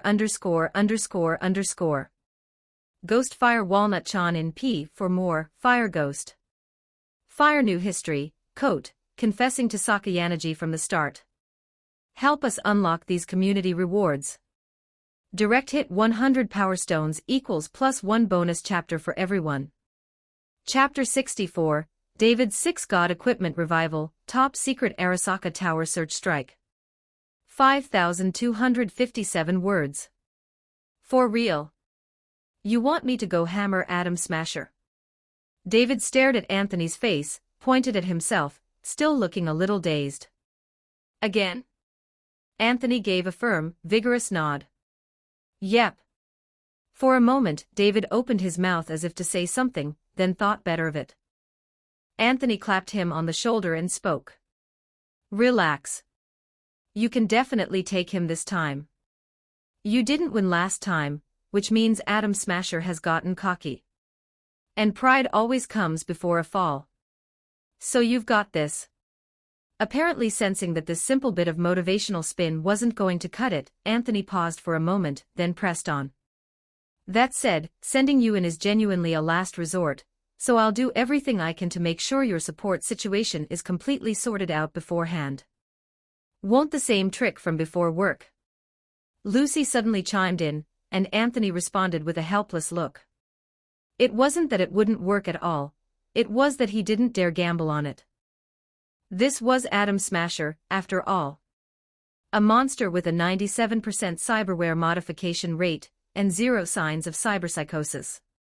Against someone like that, Anthony had no way to gauge the strength of his soul. Lacamius's roar would definitely do something. But the question was, could it one-shot him? If it couldn't, things would get very messy very quickly. Given Lucy's build, if the follow-up Soul Shatter didn't land in time, there was a real chance Adam Smasher would snipe her first. So to be safe, it was better to send in an upgraded David instead. Anyway, just trust yourself. Whatever happens, I've got your back. I won't let anything go wrong for either of you. Anthony repeated the assurance firmly, then after a brief pause continued. Once this fight is over, we'll call the score settled, and you'll both be alive again. Then you two can go get married. Does saying it that way give you a little more motivation? I somehow feel like, Mr. Smith, you're raising some seriously ominous flags right now. David broke into a cold sweat as he said it. Anthony just shrugged. In the end, after thinking it over, he decided not to say the rest of what had been on his mind. He'd been about to say that after they got married and had kids, they could ask the chat group for parenting tips from the married members. But when he actually thought it through, Anthony realized something was very wrong with that idea. Parenting tips. From who, exactly? Looking at the married members in the group, Naruto's dad Namikaze Minato had died the moment Naruto was born, Yorichi had apparently never had children from the start, Jonathan Joestar did have a kid, but his situation wasn't much better than Minato's. And then there was the last remaining gentleman in the group, Himmel. When everyone else had at least managed to end up with their beloved at some point, Himmel's status as a perpetual bachelor for all eternity was that much more painful to witness. Honestly, you lot are a complete disgrace. After lamenting this in his heart, Anthony finally composed himself, waved to Lucy and David and spoke. Well then. I'm going to go collect Arasaka Yorinobu's generous sponsorship. Once I'm back, we'll get started on reviving David.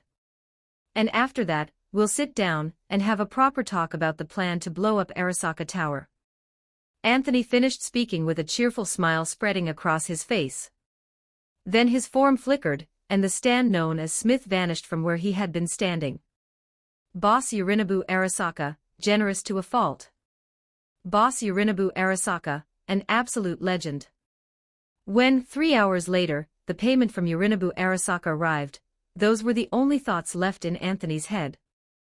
Nothing else. Purely because the man had given so much. The truth was, Anthony and Yorinobu had previously operated under a certain unspoken assumption that this investment wouldn't be particularly large. Because even though Anthony's reputation as a bomb maniac had been growing lately, his target was Arasaka Tower, a near-oligarchic corporation at the heart of Night City. If you just walk up and declare you're going to blow up Arasaka Tower and kill their golden enforcer Adam Smasher, who in their right mind is going to believe you? And if someone actually gave you a lot of resources and you just took the money and ran, what then? So both of them had tacitly assumed the same thing.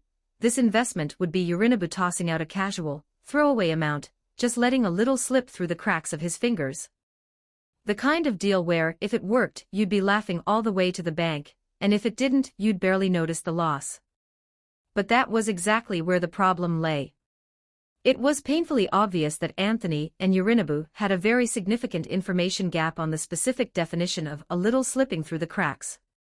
What Anthony imagined as a little 2 or 3 fairly high-end gear sets, some psychosuppressants, possibly some premium cyberware, roughly 20 or 30,000 worth, enough to cover David's revival. What Yorinobu imagined as a little, if you like playing with bombs, just haul over whatever you can carry from the explosive stockpile in the armory. Then grab a few pieces of every kind of weapon, mount a few machine guns, throw in a full set of premium cyberware. Pocket change, really. When Johnny Silverhand had stormed Arasaka Tower back in the day, they'd had a small tactical nuclear warhead. Things didn't look that promising now, sure, but surely it couldn't be more pitiful than what Johnny Silverhand had to work with, right? Load it all up. Get it all in. The end result of this miscommunication was the mountain, no, a pile more absurd than any mountain, of equipment now stacked before Anthony. After recycling everything, the total value came to exactly 110,000 points worth of gear. A single investment had nearly matched the total haul from 3 full days of desperate raiding combined. When Anthony saw just how extravagantly Yorinobu had come through on his very first move, he genuinely felt his hands trembling slightly. He almost slipped, nearly let himself slide down that mental slope and thought, just take the beautiful windfall and vanish. However, the reason he ultimately decided to keep pushing forward with blowing up Arasaka Tower wasn't any sense of obligation or responsibility. It was more that he'd done the math and realized, if Yorinobu was this rich, then imagine how many points blowing up Arasaka Tower would actually net him afterward. And so, gritting his teeth and stomping his foot, he made up his mind, since he'd already committed to this job, he might as well go all in and see it through completely. All in. With 250,000 points in hand for the first time ever, Anthony paused only briefly before making the decision to put every last bit of that steel on the blade where it mattered. On one hand, he'd iterate and upgrade the artificer's body he was preparing for David. On the other hand, he'd use some of those points to strengthen himself as well. Though Anthony had long since realized that upgrading his own abilities was an absolute money pit, even pouring in 70 or 80,000 points would barely make a sound, he felt that certain abilities were still necessary for what lay ahead. After doing a rough calculation, he figured it would come out to roughly 70,000 points spent on himself. The remaining 30,000 would go toward iterating the artificer's body for David. And so, after completing the points recycling, Anthony didn't rush back to David's place. Instead, he started spending those points first. Use up his own reserved 70,000 before anything else. As a bonus, by the time he was done spending, it would be that much easier to go meet David again. The first thing he had his eye on was a crafting blueprint. It came from the Forge Core Upgrade series, easily the most expensive tier of all the blueprints Anthony had unlocked so far. Currently, this series contained only 3 blueprints. The first was a plot upgrade, spending points to make the Forge Core more durable and expansive. Not bad in itself, but Anthony had no use for it right now, so he skipped it immediately. The second was the Level 2 Forge Core upgrade. The thing cost 50,000 points on its own. Under normal circumstances, Anthony would have started building it without a second thought. But the current problem was that this upgrade required a specific material. Shipborne intelligent life form.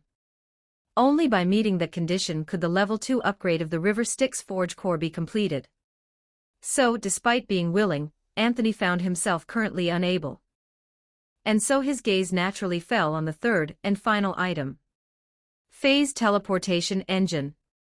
Description: designed exclusively for use on mobile Forge Cores of the base type. Capable of crossing world barriers to perform point-to-point retrieval and deployment.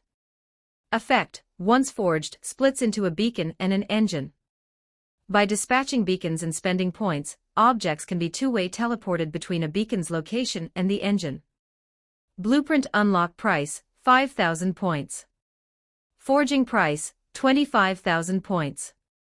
The reason he'd set his sights on this device was simple enough. The chat group's teleportation was more all-purpose but ultimately lacked efficiency, and it didn't work on non-group members. With this device, Anthony could efficiently retrieve things back to the river Styx. And even someone like Lucy, a non-member, could be brought back with it. And further down the line, if he ever needed to deploy troops from the river Styx, a device that could airdrop things directly, just thinking about it was immensely satisfying. And so, forging commenced immediately. A little over half an hour later, a massive teleportation chamber had been established on the river Styx's plot, with a large stack of beacons piled beside it. 220,000 points remaining. Subtract the 180,000 reserved for David, and he had another 40,000 to spend on his own ability upgrades, a drop in the ocean, but it would have to do. He'd thought about upgrading the angler, but the next tier of upgrades required all sorts of miscellaneous materials he simply didn't have access to.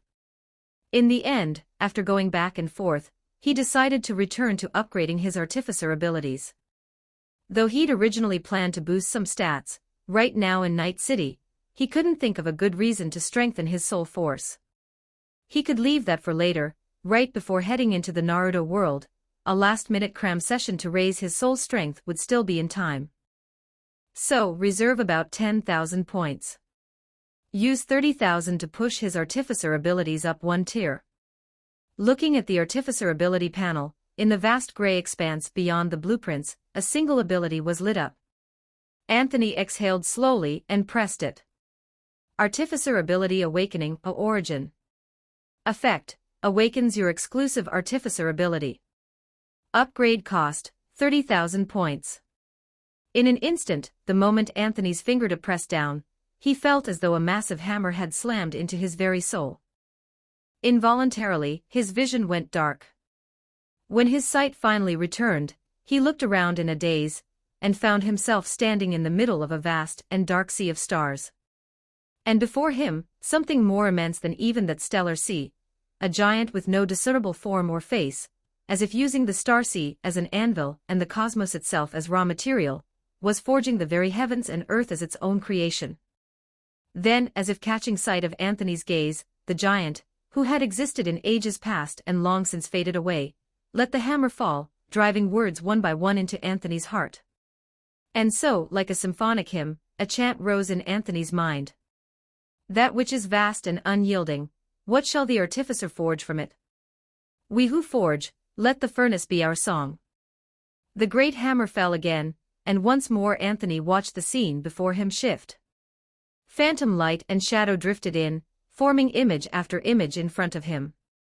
Instinctively, a feeling rose in Anthony's heart. It felt as though, if he simply reached out and touched one of these images, he could decide what ability he would awaken. And so he focused, carefully studying the images before him. In those countless scenes, one artificer had poured their very heart and soul into transforming all of heaven and earth into an intricate mechanical world. Another had built a creation so colossal it defied imagination, turning it into a great wall of war. Yet another had simply turned themselves into a creation, pushing the artificer's body to its absolute limit. There were so many. That was Anthony's first reaction after seeing all of those visions. The paths these artificers had explored were as numerous as the hairs on an ox, overwhelming, dizzying, impossible to take in all at once. So then, what was his own choice? Anthony was still mulling it over when his gaze happened to catch a scene in one corner. In that image, an artificer ignited their soul flame, and the entire world began to burn in those flames, before being forged on the spot into an improvised creation. The moment he saw that image, Anthony felt a powerful pull toward it. Without thinking, he reached out and touched it. Not for any grand or lofty reason, purely because it felt, instinctively, like this particular approach to playing the artificer would be extremely cost-effective. And it seemed like it would be really good for making money too. Look at everyone else, constantly forging this and forging that, always short on raw materials on one end, always running low on soul energy on the other. And then look at this branch, just grab with one hand, and thank Mother Nature for her generous gifts. Raw materials. Pull them straight from the earth. Now that was what he called frugal. This spoke directly to Anthony's soul. And so the vision shattered, and before Anthony the cold iron gleam of the river Styx reappeared. At the same time, text from the chat group surfaced across his retinas. You have unlocked the Artificer Core ability, Origin Furnace. Artificer Core ability, Origin Furnace. Description: Heaven and earth are callous, they treat all things as straw dogs. The Artificer is unbound, they treat heaven and earth as forge material. Effect: you may perform forging on the vast majority of things in existence. By reforging other things, they serve as raw materials for your own crafting. This was exactly the effect Anthony had seen in that vision. Looking at it again now, he felt a wave of genuine delight wash over him. After reading it over for a bit, he got to his feet, already forming a rough idea of how to use it.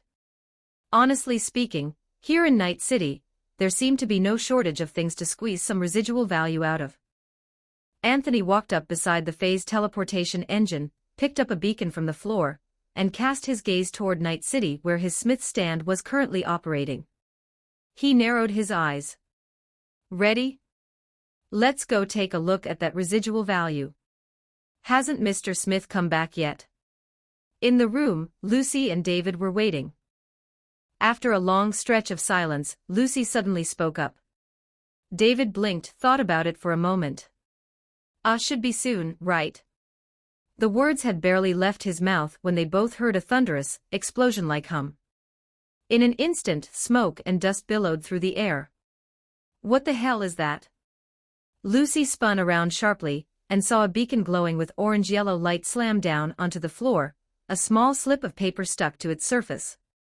The handwriting was, of course, handwriting Lucy recognized immediately. Don't dawdle. Get here now. Looks like it's time. David looked at the note, exchanged a glance with Lucy. They stared at each other for a moment, and then Lucy suddenly let out a small laugh, reached out, and grabbed the beacon. David, in his soul state, leaned against the beacon. The next moment, it was as though the entire world sank into a low, resonating hum of activation. Lucy's vision went dark, but then just as quickly, brightened again. The scenery around her shifted abruptly, becoming crisp and clear.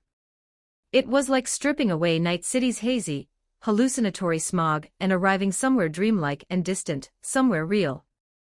Gazing at the fantastically colorful, dreamlike river flowing before her, and the vast emptiness and sea of stars beyond, Lucy found herself stunned into stillness for a moment. It's beautiful, she murmured softly at last. Glad you think so. After all, once this job is done, there's a good chance you'll be living here for a while. All of a sudden, a young man's voice came from behind her. Lucy turned around and saw a soul that looked just like David. The soul was speaking to her. Welcome to the primordial river and to my forge core, the river Styx, David, Lucy. While Lucy was still blinking in confusion, David was the first to react. Oh, so this is the primordial river you mentioned before. Aside from things looking a bit restless in the distance lately, it's pretty nice here. Anthony said it calmly, narrowing his eyes to glance at the far distance, then pulling his gaze back. Follow me, David. Time to prepare for your resurrection. Once you're revived, we head for Arasaka Tower. Wait, excuse me, who are you? It was at this point that Lucy finally caught up, asking instinctively. Anthony turned and smiled. Anthony. Or call me Smith, either works. He is me, I walk upon the earth as him. Feel free to look around. I hope you'll get used to it here. Leaving that casual reply behind, Anthony grabbed David and walked off into the distance. Once they reached the area beside his angler's bronze throne, Anthony waved a hand, pulled up the revival interface, looked at David and suddenly asked. So, are you ready to come back?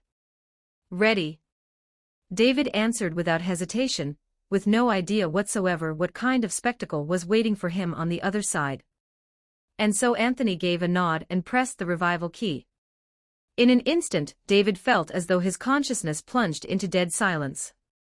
Vast quantities of soul energy converged, and Anthony, without the slightest hesitation, ignited his soul flame. Forging begins. The complete artificer's body known as Terra, in this moment, began to take shape. Only in the middle of the long forging process, Anthony opened the chat group. Lord of the White Holy Throne at everyone, folks, David is about to be revived. I'm in the middle of forging his new body. Any suggestions? Though he'd already decided to throw in some personal touches, Anthony ultimately concluded that crowdsourcing ideas was the smarter move. Because if he were left entirely to his own devices, Anthony was pretty sure he'd go completely off the rails and fill David with every kind of pocket and storage compartment imaginable, maximizing David's carrying capacity for supplies and loot. Sure, that would make for excellent residual value utilization, but the problem was, if he actually went ahead and turned David into a David bag, that seemed a little off. And so, after a brief moment of hesitation, Anthony cheerfully decided to toss this thorny problem back to the group members and let them sort it out. Grand Flame Wordsmith, he's being revived this fast. Well, even if you're asking for suggestions, there should at least be a general direction, right? Lord of the White Holy Throne, right, once David's revived, he'll need to deal with an opponent called Atom Smasher. That guy is pretty tough, basically the enemy David had before. Yellow Flash of Konoha, any mileage in adding some kind of instant teleport or blink ability. Lord of the White Holy Throne, actually, yeah, that could work.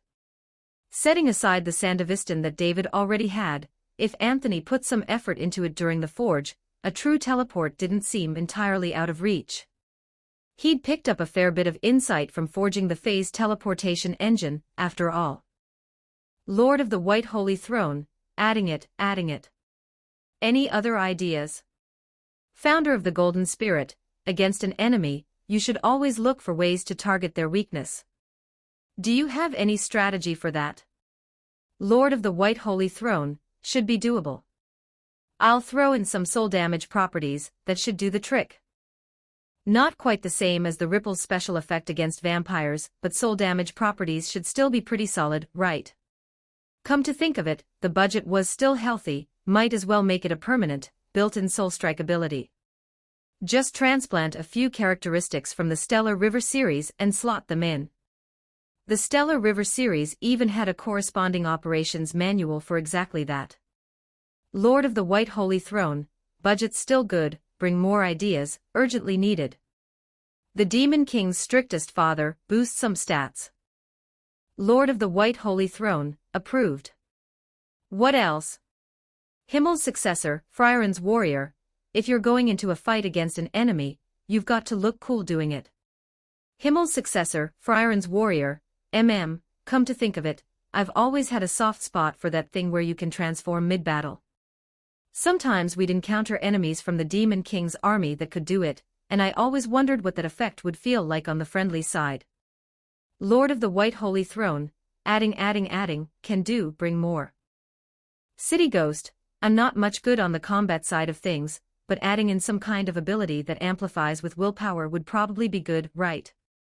Lord of the White Holy Throne, actually yeah, psychokinetic force, amplifying the artificer's body's strength based on the state of one's soul.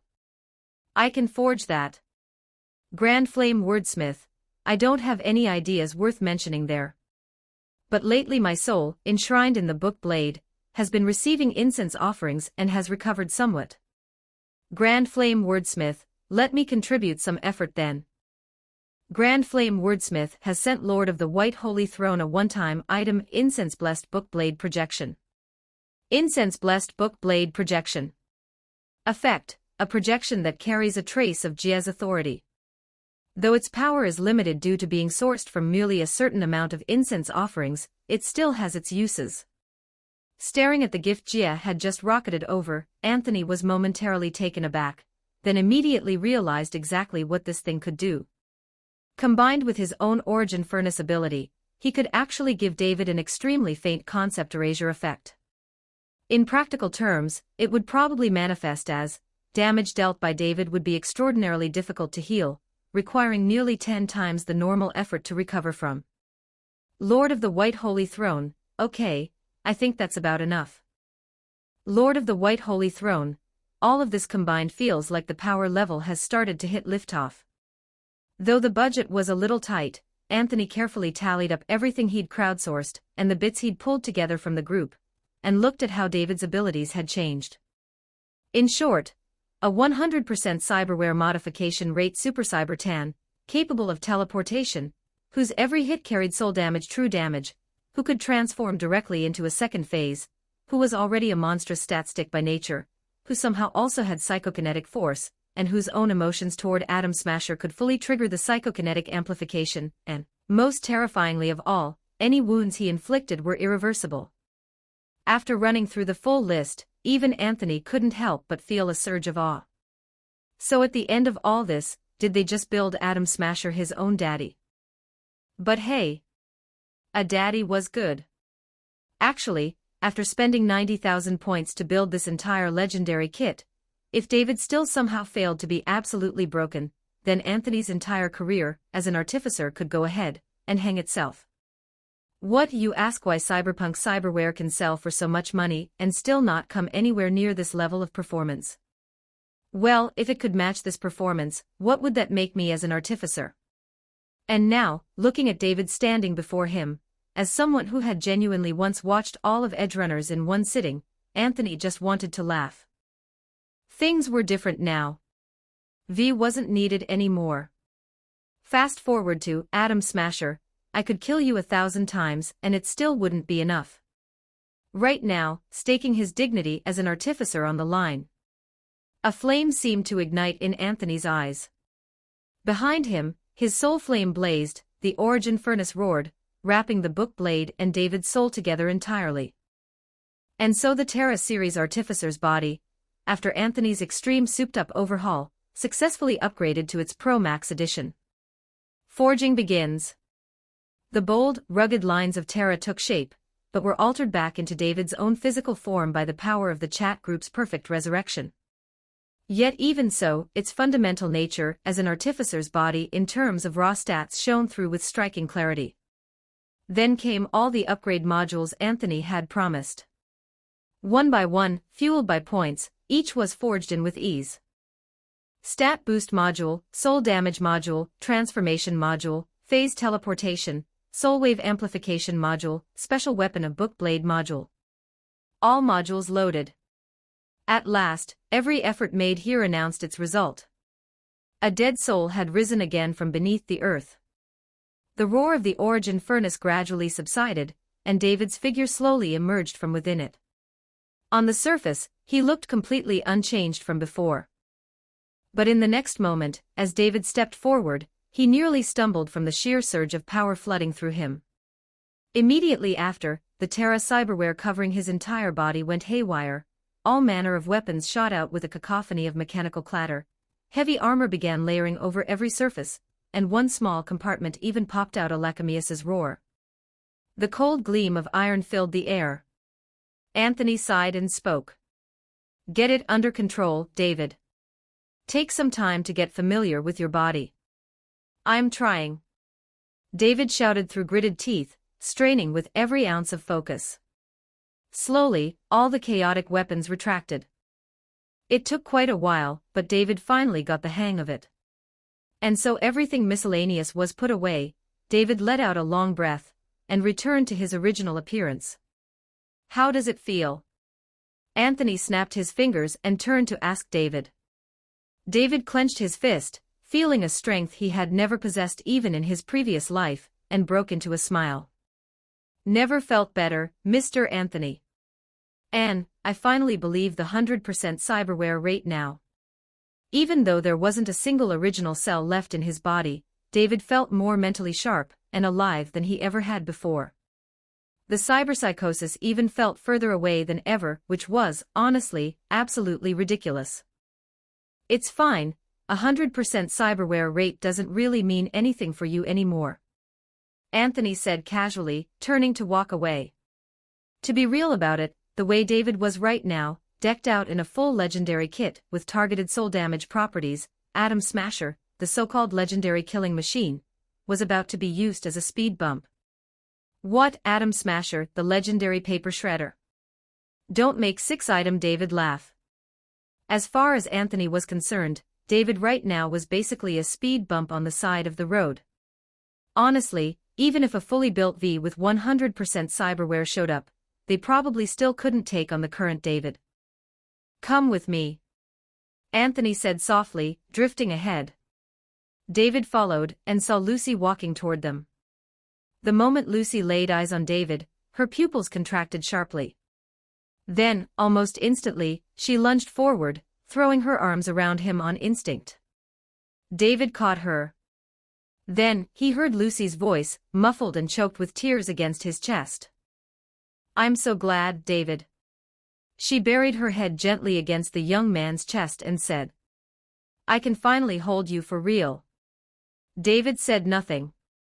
He just pressed his lips together and held Lucy tightly, until Anthony beside them had eaten his fill of secondhand sweetness and finally spoke, helpless. All right, you two lovebirds, that's probably enough. You'll have all the time in the world for this later. Nobody here is going to tell you what to do, that's the freedom I promised you. But right now, the two of you, before you embrace that freedom, you've still got unfinished business to take care of first, haven't you? Anthony finished speaking, spread his hands, and 2 beacons dropped into his palms, then vanished in the next instant. The beacons had coordinate locking functionality. Anthony had already slipped them into the places where they needed to be. Off you go, you two. Arasaka Tower is waiting. And so Anthony pointed at the phase teleportation engine behind him, cleared his throat, and said cheerfully. Now then, let me lay out the plan. Simply put, I'm calling it, Operation Classified Arasaka Tower Search Strike Extract. Your mission is to loot everything you can get your hands on inside, smash every enemy you encounter along the way, then carry what you've found to the beacon's location and extract directly. Once you're out, go right back in for another run. Search successfully, fight your way through, get out clean, remember those 3 points. Oh, and one last thing, don't forget to kill Atom Smasher and bring him back. Looking at the ever-brightening smile spreading across Anthony's face, David and Lucy snapped out of their brief daze, and were promptly pushed in front of the phase teleportation engine. Then they heard Anthony's calm words. Keep in mind, when the moment is right, reinforcements will arrive on your end. Your backup will always be right behind you. Reinforcements. Still more of them. Is it a group member? While David was still standing there puzzling it over, the teleportation activated. In an instant, the light before him went dark, and David's expression turned grave. Forget it. At this point, there was no use overthinking it. Atom Smasher, I clawed my way back from hell. Now, Operation 1, Arasaka Tower Search Strike Extract begins. _______. Ghost Fire He. Walnut Chan for more chapters, Fire Ghost. Fire New History, Coat, confessing to Sakayanaji from the start. Help us reach these goals. Direct hit 100 Power Stones equals +1 Universal Bonus Chapter. Chapter 65, Atom Smasher, Chance Encounter with Bridge. 2,526 words. As the world before David's eyes gradually came back into focus, he was greeted by dazzling lights. The floor around him was immaculate.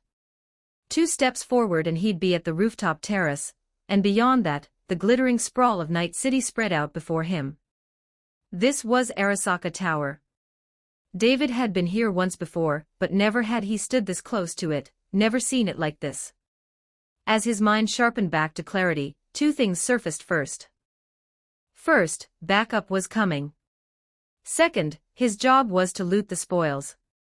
Third, don't forget to hammer Atom Smasher into the ground. Having confirmed all 3 points in his head, David took a deep breath, turned, and walked into the interior of Arasaka Tower. In an instant, the Artificer's frame, Earth Series activated. A pulse radiated outward from the soul chip seated in his skull. Then David's expression shifted, a flicker of surprise. He wasn't picking up Atom Smasher's soul signature. It seemed the moon wasn't inside Arasaka Tower yet. Did something call him away? Well, maybe that wasn't such a bad thing. In that case, he'd proceed with the original plan. Just as that thought crossed his mind, a thunderous explosion erupted from somewhere below. The shrill wail of alarms followed immediately. David's footsteps faltered. He lowered his head with a helpless sigh, catching the familiar orange glow of a fireball billowing up from the floors beneath him. Looks like Lucy moves a lot faster than he'd given her credit for. He'd been planning to keep a low profile, stay under the radar, get things done quietly. Guess that wasn't happening now. He'd honestly expected Lucy to be the more careful one of the two. But apparently, whether it was the sight of Arasaka Tower, that sworn enemy, or the days she'd spent being thoroughly corrupted by Anthony's influence, she'd come in guns blazing and detonated Lacamius's roar the second she touched down. Well, that did cut through a lot of red tape. Then he'd draw some fire for Lucy's sake. When it came to looting, she was probably better at it than he was anyway. As for himself, David's lips curled into a grin. He'd do what he did best. Once more, straight to the top of Arasaka Tower. Meanwhile, aboard a helicopter. According to reports, an explosion of unknown origin has just occurred at Arasaka Tower. As of this moment, no official statement has been issued by relevant parties. Speculation among civilians suggests the incident may have been caused by the notorious bomb fiend, a major criminal active in recent weeks, who may have infiltrated Arasaka Tower to conduct a sabotage operation. We have yet to receive word on Arasaka's official response, but we believe neither party wishes to see this situation escalate. Keeping Night City safe is our shared responsibility. We will continue to monitor the situation and await an official statement from the Arasaka Corporation. Click. The holographic screen on the helicopter winked out with a soft sound. Behind it, a man encased head to toe in cyberware lifted his unfocused gaze and stared straight ahead. Up in the pilot's seat, the captain threw a glance back at him. Hey, you catch all that? Smasher? Atom Smasher didn't answer. He simply turned his eyes toward the man who'd spoken. Corpse got their panties in a twist over this one, wouldn't be rushing us otherwise. That TV station just now. Pretty sure that's a military tech holding company. Shared responsibility. Ha. Ballsy thing to say. Talking seemed to be every pilot's natural state. The captain kept rambling, punctuating it with a cold laugh. They're just waiting for us to embarrass ourselves.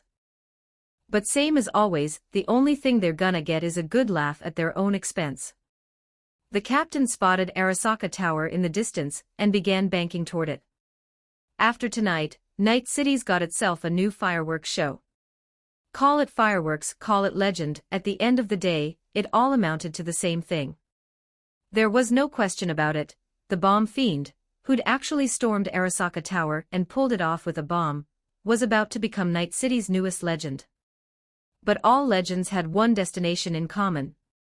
The graveyard. The thought made the captain smile. All thanks to the man behind him, Atom Smasher. No matter how large a splash you made, the moment Atom Smasher put you down, not a ripple would remain. This was Arasaka's composure. Hey, Smasher. You've got this one too, right? The captain turned and called out. Atom Smasher, apparently done with his patience, finally opened his mouth. Fly the bird. Get us down fast. Don't screw it up. Relax, I'm the best captain in all of Night City. The captain slapped his chest with a broad, breezy confidence, swearing up and down.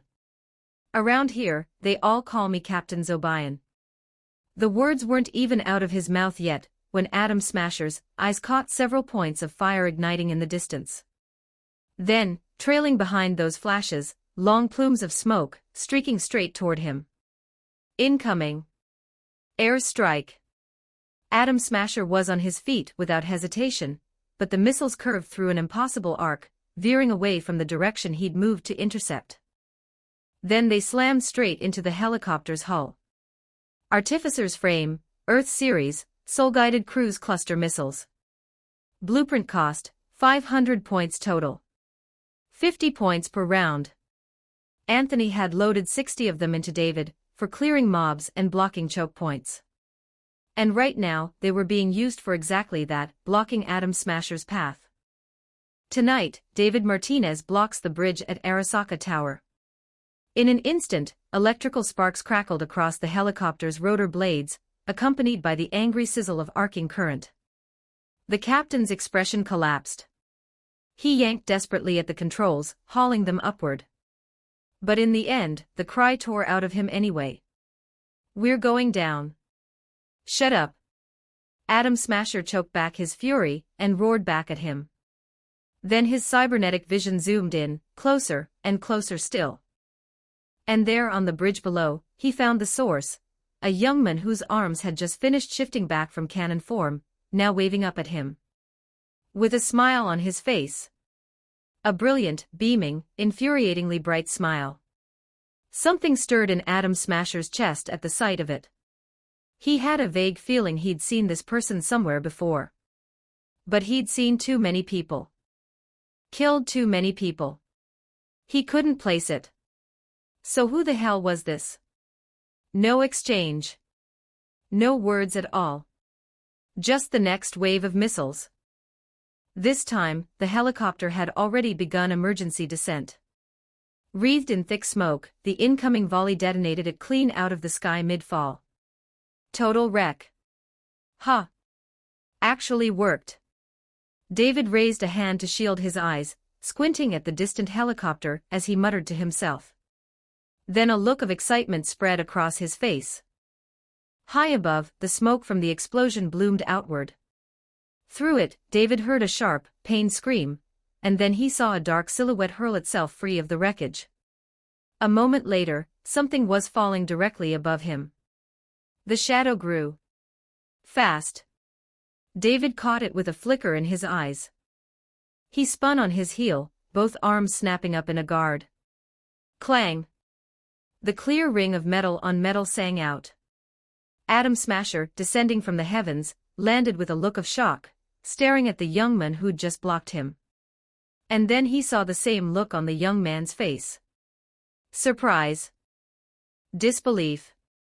So I actually can block it. Atom Smasher heard it, soft words murmured from the boy's lips, carrying a barely concealed thrill beneath them.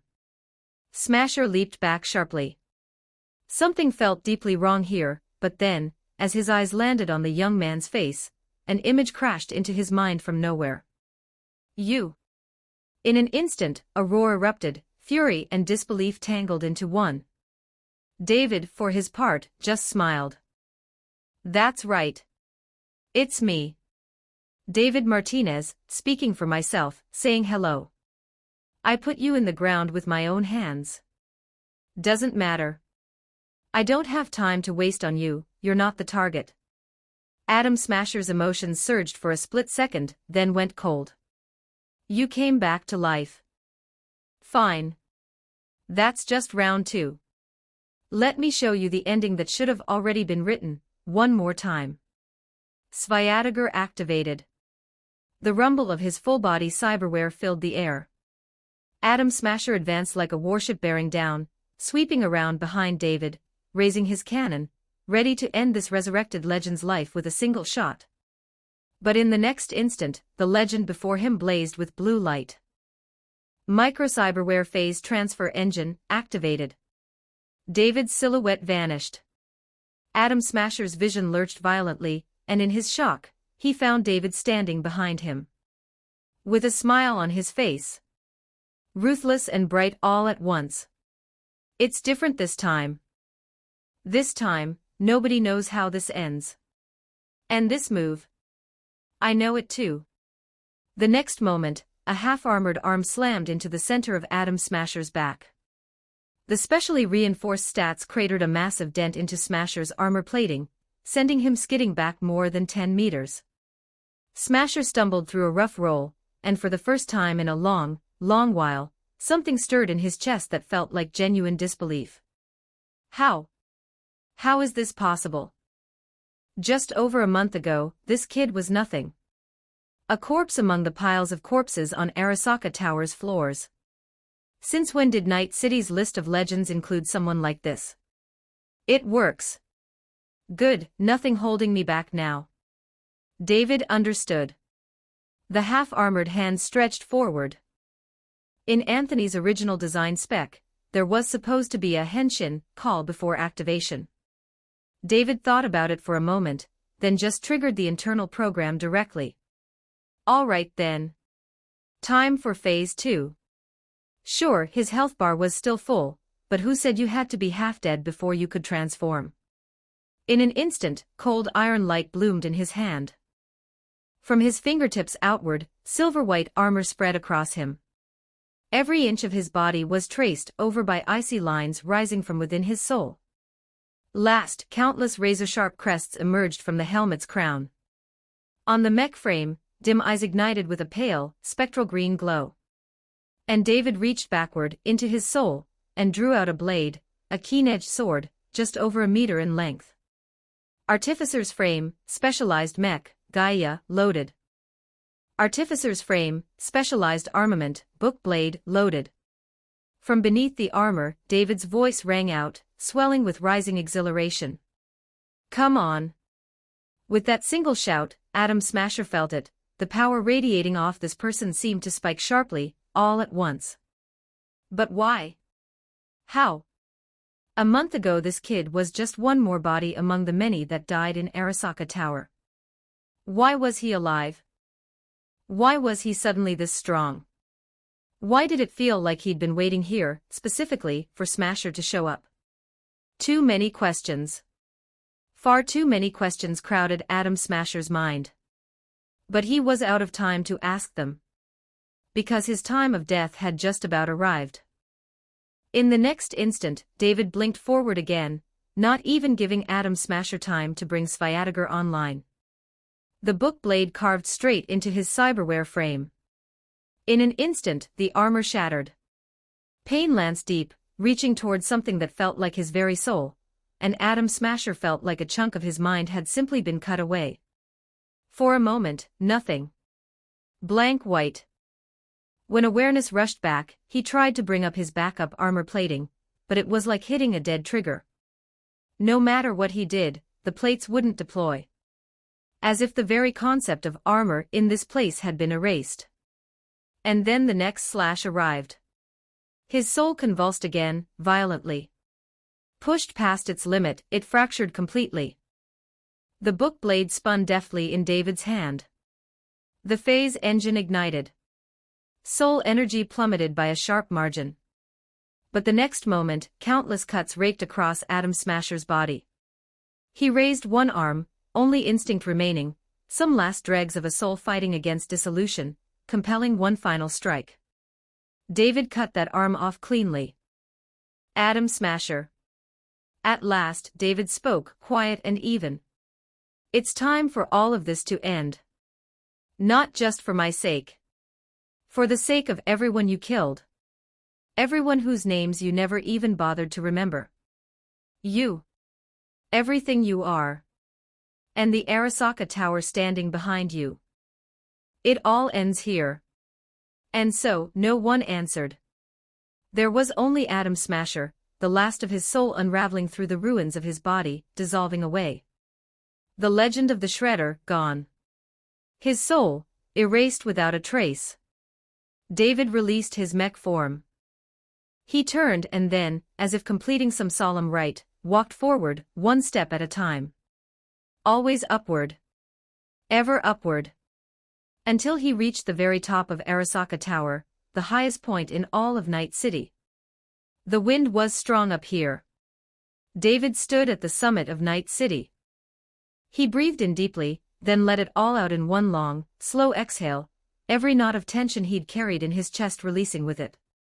Mom, are you watching? And Rebecca, Becca. I'm okay. Thank you. For everything, along the way. He couldn't help it, his lips pulled into a complicated, bittersweet smile. Then he steadied himself, turned, and began walking back down, planning to collect Atom Smasher's remains for Anthony. Time to go back and help Lucy. That thought was still passing through his mind when, out of the corner of his eye, he spotted something drop straight down beside him, a red beacon, hitting the ground with a thud. Attached to it was a handwritten sticky note, in Anthony's own handwriting. "Don't panic. Backup's coming. Backup. Wait, right now." David's eyes went wide. He didn't even have time to process it before the roar of an engine shook the air. Then the barrier between worlds tore open. Right in the center of Arasaka Tower, endless pillars of fire screamed outward, splitting the structure apart. And from within that roaring breach, something monstrous emerged. A supreme masterwork of an artificer, the crowning achievement of a lifetime's craft. Forge Heart a Stygian Arc, arriving. David stared. Eyes wide open. What the hell, this is what you call backup? Underscore. Ghost Fire went more, Walnut Chan Fire Ghost. Fire new history, Coat, confessing to Sakayanaji from the start. Let's reach these milestones together. Direct hit 100 Power Stones equals +1 free chapter for all readers. Chapter 66, Anthony, Arasaka Tower Million Evacuation, Our Family Has Money Again. 4K. 2,806 words. Tongues of fire ran wild across Arasaka Tower, and in the violent friction, the tower's body caught flame, then snapped clean in two at the waist. The great edifice began to fall. When the river Styx slowly emerged from the center of Arasaka Tower, everything began to collapse. The entire tower broke into two sections, and the flames danced and devoured everything with gleeful abandon, burning all that surrounded it to cinders. In that moment, the eyes of all of Night City converged on Arasaka Tower, and countless people stared up at the enormous river Styx. They then saw the young man standing atop it, spirited and triumphant, and behind him, a copper toilet. While everyone was still reeling in bewildered disbelief at whatever idiotic combination this was supposed to be, up on the river Styx, Anthony gave a vigorous wave toward David far above him. But David remained in a state of complete and utter bafflement. So this is what you call backup? Let Night City burn at Lord of the Ivory Throne, what in the world is going on with this thing? Lord of the Ivory Throne, backup. Faced with Anthony's statement, which showed absolutely zero intention of being reasonable, the rest of the group chat seemed to be getting genuinely curious. AAA City Ghost, so what did he do this time? Friaran warrior of the deceased age, honestly. I think the better question is what he didn't do. Let Night City burn. It's kind of hard to put into words, let me just screenshot it. And so, immediately after, David snapped a few photos of Anthony and his throne as they rode the wind. When the rest of the group chat saw the river Styx that had sliced Arasaka Tower clean in half, along with the close-up shot David had specifically taken of the magnificently ostentatious toilet, everyone fell silent. AAA City Ghost, did it really have to be in such a conspicuous spot? Lord of the Ivory Throne, let me clarify, I didn't want this either. It's just that I was only allowed to put it there. Demon King's strictest father, Mr. Anthony's tastes are, shall we say, rather unique. Anthony closed the group chat, and didn't bother reading anyone else's reactions. He gave his fishing rod a gentle flick. He had been preparing for this moment for a long time. In truth, from the very moment David and Lucy had entered Arasaka Tower, Anthony had been running the river Styx through its warm-up sequence. And only just now had the river Styx finally completed its warm-up, and at last, staged the first true rehearsal of its real ability. That ability being, world traversal. The moment the warm-up finished, Anthony hadn't hesitated for even a second. He had immediately brought the river Styx, and made a beeline straight into the cyberpunk world. Then he locked in the coordinates and deployed a beacon. And just like that, he brought the real reinforcements to David and Lucy. Cause chaos. Give him a break. With just David and Lucy, even if they hauled stuff until they were sick of it, could they really clear out an entire Arasaka tower? But Anthony himself. That was a different story entirely. Anything that couldn't be carried off directly, he could package it all up and toss it into the Origin Forge's all-you-can-smelt buffet. And so, guided by the principle of waste nothing that can be used, Anthony had piloted the river Styx crashing straight into Arasaka Tower, triggered one massive explosion, and then gotten right to work on his plan. First, David sighed. The fishing rod swung for the first time. The stand known as Smith materialized at David's side, and looked down at Atom Smasher's soul, already crumbling, already dissolving into the floor. What a waste, Anthony couldn't help but murmur. Behind him, the Origin Forge roared to life. Material this fine, letting it go to waste would be a crime. And so, with a declaration that rattled the rafters and under the helpless gaze of David, Anthony reached forward with his hand. As it happened, two people had come to block the bridge today. One was David, blessed from birth with the sacred constitution of a bridge blocker. The other was Anthony, who had specifically come to block Atom Smasher's path across the Styx. Of course, Anthony's version of bridge blocking was a little different. He was blocking the river Styx itself.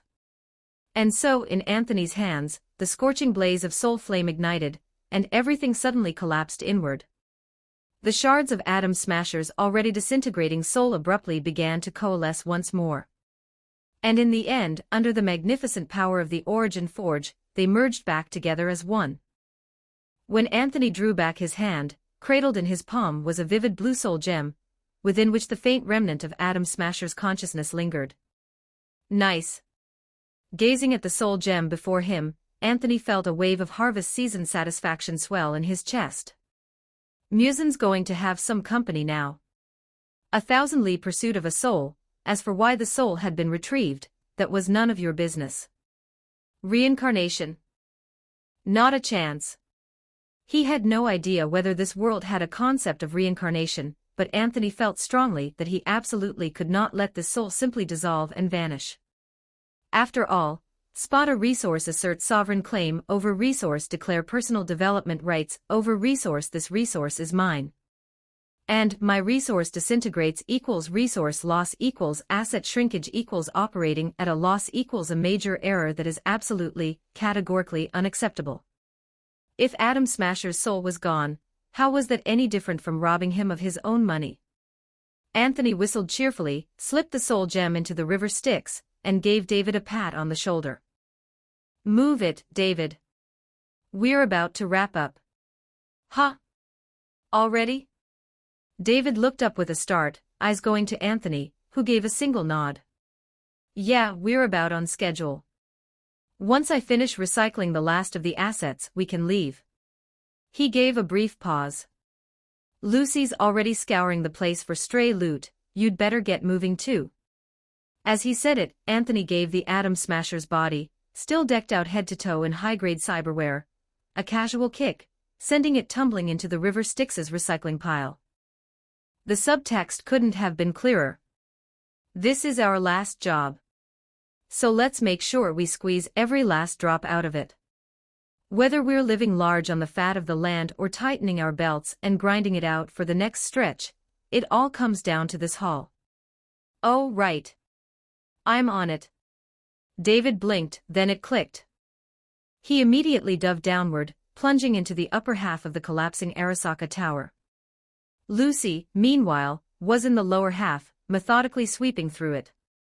Anthony did a final sweep with his soul sight to check on both of them, confirmed everything was in order, and withdrew his gaze. Then he narrowed his eyes and stared at Arasaka Tower burning before him in the inferno. Quite the spectacle, he remarked with something almost like admiration. And then, gently, he reached forward with his hand. Behind him, the Origin Forge unleashed a roar unlike anything it had produced before.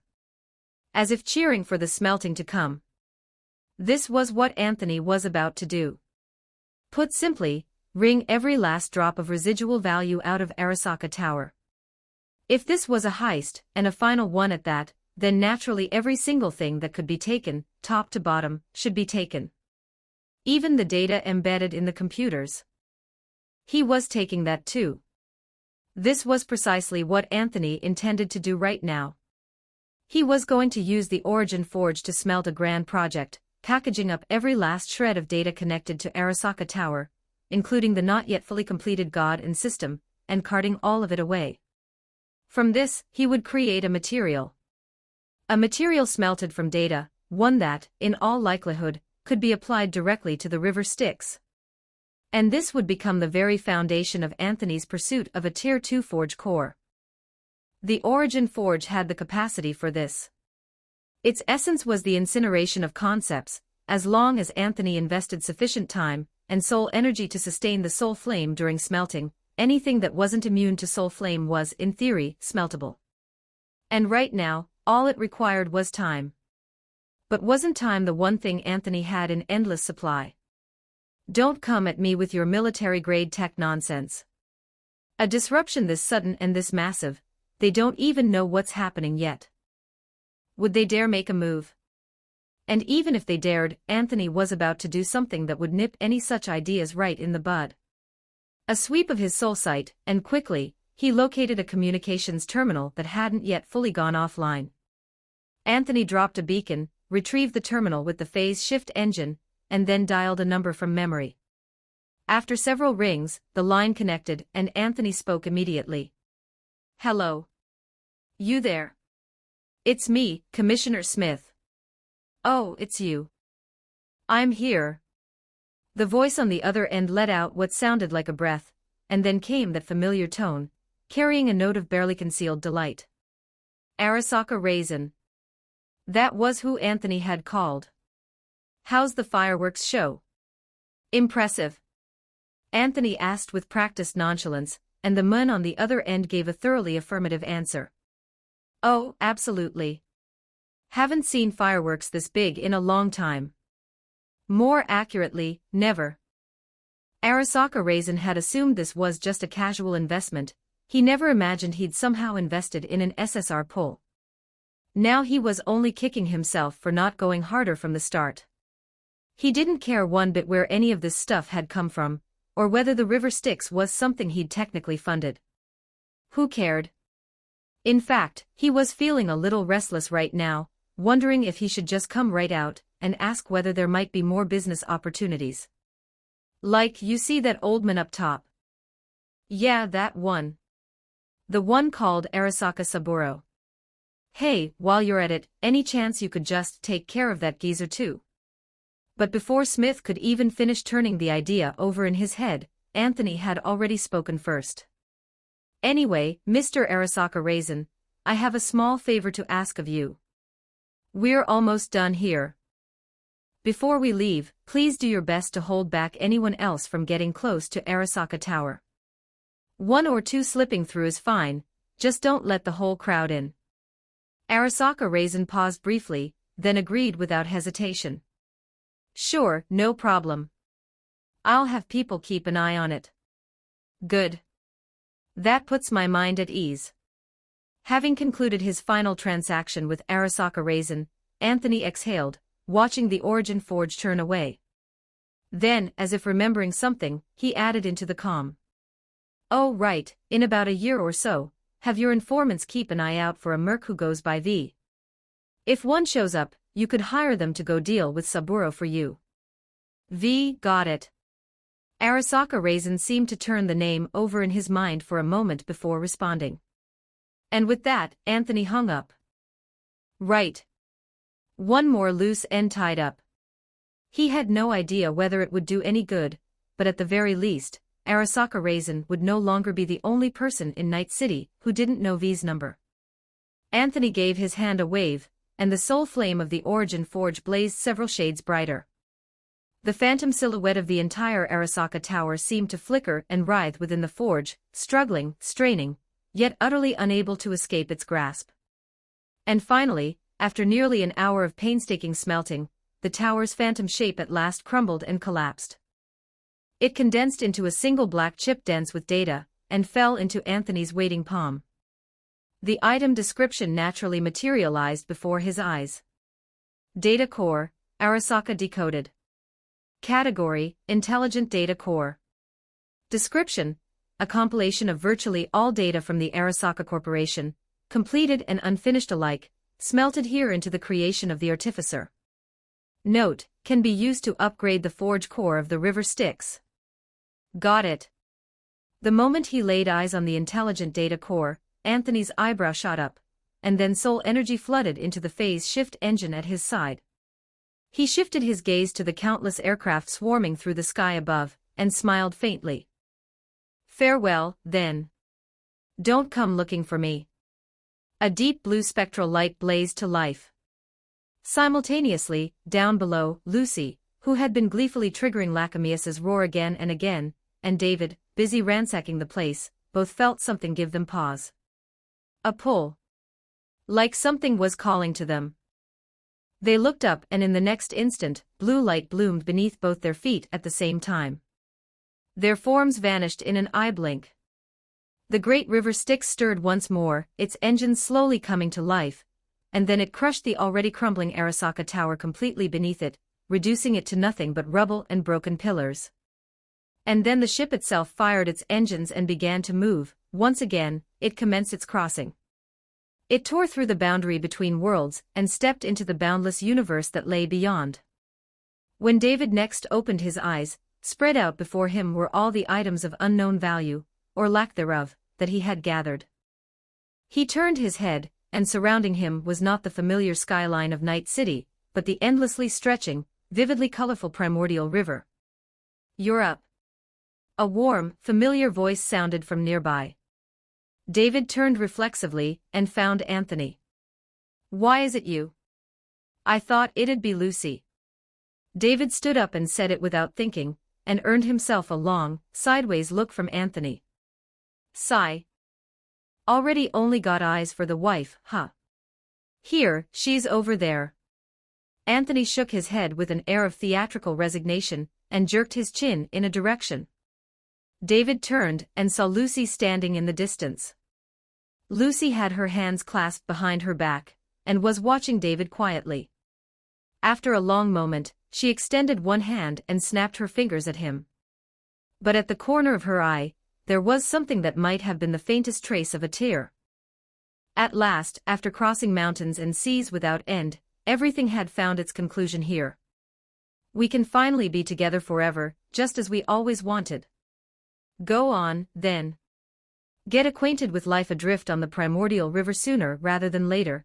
There's not much in the way of entertainment here, and knowing you too, you'll probably end up working for me before long. Hearing Anthony's words, David suddenly laughed, and gave Anthony a firm, decisive nod. Yeah. Then, Senior Anthony, I'll head over. Go on, go on. Stop hovering around the Artificer's forge. Anthony waved him off with a careless flick of his hand, then watched as David and Lucy gradually moved further away across the deck, and finally withdrew his gaze. Honestly speaking, as far as two lovebirds went, Anthony didn't really mind them being around. But you know how it is. When you're counting your assets, you don't really want an audience, do you? Finally got rid of them. And so, Anthony turned his attention to the notification that had just popped up in the group chat. You have completed the support mission. Group member Let Night City Burn has been successfully revived, and all matters following their passing have been fully resolved. Rewards have been issued. Please check your account. In that moment, the one and only true Sigma ghost, Anthony, excitedly rubbed his hands together. Finally done. Time to count the spoils.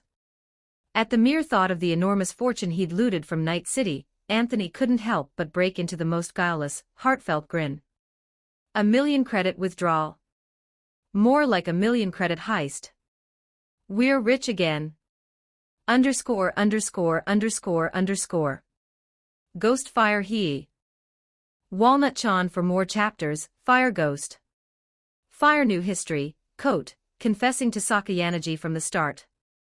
Help us reach these goals. Direct hit 100 Power Stones equals +1 Universal Bonus Chapter. Chapter 67, Preparing to Head to the Naruto World, Forging Furnace Core Upgrade, 4K. 2,721 words. While tallying up the gains from this million-person evacuation operation, Anthony first sorted through all the miscellaneous items one by one. Some things were genuinely useless. Take, for instance, the fact that the cyberpunk world's affinity bond level had hit rank 10. Under normal circumstances, Anthony might have been overjoyed. But at this point, pure fishing for cash had lost much of its appeal. These days, Anthony fished mostly hoping to reel up some interesting little gadgets. If you handed him a rank 10 affinity bond for a city, he'd absolutely be thrilled. But cyberpunk, a world whose only real value was money, was starting to feel a little redundant now that he had other income streams. Still, it wasn't a big deal. The real highlight of this haul was yet to come. With that thought, Anthony opened his mission panel. You have received the mission reward, 50,000 points, and one single-use ability targeted modification permit. 50,000 points. Honestly, small change at this point. For someone who'd already been through the experience of having a genuinely fat wallet, the thrill just wasn't quite there anymore. Not nothing but not much, just a nice little bonus at the end. The real prize of this run was that ability modification permit listed right after. It could reshape one ability into a form better suited to its user, and that, Anthony was quite certain, was the actual reward this mission had been worth doing for. Something that couldn't necessarily be obtained even by spending points.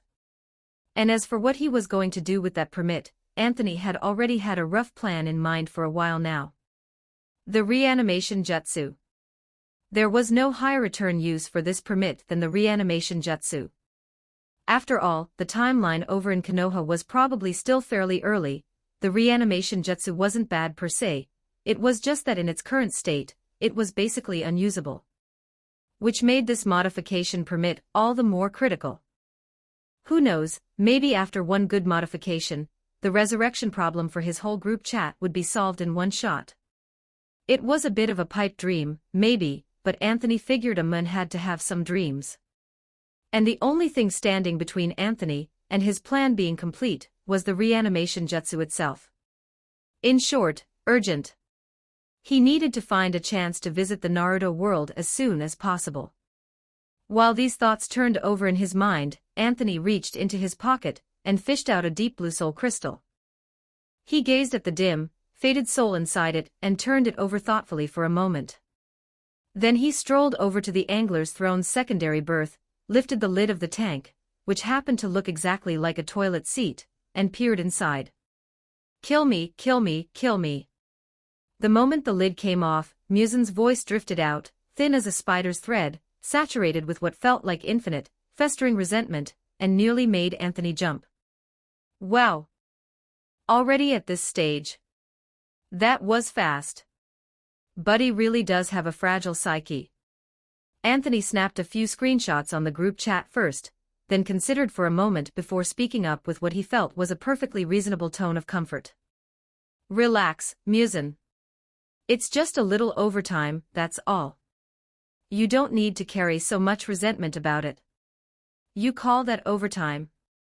Musen's soul, wreathed in the endless burning behind the tank lid, forced its eyes open, but in the very next instant, the sheer overwhelming exhaustion that permeated every part of him made him give up entirely, and he simply slid back down. He could only curse in silence. Don't worry, isn't this me bringing you a cellmate, a colleague?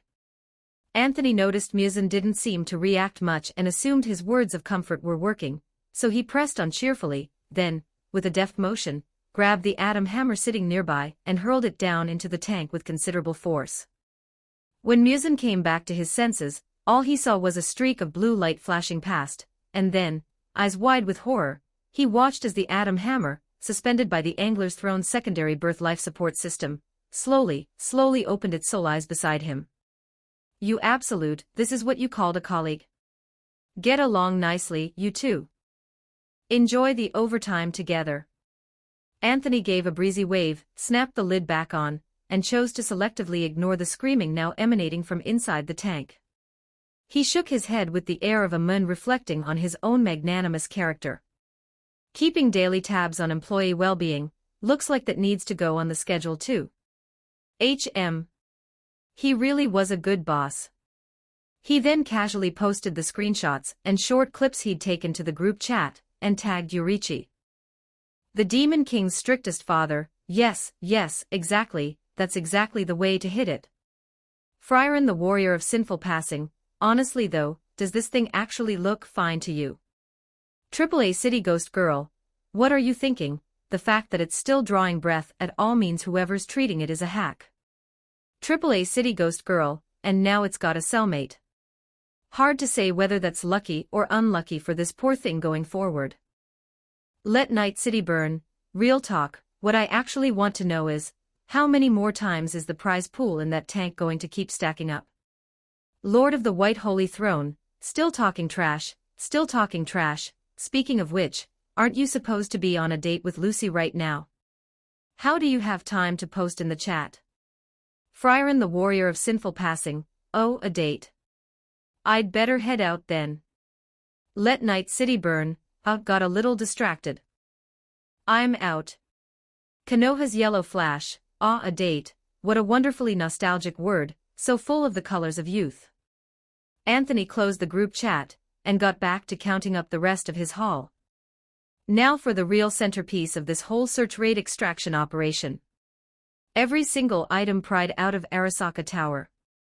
This included a massive volume of cyberware, equipment, and high-tech products, plus a scattering of miscellaneous smaller items, a full set of Atom Hammer cyberware, and finally, most importantly, the Arasaka Compendium. After tallying everything that needed counting and recycling everything that needed recycling, Anthony arrived at his current total point balance. Adding in the 50,000 points from the mission reward, he had 240,000 points in total. The slightly lower than ideal figure came down to two factors. The two of them had been too slow clearing the map, and the River Styx's earlier slam had smashed away a fair number of points that could have been his. But even staring down at what was objectively a small fortune, Anthony's expression couldn't help but drift toward mild distress. Only 240,000 points, why does it always feel like it's gone before I've even spent it? He murmured this to himself, face painted with genuine bafflement. It really wasn't so long ago, barely a month and a half, that he'd been splitting single points in two, scraping by on a few hundred a day. That life still felt vivid. So why was it that now, with 240,000 points sitting in his account, it still felt like they'd evaporate the moment he touched them? Where does all my money even go? A wave of helpless exhaustion washed over him, not dramatic, just the sober result of doing the math. Because when he actually sat down and ran the numbers, he discovered that he genuinely did have that many places where the points needed to go. Upgrading the Forge Core River Styx alone had devoured 50,000 points in one gulp, and after the upgrade, the newly unlocked Artificer blueprints ate through another enormous pile in short order. Then there were a few soul strength ability tree nodes to tap, a couple of Artificer devices to forge, and somehow, the money was just gone. Am I really burning through points this fast now? And for reasons he couldn't quite name, Anthony felt a creeping unease settle in beneath all of it. Specifically, there was a real chance that even 240,000 points wasn't going to be enough. But in the end, Anthony rubbed his temples, sighed, and opened up his soul strength ability tree, pressing his hand to it. Whatever. What needed to be spent had to be spent. Points sitting in an account unwasted served no purpose. And relying on raids like this for income wasn't sustainable long-term anyway. He needed to find a way to scale up his passive point income, something like the Shrine of Sacrifice, a system that could generate points automatically. It looked like getting the River Styx's automated production facilities onto the agenda was becoming a real priority. Once the Naruto world trip was done, he'd need to start seriously working on that side of things. These thoughts flickered through Anthony's mind as he pressed his palm to the glowing orb. 50,000 points consumed. Arasaka Compendium Data Core used. Forge Core a River Styx upgrade conditions met. Artificer rank upgraded to LV2. In an instant, the Arasaka Compendium dissolved and merged seamlessly into every corner of the River Styx. Behind Anthony, the origin furnace roared to life, soul flames blazing, wrapping the entire river Styx in a cocoon of brilliant fire.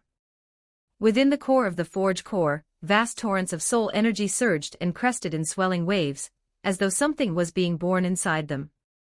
Then the forge core's deck began to expand outward. Lucy and David, who had been strolling across it, watched in startled silence as the deck spread before their eyes, nearly instantaneously growing to several times its original size. Even its depth was stretching, deepening. Anthony himself felt as though he had slipped once again into that strange, transcendent sensation, as if the forge core before him were an extension of his own limbs, every change happening across it feeding back to him directly. First, the total area of the forge core had quadrupled. The already broad deck had grown vast. It was genuinely starting to look like a land-going carrier of some kind. And beneath the surface, a complete underground space had been carved out, matching the deck's length and width, with a depth of dozens of meters. When the roar of the Soul Forge finally faded, the group chat notifications appeared before Anthony at last. Forge Core River Styx has advanced to Level 2. Additional Forge Core Upgrade Series blueprints have been unlocked. Higher Tier Artificer's Body Series blueprints have been unlocked. Shipborne AI entity on the Forge Core has completed initial data configuration. Anthony looked over the list of notifications scrolling across the group chat screen, and considered for a moment before going through them one by one. The shipborne AI entity was more or less what he'd expected. He gave it a quick skim and confirmed the situation. In short, it would cost money. Right now it was basically a dim-witted AI capable of piloting the river Styx on his behalf. Getting it to anything resembling genuine higher intelligence was a condition tied to further upgrades of the river Styx. At that point, the shipborne AI entity would also gain a physical form, but Anthony took one look at the price tag and confirmed, immediately, that this was not something present him could afford. 150,000 points for one shipborne AI entity. He'd sleep on that one. As for the Forge Core's upgrade blueprints, Anthony skimmed through them and found that most were genuinely useful. Mostly infrastructure, building quarters on the river Styx, setting up soul energy-powered recovery stations, automated piping and components, all fairly comprehensive. The one mildly frustrating gap was that there were no production facilities anywhere in the list. It was a full set of production line support equipment, except, somehow, the production line itself was missing. Fine. Having something is better than nothing. The production line problem can wait, I'll figure that out separately later. Still, the more he looked at this infrastructure package, the more familiar it felt. Let me get this straight, is the next step seriously me going out to find glowing ore deposits and then slapping mining rigs down on them? Anthony cleared his head and moved on to the last item, the newly unlocked Artificer's Body blueprints. Unsurprisingly, these were upgraded versions of the Earth series and Stellar River series. David's next enhancement path now had something to work with. Wait. Hold on a second. What's this? Anthony stared at the new blueprint unlocked at the very bottom of the Artificer's Body list, and for a moment, his mind went blank. Artificer's Body, a Pluto series. Prerequisite, 20 soul strength. Description: a masterwork crafted by the Artificer for companions who have fully transcended into pure soul forms. Its unified design and extraordinary capabilities, and growth ceiling, are still revered among artificers to this day as the pinnacle of their craft. Effect: this Artificer's Body exists as a single unique item. The Artificer's soul may merge with Pluto, substantially amplifying their own soul strength. Additionally, the soul strength provided by Pluto feeds back directly into the Artificer's own creations, equivalently boosting the strength of all crafted works. Blueprint unlock cost, 10,000 points. Forge cost, 120,000 points. Current soul strength, 4. Anthony stared at the Artificer's Body Pluto series entry, read it once, then read it again. He looked into his own eyes and confirmed, yes. This was exactly the stat stick he'd been dreaming of. And he couldn't equip it. It felt exactly like watching the person you loved walk off with some blonde stranger. Anthony's eyes, fixed on that blueprint, practically started glowing green with envy. He checked his current soul strength against the requirement, and saw he was nowhere close. Then he flipped open another ability tree branch, and immediately discovered another headache. Damn it, points were running short again. The 240,000 points he'd just gotten his hands on, barely had time to warm up, were already looking insufficient after spending 50,000. On the soul strength side, Anthony did technically have a route. The Soul of Solidity tree had a whole stack of spiritual applications he hadn't unlocked yet. If he put enough points in, reaching 20 soul strength was definitely doable. But the problem was that the Soul of Solidity's spiritual applications leveled very differently from the Soul of Spirit's. Soul of Spirit was a one-time purchase. Soul of Solidity ran on an upgrade model. Running a rough estimate, Anthony figured getting his soul strength to 20 would probably cost at least another 100,000 points, give or take. And building Pluto on top of that was another 130,000 points. Add it all together and his remaining funds were uncomfortably tight, especially since he also needed to set aside a reserve for the upcoming Naruto world trip to secure the reanimation jutsu, as a buffer against the unexpected. After sitting with it for a long moment, Anthony closed his eyes. There was no way around it. Time to get back to work and earn more money. Rich as he was, he still wasn't at financial freedom. Which meant the next step was finding something in the Naruto world to shake down for coins. With that settled, Anthony opened his eyes cheerfully and sent a message into the group chat. Lord of the White Holy Throne at Konoha's Yellow Flash, are you free right now? Lord of the White Holy Throne, if you are, I'm about ready to head over.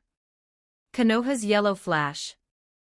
Konoha's Yellow Flash, hold on, already. That fast?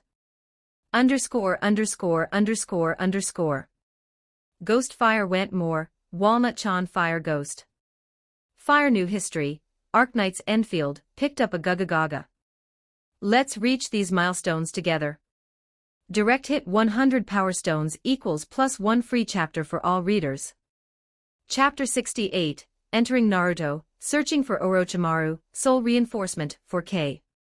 2,636 words. AAA City Ghost, oh, one look and it's obvious. AAA City Ghost, must have run out of money again. Lord of the White Holy Throne, don't say it, actually, don't say it, and yet you're completely right. Let Night City burn, you burn through it that fast. In the group chat, David expressed his astonishment. After all, he might not have known the exact tally of everything they'd hauled back from Night City, but David, who'd personally played pack mule for the whole operation, knew better than anyone just how much it had been. To have burned through all those points this quickly, even David was momentarily at a loss for words. Lord of the White Holy Throne, relax, I haven't actually spent it all. I just suddenly realized what I have isn't enough. Still strapped for cash. Grand Flame Wordsmith, need to come over here and figure something out. Lord of the White Holy Throne, honestly, I kind of do. Just a little too scared to actually go. Watching the messages roll in from his chat companions, Anthony's expression shifted into one of mild suffering. Truth be told, if he'd had any better option, Anthony genuinely had no desire to go earning points inside Konoha. The timeline was pinned to some time after Minato's death, but exactly when after? Nobody could say for sure. Whether it'd even be profitable, and how he'd go about it, these were both open questions. Still, after running through the current situations of the other chat members in his head, Anthony ultimately decided to roll the dice and try his luck in the Naruto world. The remaining options, frankly, were all a pain in the neck. Himmel's side had nothing worth squeezing. The Grand Flame Wordsmith's side was profitable, sure, but the scale of operations there had already pushed right up against what Grand Flame Wordsmith would tolerate.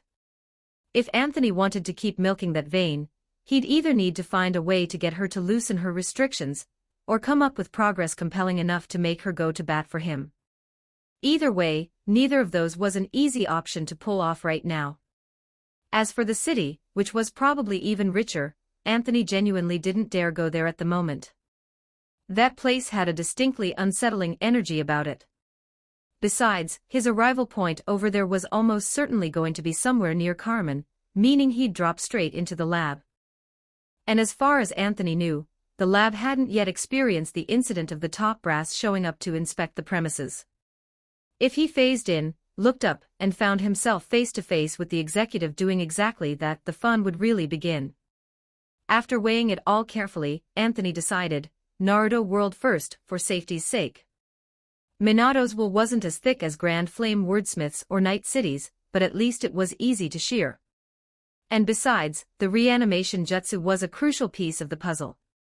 If everything went according to plan, getting his hands on the reanimation jutsu would let Anthony push the situation forward in multiple worlds at once. Even the Grand Flame Wordsmith's side could be nudged further along.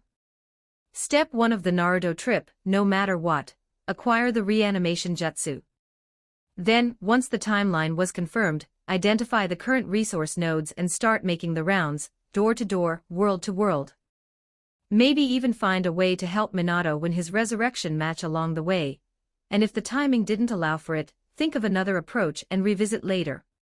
Having resolved all this in his mind, Anthony reopened the group chat. Lord of the White Holy Throne, anyway, thanks for the offer, I appreciate the thought, Grand Flame.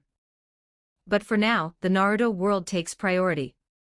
Lord of the White Holy Throne, oh right, at Let Night City burn, don't just sit around doing nothing. The Styx boat is already there, so while you're at it, go check on Muzan and Chongwei in that toilet's water tank. Lord of the White Holy Throne, keep an eye on them. Don't let those two croak on me. I'll figure out a fishing rod for you two later, something to keep you occupied in the meantime. Let Night City burn, sure, but I still haven't found a fishing rod. Lord of the White Holy Throne, don't rush it, I'll craft one. Reading David's message, Anthony let out a sigh, and added one more item to his Naruto trip agenda. He was going to need to find a way to upgrade the angler. With his demand for points and materials skyrocketing, it wasn't just the production lines across the various worlds that were starting to fall behind, the angler itself was showing the same signs of strain. His current fishing rod, and the toilet itself, were both beginning to feel just a little insufficient for the demand. He needed a lot of specific materials to upgrade them, but his fishing capacity wasn't quite up to it. Upgrading the toilet was the simpler task. Once the point supply from the production lines picked up and he finished the river Styx, he could handle that. But the fishing rod was a headache. For the life of him, Anthony couldn't immediately think of any fishing rod suitable for the angler to absorb and fuse with. So, after reviewing the angler's ability tree for a while, Anthony landed on a lateral solution. The angler's casting net. Description: a fusion of artificer technology and the angler's abilities. Effect: generates a casting net that can be used to trawl within the primordial river. The net is a physical object usable by others, and possesses extremely high durability. When the net is in use, the current affinity bond level's probability applies, but the additional affinity bond level bonus does not. Unlock conditions, 10,000 points. Materials with high regenerative capacity, or high structural integrity. Artificer tech, baby. Without a doubt, purely in terms of large-scale trawling, a net would be far more effective than a fishing rod in the early stages. And as luck would have it, there was already a hard-working young man named David right there on the boat. Anthony thought it over and decided this responsibility wasn't necessarily out of the couple's hands. The final question then became, where to source the materials. Fortunately, in the Naruto world, that kind of material was actually pretty accessible. With a bit of effort, obtaining it on this trip was theoretically doable. So in short, one more item on the itinerary. Lord of the White Holy Throne, anyway, just hang tight for now. You two can have a staring contest with Muzan in the meantime. Once I've crafted the net, there'll be work to do. Golden Spirit Founder, I keep getting the feeling that everyone who ends up on your boat goes straight to work. Lord of the White Holy Throne, ahem, let's not get into that. Anyway, I'm heading over now. Lord of the White Holy Throne at Konoha's yellow flash, remember to approve the application. Switching the group chat over to the world traversal interface, Anthony pressed the button. In the next instant, Smith's avatar materialized in Anthony's original position. Having just wrapped up the cyberpunk mission, he was warmly welcomed into a round of overtime. And just like that, with a violent crack to the back of the head, Anthony was off to the world of Naruto. Konoha Village. It was a pleasant afternoon. The village's cheerfully oblivious civilians were out and about in the streets, going about their shopping and daily lives. It was at this moment that a blonde-haired, blue-eyed figure stepped onto the main road. His conspicuously foreign face drew more than a few sideways glances. Then the traveler-clad stranger tilted his head back, gazed up at the Hokage rock in the distance, and couldn't help letting out a soft sigh of wonder. He turned, eyeing the crowd around him with a look of mild curiosity, seemingly lost in thought. Konoha's yellow flash at Lord of the White Holy Throne, so. Can you confirm the timeline yet? Lord of the White Holy Throne, can't pin it down exactly, but at least one thing's been confirmed. Scanning the Konoha shinobi moving around him, Anthony even spotted one particular familiar face on patrol. Ah! Uchiha clan. Lord of the White Holy Throne, looks like the Uchiha clan hasn't been wiped out yet. Lord of the White Holy Throne, putting it plainly, you're dead, but the Uchiha clan is still alive. Looking at the current state of things, I think we can say with reasonable confidence what's going on. After all, in terms of major events that would have happened in this period, there was really only one candidate. The Uchiha Uprising, and the Uchiha Clan Massacre Night. A classic, all things considered. The original story had it that in the aftermath of the Ninetales incident, relations between Konoha's upper leadership and the Uchiha clan deteriorated, leading the Uchiha to begin plotting a coup. And then the Uchiha were wiped out. Just how many opportunities there had been to change that outcome, and how many unseen hands had kept the gears of that tragedy turning, that was a conversation for another time. But simply thinking about it reminded Anthony of something rather interesting. Lord of the White Holy Throne at Konoha's yellow flash, I guess that means you're about to see one of your students. Konoha's yellow flash, watching Minato's slightly subdued response in the chat, Anthony shrugged and didn't press any further. Uchiha Obito, in a certain sense, one of the driving forces behind the Uchiha clan massacre night. The spoils of that incident had included a tremendous haul of Sharingan, and Danzo, that old fox, had also come away from it with a fistful of Sharingan of his own. Lord of the White Holy Throne, that said, the Uchiha clan massacre night is still something that needs to be stopped, one way or another. After a moment's contemplation, Anthony voiced that conclusion in the group chat. It wasn't that he'd had some sudden change of heart. It was simply that the Uchiha clan genuinely had reasons to be kept alive. For one thing, Minato was going to be resurrected sooner or later. And after his resurrection, he'd almost certainly be taking back the mess that was Konoha to manage, and honestly, the Uchiha clan massacre had just made that mess considerably worse. There had been perfectly good, peaceful ways to resolve the situation, and instead, it had been allowed to spiral into exactly this. From the perspective of a resurrected Minato, the massacre was something that would have been much better off prevented. Add to that the Obito angle, and Anthony was fairly confident Minato had no intention of letting that particular student keep causing chaos. Beyond that, Anthony had a few other schemes in mind. Because didn't it strike you that Uchiha Obito was, in fact, a walking gold mine? Just mentally running through the list of ridiculous things Uchiha Obito was walking around with, Anthony could feel a certain itch of temptation taking hold. Sure, the man was slippery, a bit hard to pin down, but he was loaded. Setting everything else aside, Uchiha Obito had Hashirama cells. Thinking about the materials required for his angler's casting net, Anthony felt a particular little scheme take shape in his mind. The Uchiha clan's Sharingan sounded great on paper, sure, but in terms of raw value to Anthony specifically, they were probably worth less than Hashirama cells. And if the Uchiha clan was kept alive, he might even be able to arrange a few other things on the side. Lord of the White Holy Throne, alright then, I'm going to go acquire the reanimation jutsu. Lord of the White Holy Throne, once I have it, I'll pin down the exact timeline. The Uchiha clan massacre night is certainly a lively time to land on. Konoha's yellow flash, understood. Konoha's yellow flash, I'll wait here for your news. If it succeeds, please let me know the moment it does. Konoha's yellow flash, I think. I also need to see what the village looks like now. And go meet with the third. And then see how Naruto's doing. Closing the group chat, Anthony felt his mood lift as he considered what this timeline held in store. Oh, there was going to be so much to harvest here. Obito's Hashirama cells. Danzo's root.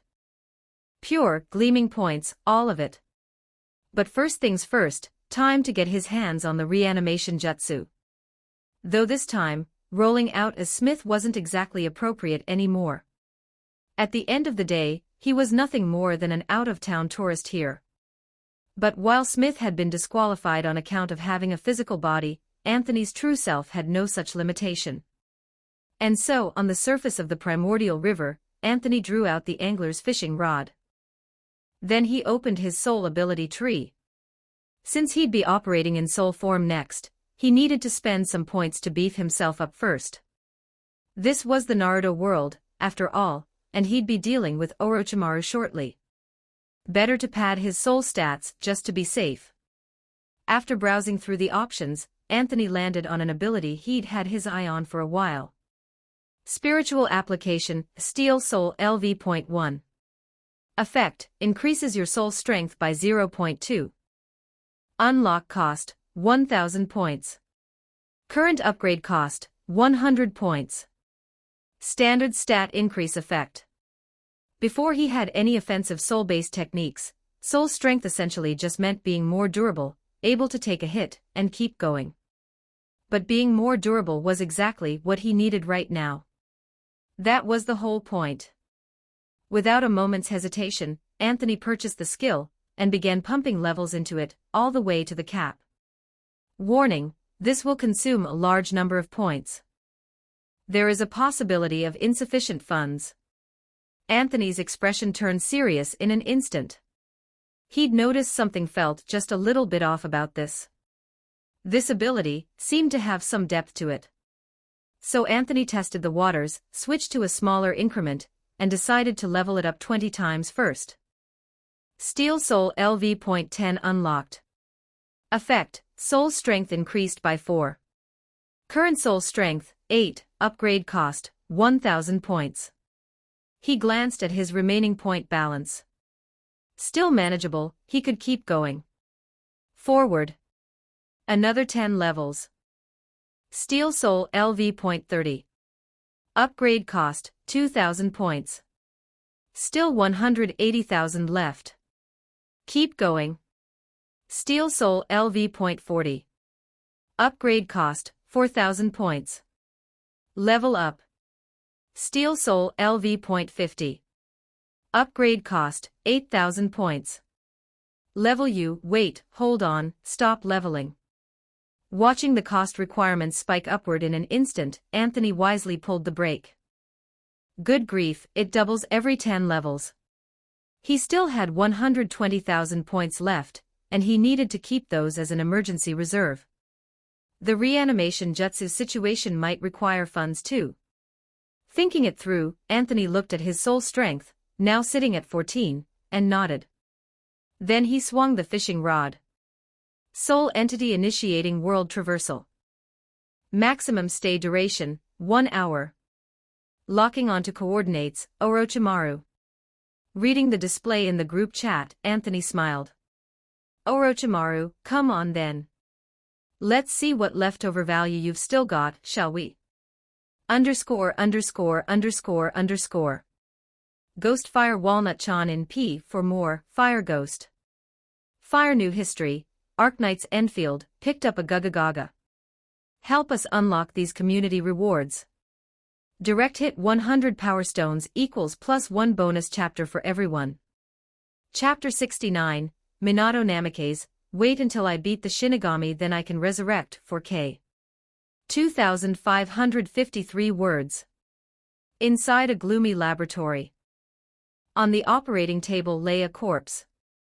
The body's condition was gruesome, and across from it, a man with a distinctly sinister cast to his features stood frowning, staring down at the remains as though lost in thought. The wood-style experiment had failed again. Not that it was any surprise. Once more, the test subject had ended up in exactly this state. No matter how many attempts were made, the wood-style experiments showed zero progress. One could even say that aside from the single infant who had survived in the very beginning, there had been absolutely no other survivors. Guess it's time to go find new test subjects again. The thought flickered through Orochimaru's mind. He withdrew his gaze and glanced around the room. Let's clear my head. Do something else for a bit. He was thinking this when he raised his eyes and saw something that gave him pause. His books were flying. For a moment, Orochimaru was finally forced to acknowledge that some things in this world defied explanation. Just as the success or failure of Hashirama cell transplantation was difficult to understand, he currently could not understand why his books were flying. And then, almost as if they had noticed his gaze, after a brief hesitation, one of the books traced a looping arc through the air. The book was waving hello at him. After thinking it over for a moment, Orochimaru arrived at this conclusion, which nearly made him laugh out of sheer irritated disbelief. A book was waving hello at him. Was this some kind of joke? He immediately reached out to snatch the book back. He wanted to take a good hard look at what was going on, but the book instantly dropped back onto the shelf. By the time Orochimaru had processed what happened, it had gone completely inert, returning to its perfectly ordinary state. All that remained was Orochimaru staring at the tome recording his own research with a look of blank confusion, which only deepened with each passing second. Then, blazing to life in his eyes, intense, burning curiosity. Was it a ninja from another village? Some kind of similar technique. But then, how was this being done without any trace of chakra usage? There were no mechanisms or contraptions in the vicinity either. He raised his head and scanned the room again. Meanwhile, in a dark corner of the laboratory, Anthony, who had been gleefully playing poltergeist using soul attachment, slid a sideways glance at Orochimaru, then carefully drew on his soul force once more. Honestly, though. Honestly. Upgrading Soul of Solidity was absolutely the right call. If not for the bonus from Soul of Solidity, Anthony's soul attachment wouldn't be nearly this convenient to use. And the soul strength upgrade had brought benefits beyond just that one perk. First and foremost, what Anthony noticed was that his control over souls had grown considerably sharper. On a practical level, this meant he could now actively conceal his own soul, because without that ability, Orochimaru might very well have spotted him by now. At the same time, as his soul strength increased, Anthony could clearly feel that his capacity to interact with and influence the physical world had also risen. In a sense, his soul's perception of reality had sharpened. For instance, he could now clearly sense the flow of chakra through Orochimaru's body, and the location of his soul. Even the ambient chakra in the surrounding environment had become remarkably crisp and legible to him. And paired with the angler, Anthony had a feeling that once his soul strength reached 10, he'd be able to actively use the angler to hook onto things. Or rather, to lock onto things. The thought crossed his mind, and his fingers shifted slightly. He extended the fishing line toward the test subject lying on the operating table. The fishing line, composed of pure soul energy, hooked onto the body on the operating table.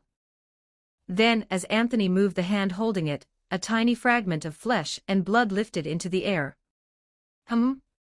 Orochimaru caught the change with razor-sharp awareness and turned around almost instantly, making Anthony freeze again. But in that same moment, the angler had already teleported that tiny scrap of flesh and blood directly onto the Styx boat. An illusion. But it does seem like something's missing here. Orochimaru pondered for a moment, then ultimately turned away and looked back at the massive collection of books on his shelves. Seizing the opportunity, Anthony quickly spent a few points and used soul attachment to manipulate several more books, sending them sailing through the air, and in passing, he arranged them into the shape of Konoha's leaf symbol for Orochimaru's benefit. How do you say loyalty? How indeed.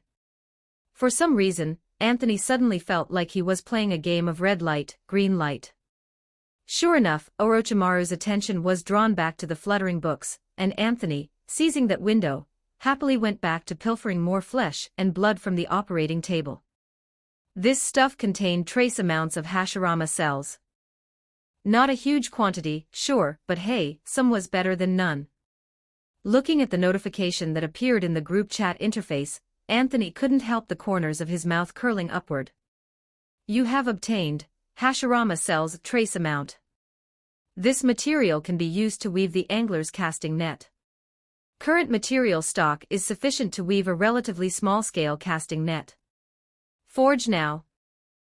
He'd originally come here to get the reanimation jutsu, and then he'd spotted the Hashirama cells and just couldn't help himself. Sure, Obito further down the line was basically a walking Hashirama cell bank, but that didn't stop Anthony from skimming a little off Orochimaru, the small-time dealer, first. Right? Then, when Orochimaru turned back around again, Anthony sensed through his soul's perception that the high-vitality cells had already been removed from the corpse on the table, and chose to quit while he was ahead. Right, time to get down to the actual business at hand. Grab the reanimation jutsu. The books he'd just skimmed through on the shelf didn't contain any of Orochimaru's reanimation jutsu research. The thought flickered through Anthony's mind. He raised his head, faced the shelves packed full of books, and mulled it over for a moment. Then he made his decision, almost immediately. And so, in the next instant, Orochimaru witnessed a sight he would never forget for the rest of his life. Every single book on his shelves took flight. Just like entering some kind of anti-gravity field, every last one of them abruptly, absurdly, all rose into the air at once. These were his life's research. All of it. In an instant, Orochimaru's pupils contracted. The shock in his chest surged to a whole new level. He even briefly wondered whether he'd run into an actual ghost. But in the next moment, driven by pure instinct to protect his research, Orochimaru lunged forward. Whatever was happening, whatever had caused this, protecting the key studies first. He grabbed one of the swirling books almost immediately, and Anthony, following his motion, glanced at the title. Wood-style research. So, unless he was mistaken, the next one would be. And so, amidst the storm of airborne books, Orochimaru's sharp eyes darted, and he reached out again. Anthony tracked his movement in kind, his gaze landing on the second book Orochimaru's hand shot toward. Then, without a moment's hesitation, he activated the screenshot function in the group chat, and powered by soul attachment, the entire book flipped through in an instant, the group chat capturing every single page. Looking at the crisp, clear photos now sitting in the group chat, Anthony's face broke into a grin of pure harvest season joy. Got it. In that moment, Anthony hit return without a second thought. The primordial river swept him back eagerly, and his true body reappeared on the angler's bronze throne, fishing rod in hand, the hint of a smile playing at the corner of his mouth. Before he'd left, he'd given Orochimaru a little parting gift. And so Orochimaru watched as the research books before him began moving in that uncanny way once more, until finally, they arranged themselves into two characters. Goodbye? ? When that strange force vanished and all the books came crashing to the floor, Orochimaru could only try to work out what, exactly, had just happened. It wasn't until more than half an hour later, once he'd confirmed that the force had truly disappeared, that a peculiar expression finally crossed his face. So, he really had run into a ghost. Meanwhile, inside Konoha village. You have obtained Forbidden Jutsu Research Manual, a reanimation jutsu, Orochimaru version. Added to ability tree scope. You have used one-time item, skill adaptation device on it. Please wait while adaptation completes. Having read through Orochimaru's research manuscript in full, Anthony, controlling Smith's avatar while strolling through Konoha village, slowly pressed the button. Just like that, without a single moment of hesitation, the use of the skill adaptation device was confirmed. This one's on you, Snake Uncle. Thanks for the donation. He'd been eyeing this for so long, and now it was finally his. Lord of the White Holy Throne, okay, got the reanimation jutsu. Running the skill adaptation now, should be usable in a bit. Konoha's yellow flash, that was fast. Let Night City burn, wait, already. But why does this thing need a skill adaptation device? Lord of the White Holy Throne, because without it, it'd be garbage. After typing that, Anthony let out a quiet sigh. Honestly speaking, if it were the late-stage version of the reanimation jutsu, it wouldn't be quite so rough, but the problem was, that version required Zetsu as its material. That was Zetsu, the one and only top-tier vessel material for the reanimation jutsu, and right now, just cobbling together bodies for his group chat companions was already a massive headache. There was no way he could afford to run the proper version. Not to mention, this version of the reanimation jutsu wasn't even fully perfected yet. Calling it garbage wasn't wrong, right now, that was genuinely what it was. But hey, no need to worry. He had the group chat's divine power on his side. Konoha's yellow flash, oh right, at Lord of the White Holy Throne, there's something else I think I need to tell you. Lord of the White Holy Throne, HM. What is it? Konoha's yellow flash, I just discovered this, probably because you came to this world, but one of the originally hidden items in my resurrection conditions has now unlocked. Konoha's yellow flash, so my resurrection conditions are now fully confirmed. On top of the existing 150,000 points, and a physical body, there's one more condition. AAA City Ghost, what is it? Lord of the White Holy Throne, what is it? Konoha's yellow flash, let me check. The specific requirement is, be freed from the Shinigami's hold, such that it no longer pursues one's soul. Konoha's yellow flash, I don't fully understand the details, it's probably still related to the dead demon consuming seal. Lord of the White Holy Throne, what does that even mean? Lord of the White Holy Throne, so what you're saying is, once you beat the Shinigami, you can win your resurrection match. What was this supposed to be? Your pal Namake's Minato, currently fighting his way out of the afterlife.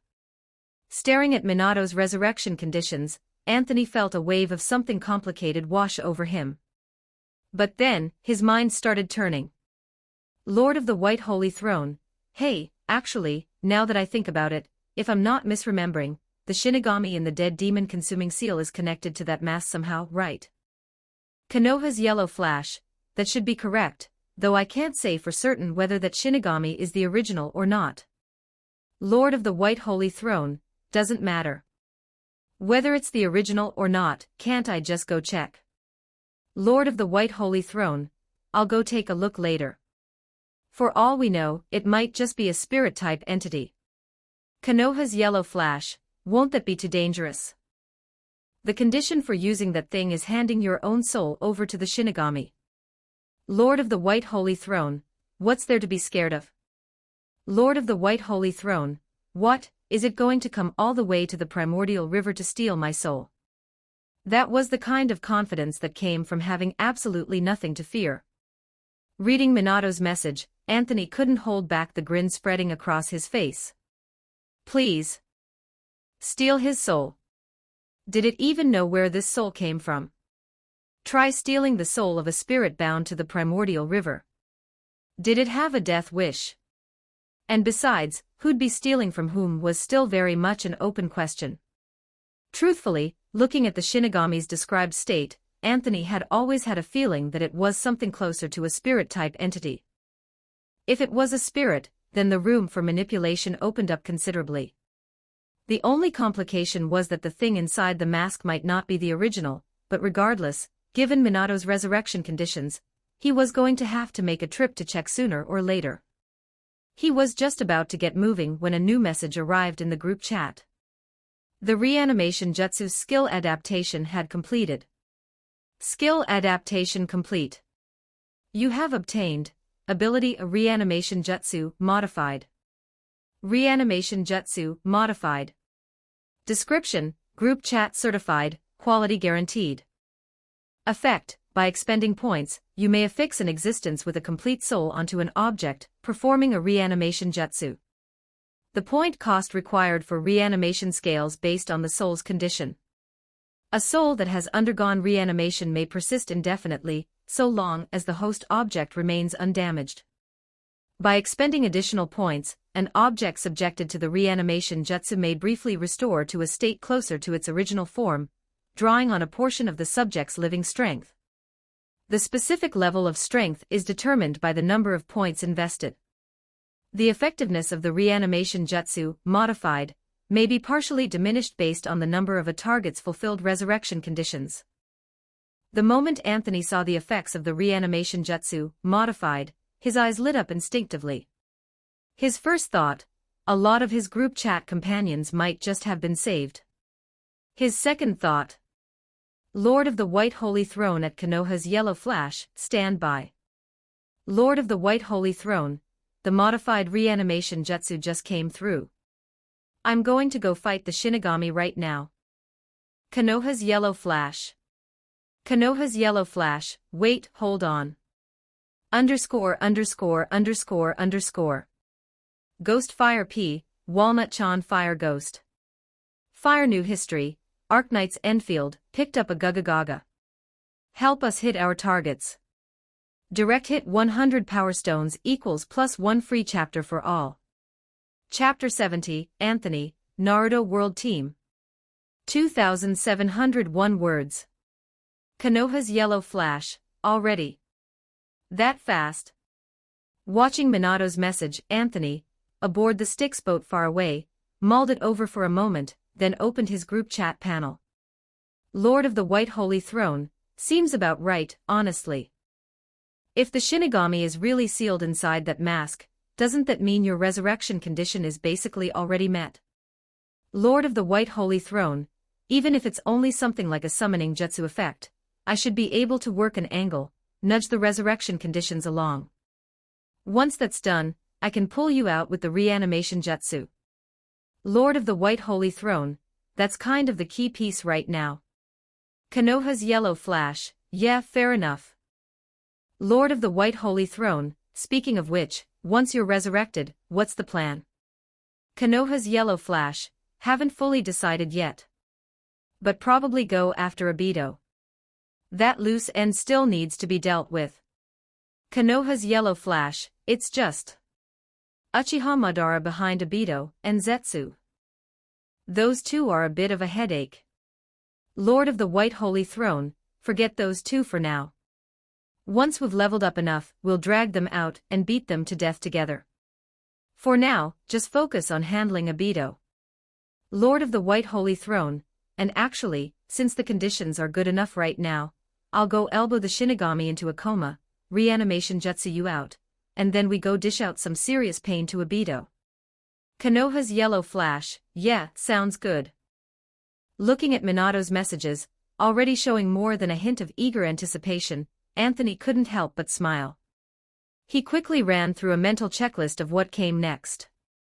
In short, everything still revolved around one thing, dealing with Obito. Stuffing him in the toilet would be overkill for the crime, but stripping materials off him was absolutely on the table. As for Zetsu, who genuinely deserved the toilet, they probably couldn't take him on yet. And Madara. Honestly, given the current state of the group chat and Anthony's points balance, he suspected they could burn through everything they had and still not kill him. The power ceiling of the Naruto world was still a bit too high for where the group chat currently stood. That said, with a bit of creative planning, Obito should be manageable. First priority, the reanimation jutsu, via Minato. Once Minato was back among the living, Obito's own resurrection became a real possibility too, and for that Anthony needed to go pay the Shinigami a visit. Honestly, he genuinely couldn't imagine a scenario where he lost that fight. Elbow the Shinigami, reanimation jutsu Minato back out, and then they could start scheming about Obito. But before any of that, he should put those freshly acquired Hashirama cells to use. With that thought, Anthony opened the angler's ability tree, unlocked the crafting blueprint for the angler's casting net, and the flesh and blood that had been reeled in by the fishing rod, containing trace amounts of Hashirama cells, flew into his hands. Then, soul flame ignited. Sure, the Hashirama cells were pretty scarce, which meant the net would definitely come out ridiculously small, but that was fine for now. Get it working first. Once he stripped enough Hashirama cells off Obito, he could just scale the net up later. 20 minutes passed. In Anthony's hands, the soul flame gradually died down. He opened the group chat and practically slammed the world traversal button, and at the same time, switched to the chat screen to type to David. Lord of the White Holy Throne at Let Night City Burn, sent you a little gift, make sure you check it. Let Night City Burn. On the other end, David and Lucy were standing on the deck, gazing out over the primordial river. By the time David processed Anthony's message, a fishing net, just over a meter wide, had already dropped from the sky straight into his hands. What is this? Lucy glanced at David, then at the net in his hands, and let out a baffled sound. This? I have no idea. David scratched his head after thinking about it for a long while, then realized something rather serious. He didn't know how to use a fishing net. In Night City, something like this would basically qualify as a museum artifact. But just as he was about to go ask Anthony, he discovered that Anthony's soul had already completed another world traversal, back to the Naruto world. David could only let out a helpless sigh, then reopened the group chat. Let Night City Burn, wait, how do you even use this thing? World traversal in progress. Destination designated, the mask, dead demon consuming seal. When Anthony's soul opened its eyes again, a stream of group chat notifications popped up before him. Then he saw David's embarrassing message. Ha, how am I supposed to pass on the angler's legacy to you at this rate? Anthony sighed with feeling. After giving David a quick rundown of how to use it, he watched David head off to try his hand at fishing in the chat. He'd set the target trawling zone to Night City early on, now he'd just have to wait and see what David could haul up. Granted, trying to fish with a net barely over a meter wide sounded absolutely hellish, but hey, let David give it a go first. It wasn't like Anthony was the one doing it. Ahem, why did he keep feeling like his mentality had been sliding more and more lately? Whatever, it was definitely the group chat's fault. The group chat was a bad influence. Anthony silently lamented this in his heart, then raised his head, and came face to face with the grinning, ghastly mask in front of him. This was the key component of the dead demon-consuming seal. At this moment, with his soul strength at a full 14 points, Anthony took one look at the mask and immediately glimpsed the flow of energy moving within it. From that alone, he formed a rough understanding of what this thing truly was. It was like a conduit. Like a medium for a summoning jutsu. Activating the dead demon-consuming seal through this mask would use it as a medium to summon the Shinigami forth. After that, the Shinigami would carry out the actual effect of the dead demon-consuming seal, the sealing. The jutsu itself felt less like a technique and more like a contract, an agreement to consent to a sacrifice, ritual of some kind. Turning these thoughts over in his mind, Anthony used soul attachment to remove the dead demon-consuming seal mask, then attempted to communicate with the jutsu inscribed within using his soul energy. At the same time, he offered a warm and friendly greeting. Hey! You in there? The next instant, the sacrifice ritual activated. An extraordinarily clear sensation rose in Anthony's heart, like someone whispering seductively right beside his ear. Offer your soul, and then seal the enemy before you. Offer your soul. Anthony nearly burst out laughing. I agree. Can you come collect it as soon as possible? Anthony said this with full anticipation, and then, while no one was looking, manifested the angler's fishing rod, and quietly hid the origin forge behind his back. And then, with Anthony's consent given, the Shinigami finally deigned to make its grand appearance. Amid billowing smoke, the Shinigami's shadow slowly materialized from the mask, and then, gradually, opened its eyes. It had sensed it a sincere, and exceedingly delicious, soul. It had been a very long time since it had encountered a soul this powerful. It was confident this one would be an extraordinary supplement. So the very instant it opened its eyes, the Shinigami looked up in eager anticipation. Even as it began attempting to claim the soul of the one who had activated the dead demon-consuming seal, it spoke to Anthony. The contract is formed. Now then, the target to be sealed is... The sentence wasn't even half finished before the Shinigami's words jammed. And then, even though it had no such function, it couldn't help itself and swallowed. What's the matter? Say your lines. Have you no professionalism? A long moment later, the utterly uncanny figure before the Shinigami opened its mouth and urgently pressed. Everyone's waiting for the banquet, you know. He said this with a smile on his face. Oh hell. Run. In that instant, the Shinigami's scalp prickled, and it made the decision without a moment's hesitation. Because the moment it had begun to claim the soul of the person before it, it realized something was very, very wrong.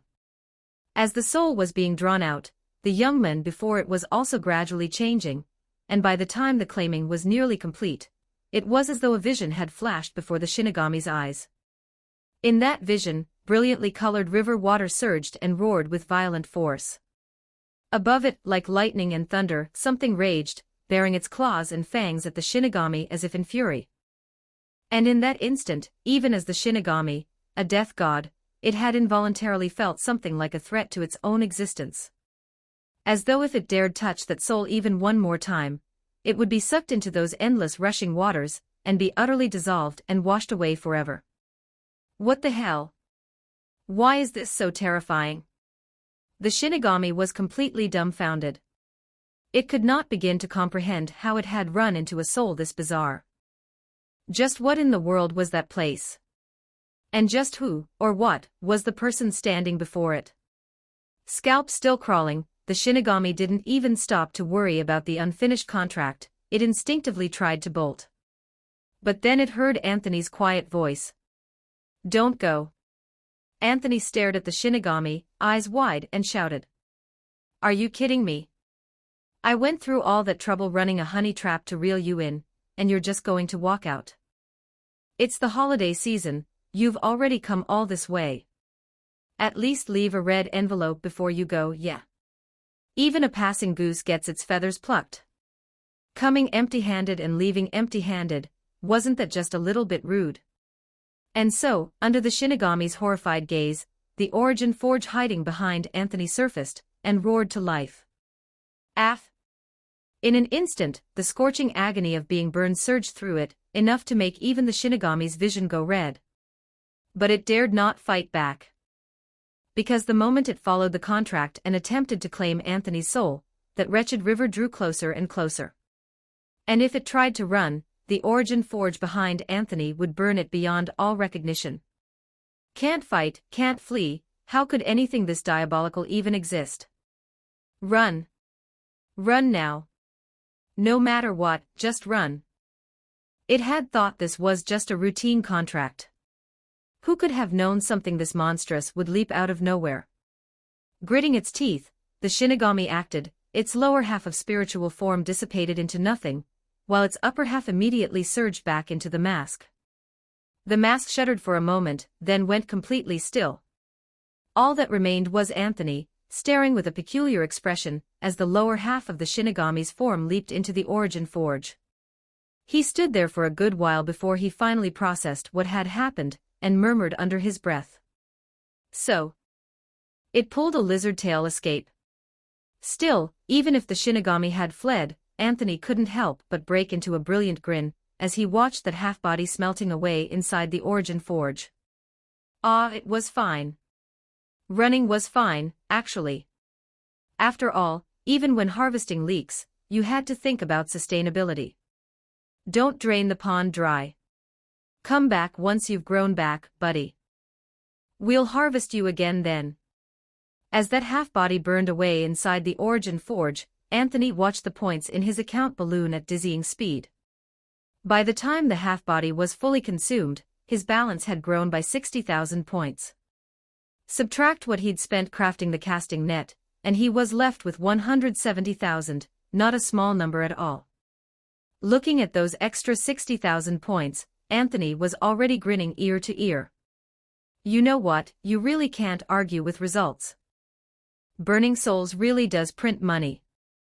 Still. Anthony stepped forward, using his soul perception to give the mask in front of him a quick scan, and couldn't help but click his tongue. The Shinigami had done quite a thorough job running away. After diving back into the mask, it had even torn out the summoning jutsu connection pointing toward itself. Now the mask retained only its function as a summoning medium, but it could no longer actually call the Shinigami. All you could say was, what Anthony had just done probably left an indelible psychological scar on the Shinigami. It had run so fast it abandoned its own estate on the way out. Facing the mask as it now stood, Anthony pondered for a moment. He felt the thing still had some residual value. So he tried using soul splitting to carve out a small fragment of his soul, and stuffed it inside the mask. Sure enough, just as he'd anticipated, his soul fragment became the new target of the summoning jutsu within. Watching this play out, Anthony immediately set the mask back in its original position. A sly smile crept across his face. Oh, this was good. This could be used to mess with people. For instance, before a fight, slip this mask over to the enemy's side. When the opponent was cornered and desperate enough to gamble on a contract with the Shinigami, the moment they activated the dead demon-consuming seal, they'd find Anthony himself flying out of it. The mental image was so beautiful that just thinking about it, Anthony barely held it together. Consider it a little hidden trump card. Hopefully it'd come in handy someday. With that, Anthony waved his hand, restored everything in the surroundings to its original state, and returned to the Styx boat. And on the other end, the avatar known as Smith, having sensed what the main body had just done, opened the group chat. Lord of the White Holy Throne at Konoha's yellow flash, the Shinigami bolted, but it pulled a lizard tail escape. Check your status, how does it look? Konoha's yellow flash, let me see, the conditions aren't fully met. It seems like it'll need to be completely dealt with first. But the current display shows it's halfway complete. Lord of the White Holy Throne, looks like I'll have to chase it into the Pure Land and beat it to death later. But no big deal. Lord of the White Holy Throne, let's handle the Obito problem first. Get that loose end dealt with sooner rather than later, then settling your affairs won't feel so urgent anymore. Konoha's yellow flash, no objections from me. Lord of the White Holy Throne, alright, I'm starting then, reanimation jutsu incoming. Lord of the White Holy Throne, but I do have one more thing to ask.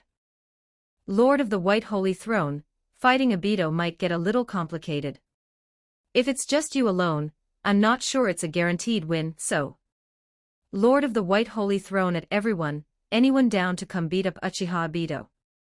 I'll cover the reanimation jutsu costs. Lord of the White Holy Throne, if you're in, drop a 1. AAA City Ghost. AAA City Ghost, I have to fight too. _______. Ghost Fire here, Walnut Chan Fire Ghost. Fire New History, Arknights Enfield, picked up a Gaga. We have set new community milestones. Direct hit 100 Power Stones equals +1 bonus chapter for all readers. Chapter 71, Naruto Team Building beats Obito, the many group friends in Pure World Reincarnation 4K. 2,318 words. AAA City Ghost, do I have to fight too? Lord of the White Holy Throne, yes. Lord of the White Holy Throne, skip the questions. Just tell me, are you in or not? AAA City Ghost, 111. Grand Flame Wordsmith, 1, if it's alright, I'd like to get in on this too. Friaran's Warrior of the Twilight Age, 1, though now that I think about it, there aren't many people left around here who haven't been revived, are there? Golden Spirit Founder, my coordination with everyone might be a bit rough, but I'll make the trip too. Let Night City burn, fishing. Lord of the White Holy Throne, no worries. 5 people plus me, that's enough. Lord of the White Holy Throne, come to think of it, this might actually be our first proper team outing, huh? Friaran's Warrior of the Twilight Age, you're right. I'm actually kind of looking forward to it. Friaran's Warrior of the Twilight Age, Sitting around doing nothing in the group chat all day isn't exactly fulfilling either. Lord of the White Holy Throne, alright, no more talk. Konoha strike team, hunt Obito, move out. After firing off that last message, Anthony raised one hand. Soul flame ignited naturally in his palm, and spiritual energy slowly condensed in his grasp, taking on solid form. Lord of the White Holy Throne, alright then, let me start bringing everyone over one by one with the reanimation jutsu. Lord of the White Holy Throne, everyone, rendezvous in the Naruto world first. Lord of the White Holy Throne has initiated a group teleport. Golden Spirit Founder has accepted the teleport. AAA City Ghost has accepted the teleport. Deep in a back alley, the primordial furnace roared to life behind Anthony. He looked up and found souls gathering around him, drifting close. Among them, a handsome young man raised a hand and waved. Long time no see, Mr. Anthony. Jonathan offered a brief, warm greeting. Then his gaze fell on the soul flame burning in Anthony's hand, and he tilted his head curiously. What are you doing? Making the anchor objects for everyone's reanimation jutsu first, Anthony answered, even as the thing in his hand gradually took shape, a ring. Once everyone's been reanimated, I'll cover the points needed for combat, then we teleport straight onto Obito's face, and end him in 3 seconds. He said it casually, then glanced up and swept his gaze across the assembled souls before giving a light wave. Reanimation Jutsu, modified, activated. Target designated. 5,000 points consumed. As the points drained away, a soul form slowly drifted up from the ring in Anthony's hand. Namikaze Minato's spirit rose free of it, looked down at his own hands, and blinked in clear surprise. It actually works. A beat later, with evident excitement, he raised his head and looked at Anthony. His senses had returned. His soul seemed to struggle with chakra circulation, but Minato could feel it. With enough outside support, he might be able to draw on some of the power he'd had in life. Thank you. Save it for later. For now, you're a ring grandpa. Congratulations. Anthony waved him off without much ceremony, gave Minato a quick once-over, then bowed his head again, and moved on to the next reanimation. He ran into problems almost immediately. Not everyone went as smoothly as Minato. If anything, Namikaze Minato was the outlier, the exception to the rule.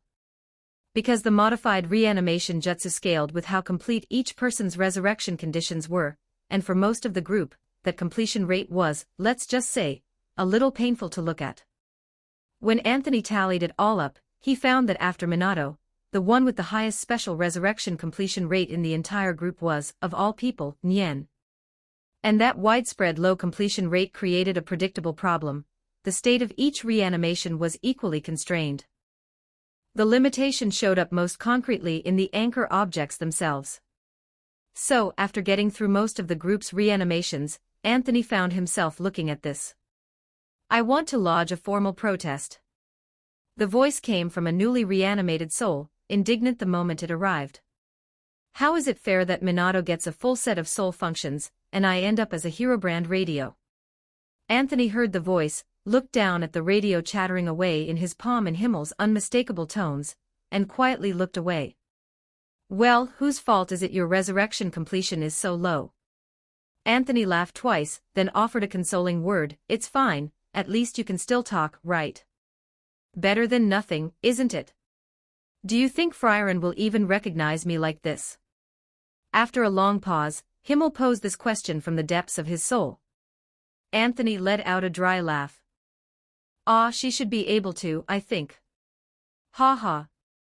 He then cheerfully set the Himmelbrand radio off to one side. Himmel's reanimation result was considerably more awkward than Minato's. Minato had a complete, visible soul body that could move freely. Himmel, on the other hand, couldn't even detach from the radio, and beyond hearing his voice, there was nothing else anyone could do with him. The one saving grace was that as long as Anthony pumped in enough points, he could still briefly manifest them all in physical form, granting them something close to their original strength from life. How much strength that would be, and for how long, that all depended on how many points Anthony had on hand. Right now, after completing most of the reanimations, Anthony had 140,000 points remaining. I've got 140k points. What have you got to fight me with? Anthony thought with supreme confidence, then turned his head and looked over at Nian beside him, raising a hand in greeting. Nian, it's been a while. Though to be fair, I do still see you fairly often over on Terra, she replied. As she spoke, Nian's soul form manifested fully. She glanced around with quiet curiosity, then said softly. Nian's resurrection conditions, by Anthony and her own estimate, were about 20% complete. The result was what stood before him now, unable to leave her anchor object, but capable of manifesting a full soul body with complete sensory function. If Chongwei saw you like this, he'd probably be very happy. Anthony remarked offhandedly, looking at her. Nian nodded and murmured. He really has been carrying so much lately. When I get back, I'll have a proper talk with him. Right, I should try to catch up with the others too. It's been so long. Coming back for the first time, it's a little strange, honestly.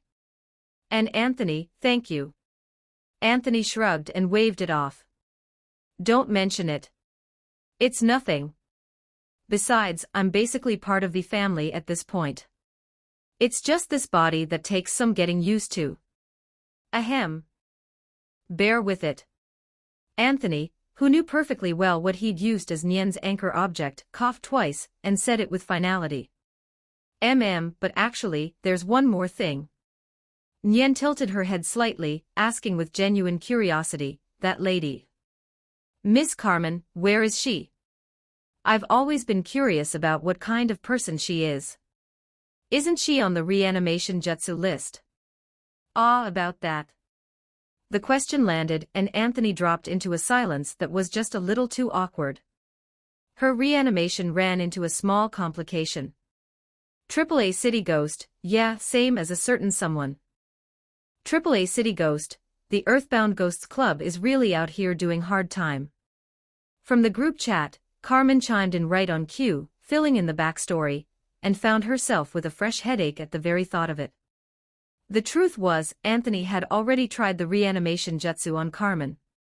He'd even tried the modified version on himself. And that was how he discovered the jutsu's current biggest limitation. In essence, the thing worked by creating something like a spirit vessel, binding a soul to an object to give it a window through which to interact with the outside world, achieving a pseudo-resurrection. The problem was that both Carmen and Anthony had run into their own respective, small complications, in exactly that department.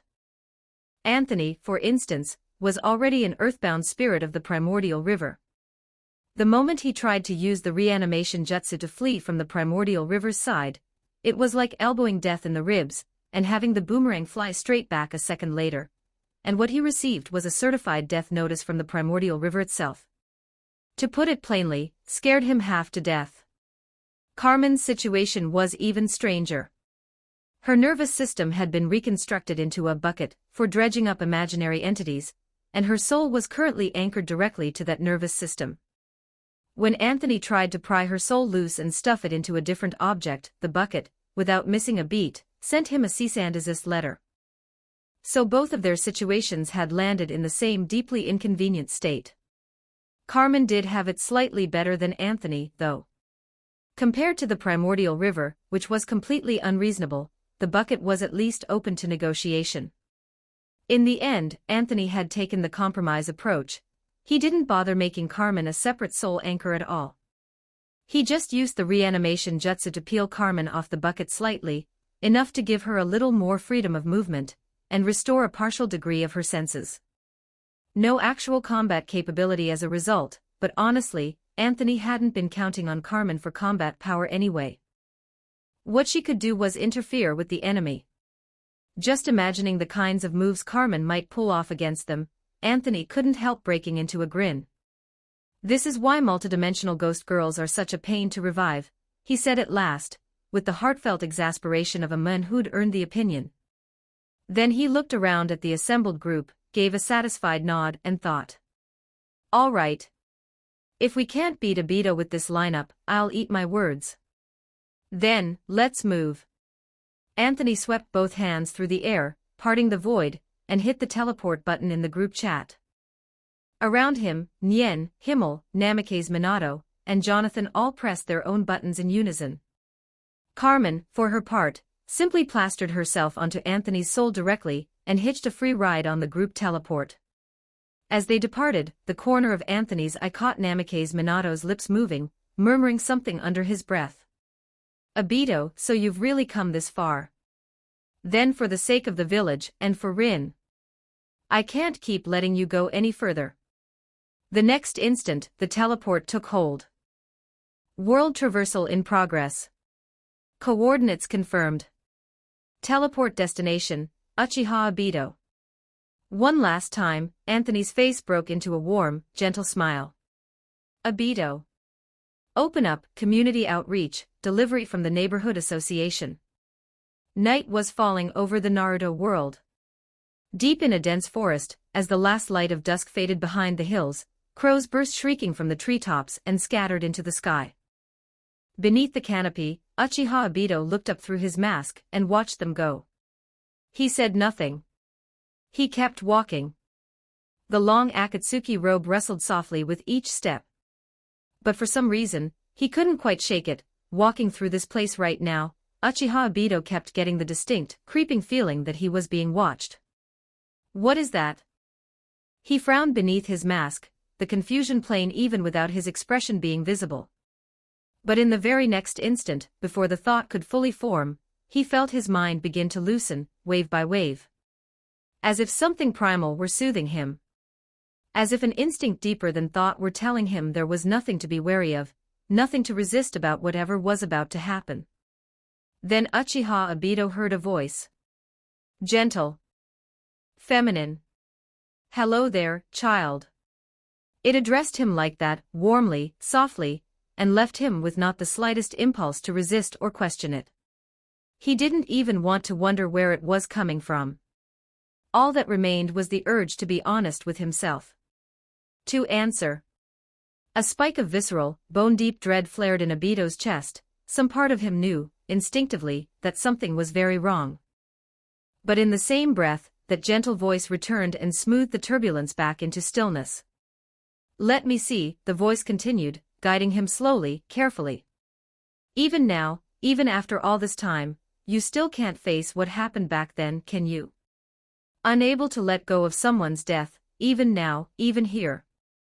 You've carried that hatred for so long, let it lead you astray, let your goals shift, let yourself get lost until there was nothing left but the hatred itself. You became its puppet. And none of that mattered to you. Just sink deeper, you thought. That's fine. Is that what you believe? Is that who you are? Is that who I am? Uchiha Abito turned the question over almost involuntarily, and far away, Anthony's soul sense swept across this place. A look of delight crossed his face. Yes. Carmen's got him. She's got Abito locked down. He spun around, elated, and called back to Namikaze Minato behind him.